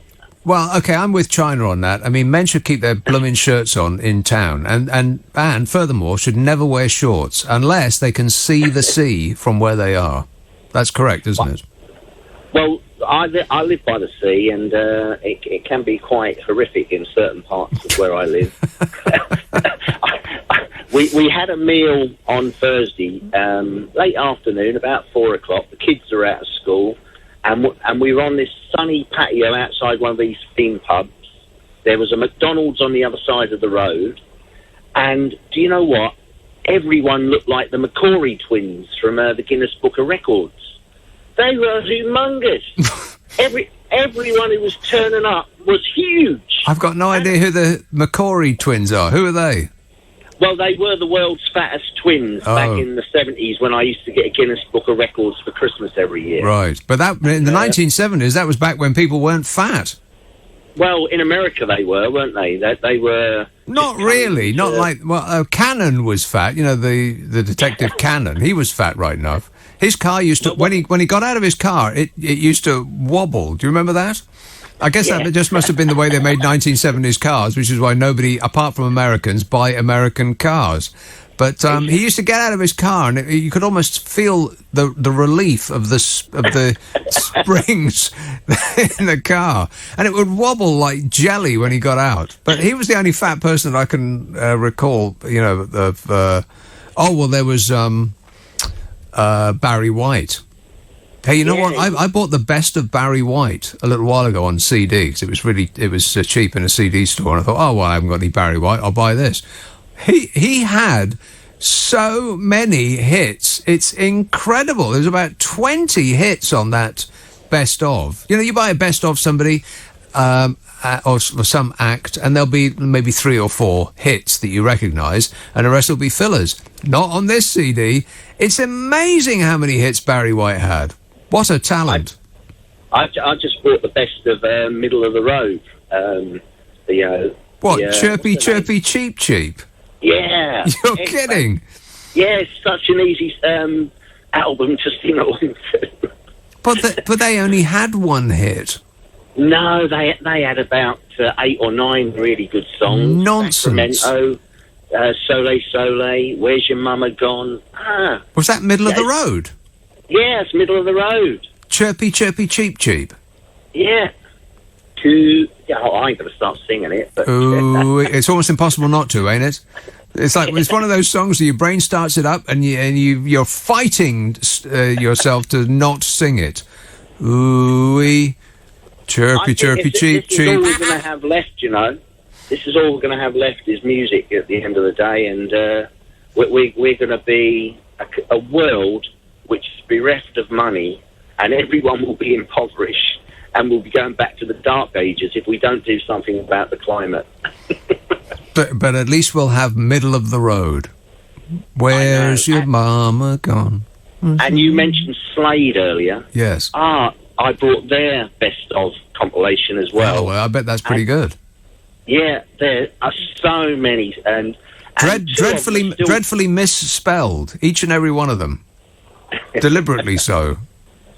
They're still performing, but only Dave Hill and the drummer, Don Powell. Yeah. The other two, that's acrimonious little split because Noddy and the other guy, Jimmy Lee, wrote all the songs, so they take all the credit while the others have to go flogging the band. Well, wherever they're playing, kids, come on, feel the noise. Noize.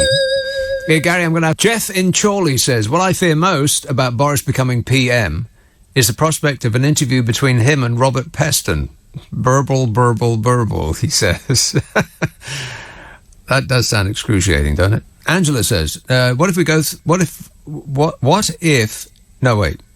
If what we're going through was a TV soap, I'd switch it off and want to get back to normality.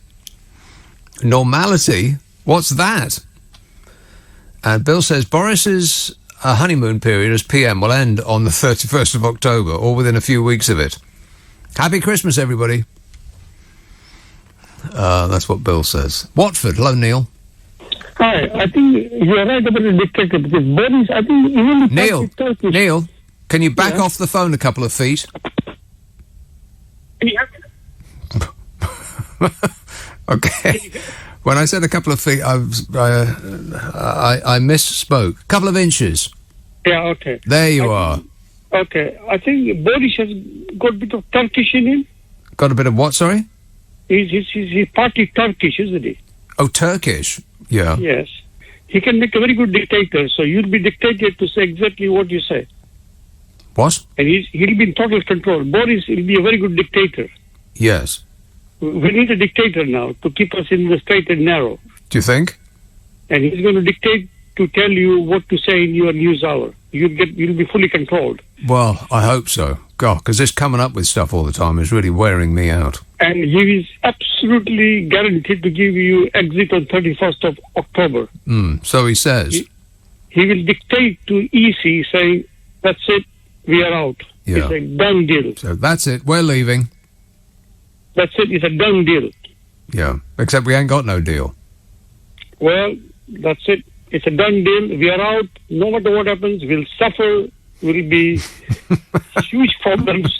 We are out. Whole thing is a joke, Nick. Yeah, I can't wait to start suffering. We all have to suffer now. I'm willing to suffer now.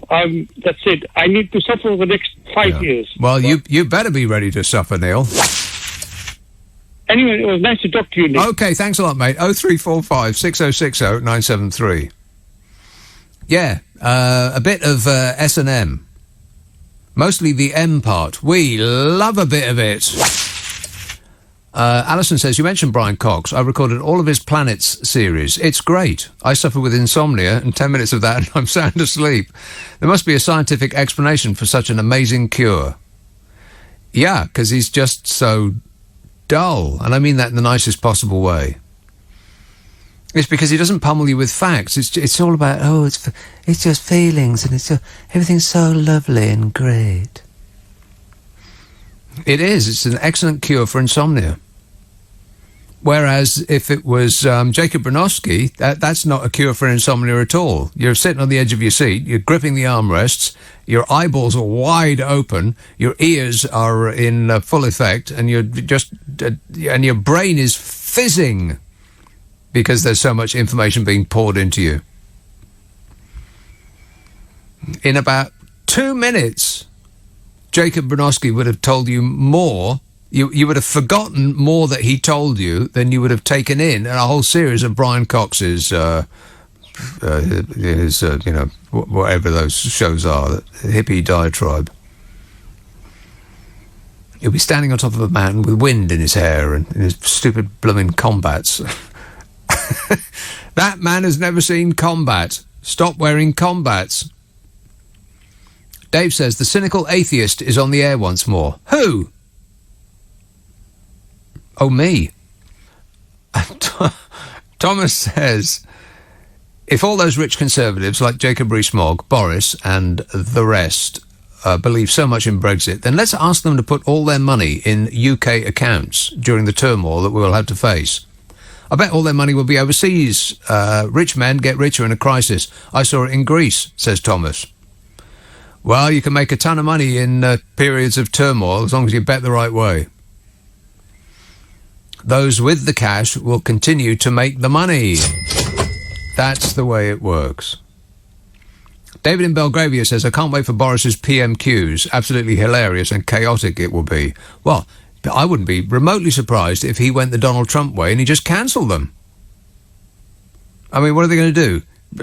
Put him in chains and drag him to the dispatch box? He'll just say, I'm just too busy. There's way too much to think about. We'll just cancel them for a while.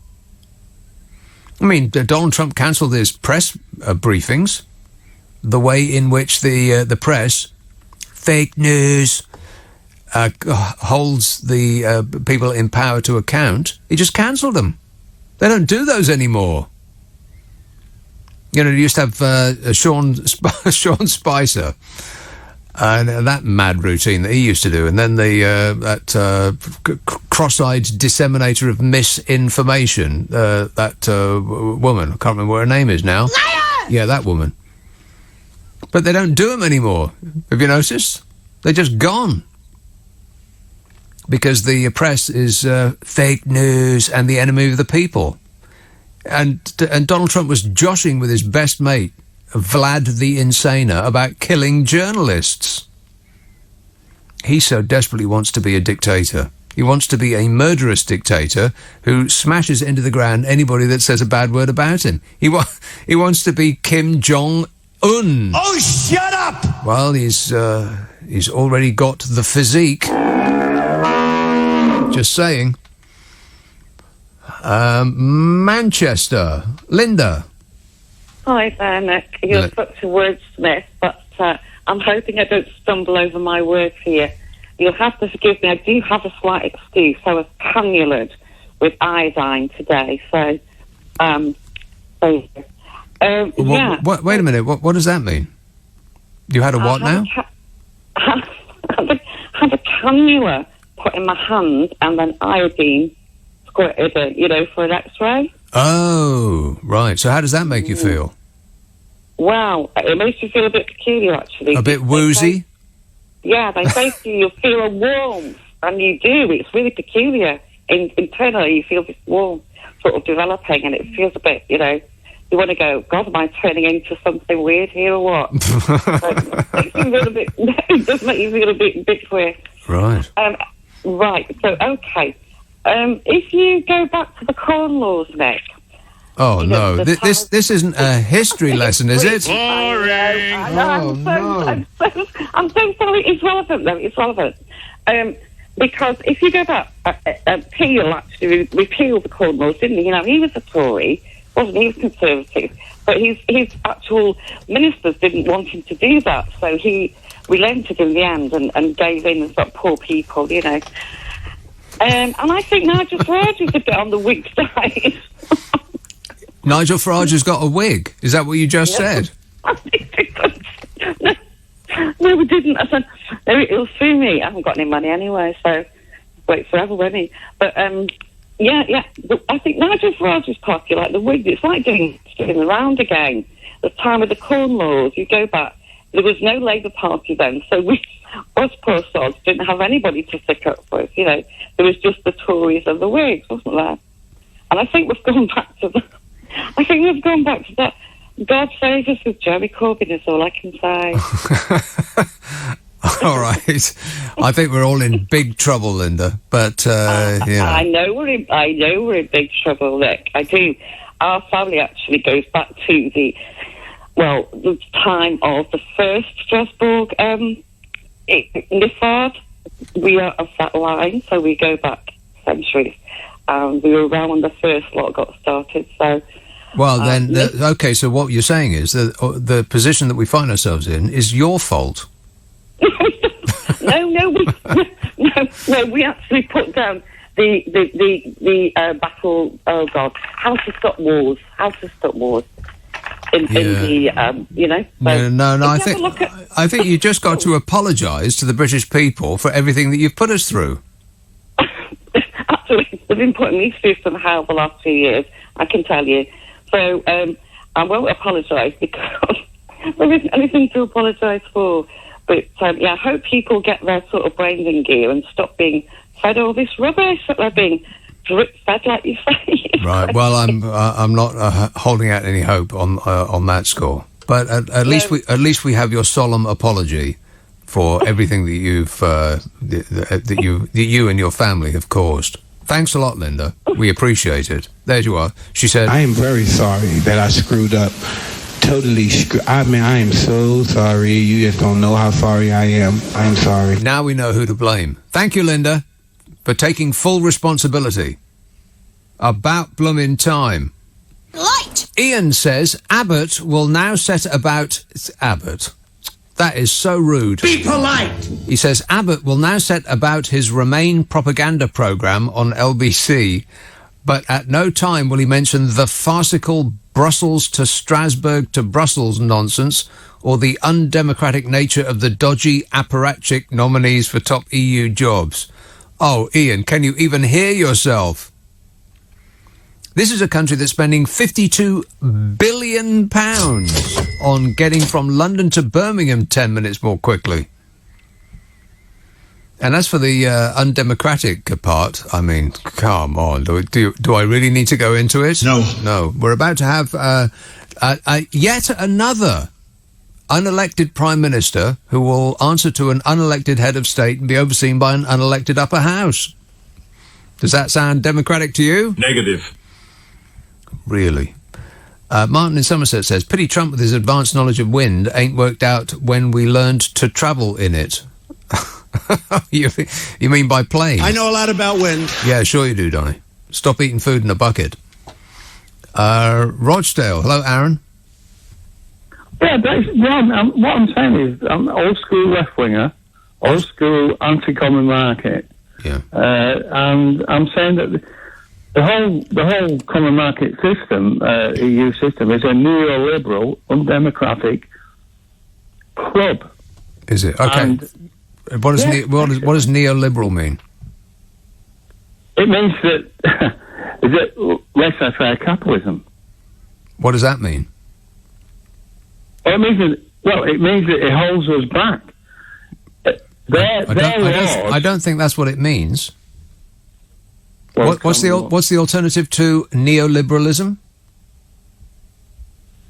Sovereignty in this country, where we can elect a socialist government with proper socialist policies. But what if that's not the will of the people, Aaron? Then that's democracy. Right. So democracy is neoliberalism. No, the EU is neoliberalism because it's not a democratic system. But it is a democratic system. Which part of it is not democratic? The parts that are unelected that tell us what to do. But this is true. Oh, it's true. Oh, you should have said that at the beginning. Then I would have taken you seriously. Yeah. Don't tell me a lot of old flannel and then tell me it's true. Because I might have decided along the route that what you're talking about, what you're saying is rubbish. You're talking rubbish, man. You've got to tell me it's true before you talk rubbish, and then I won't assume that what you're telling me is just nonsense. That was priceless. Which part's undemocratic? The undemocratic part. Oh, well, yeah, you got that right. But which bit's that? The Morning Star, who's against, who actually is anti-EU. The Morning Star? The Morning Star, yes. What's this got to do with anything? Well, you're saying that there's no... Well, actually, I'm saying from the left. There is quite a lot of people on the left who do not buy into the EU project. Project, right. But what bit of it don't you buy into? All of it. Yes, exactly. All of it. Well, can you be more specific, Aaron? I'll assume that the answer is no, but I'll pose the question anyway. Go ahead. Yeah, the reason that the Labour Party is where it is at the moment is because of Thatcherism. The reason they actually wedded the EU, they actually supported the EU, it was a way to get around Thatcherism. Right. So the travails facing the Labour Party at the moment are all the fault of Margaret Thatcher, who hasn't been with us for decades, Aaron. I mean, when are they going to get their act together, the Labour Party? Are you kidding me? They're still in the doldrums because of Margaret Thatcher? Are the EU going to save any of us? Are they going to save us? Yeah. Well, my fingers are crossed that they don't save you. I mean that in the nicest possible way. What is he talking about? Anybody have any idea? No, I don't think he does either. Well, I'll just ask him. Do you have any idea what you're talking about, Aaron? Yes. Oh, see, I got that wrong. Paul says, I'm convinced the Mike Pence, who always stands next to Donald Trump, isn't a real person. He looks exactly like a Thunderbird's puppet. He does look exactly like a Thunderbird's puppet. That man looks like he's made out of wood. And the way in which he looks at Donald Trump, I mean, good grief, you two, get a room.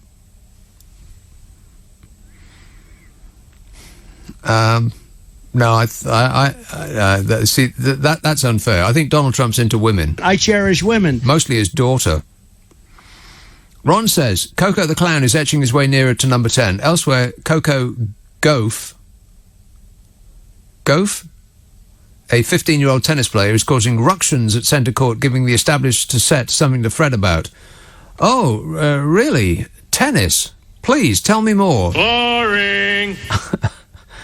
Pauline in Vienna says, I'm on my first holiday in Vienna. Amazing city, so clean, no paper on the floor, overflowing bins, no beggars. Great food and service, and so reasonably priced and cool people. The UK is one big, smelly, crumbling mess. Wow. Usually the further away you get from a country, the more patriotic you feel. But that doesn't sound like patriotism to me, Pauline. Sounds like traitorous, borderline. But it sounds like a lovely place. I'll see you at the airport.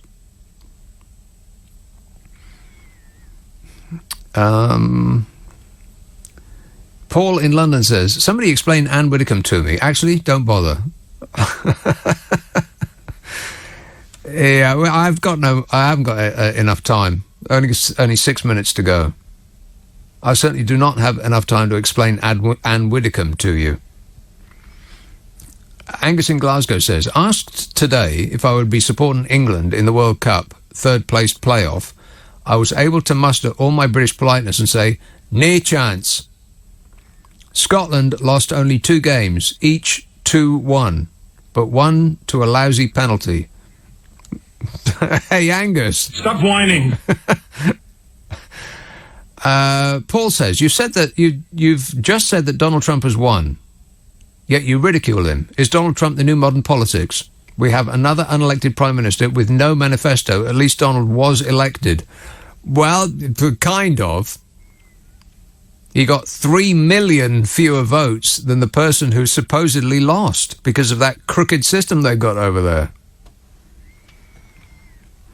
I suppose he was elected, and he had a manifesto of sorts in which he promised all sorts of things,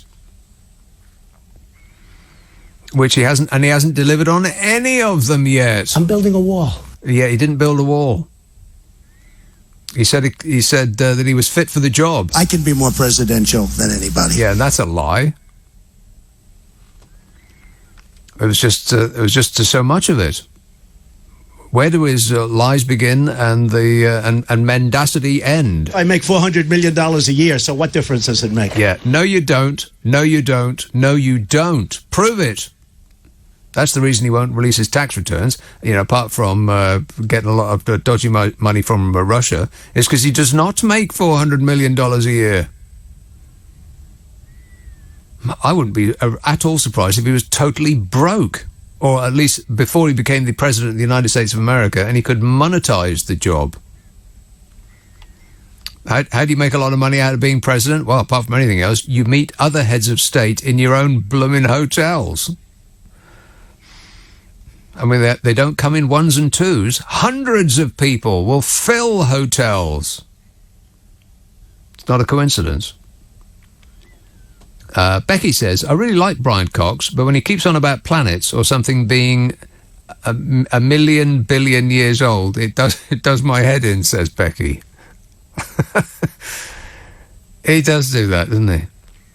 Can you imagine? It's 100 billion million billion years old.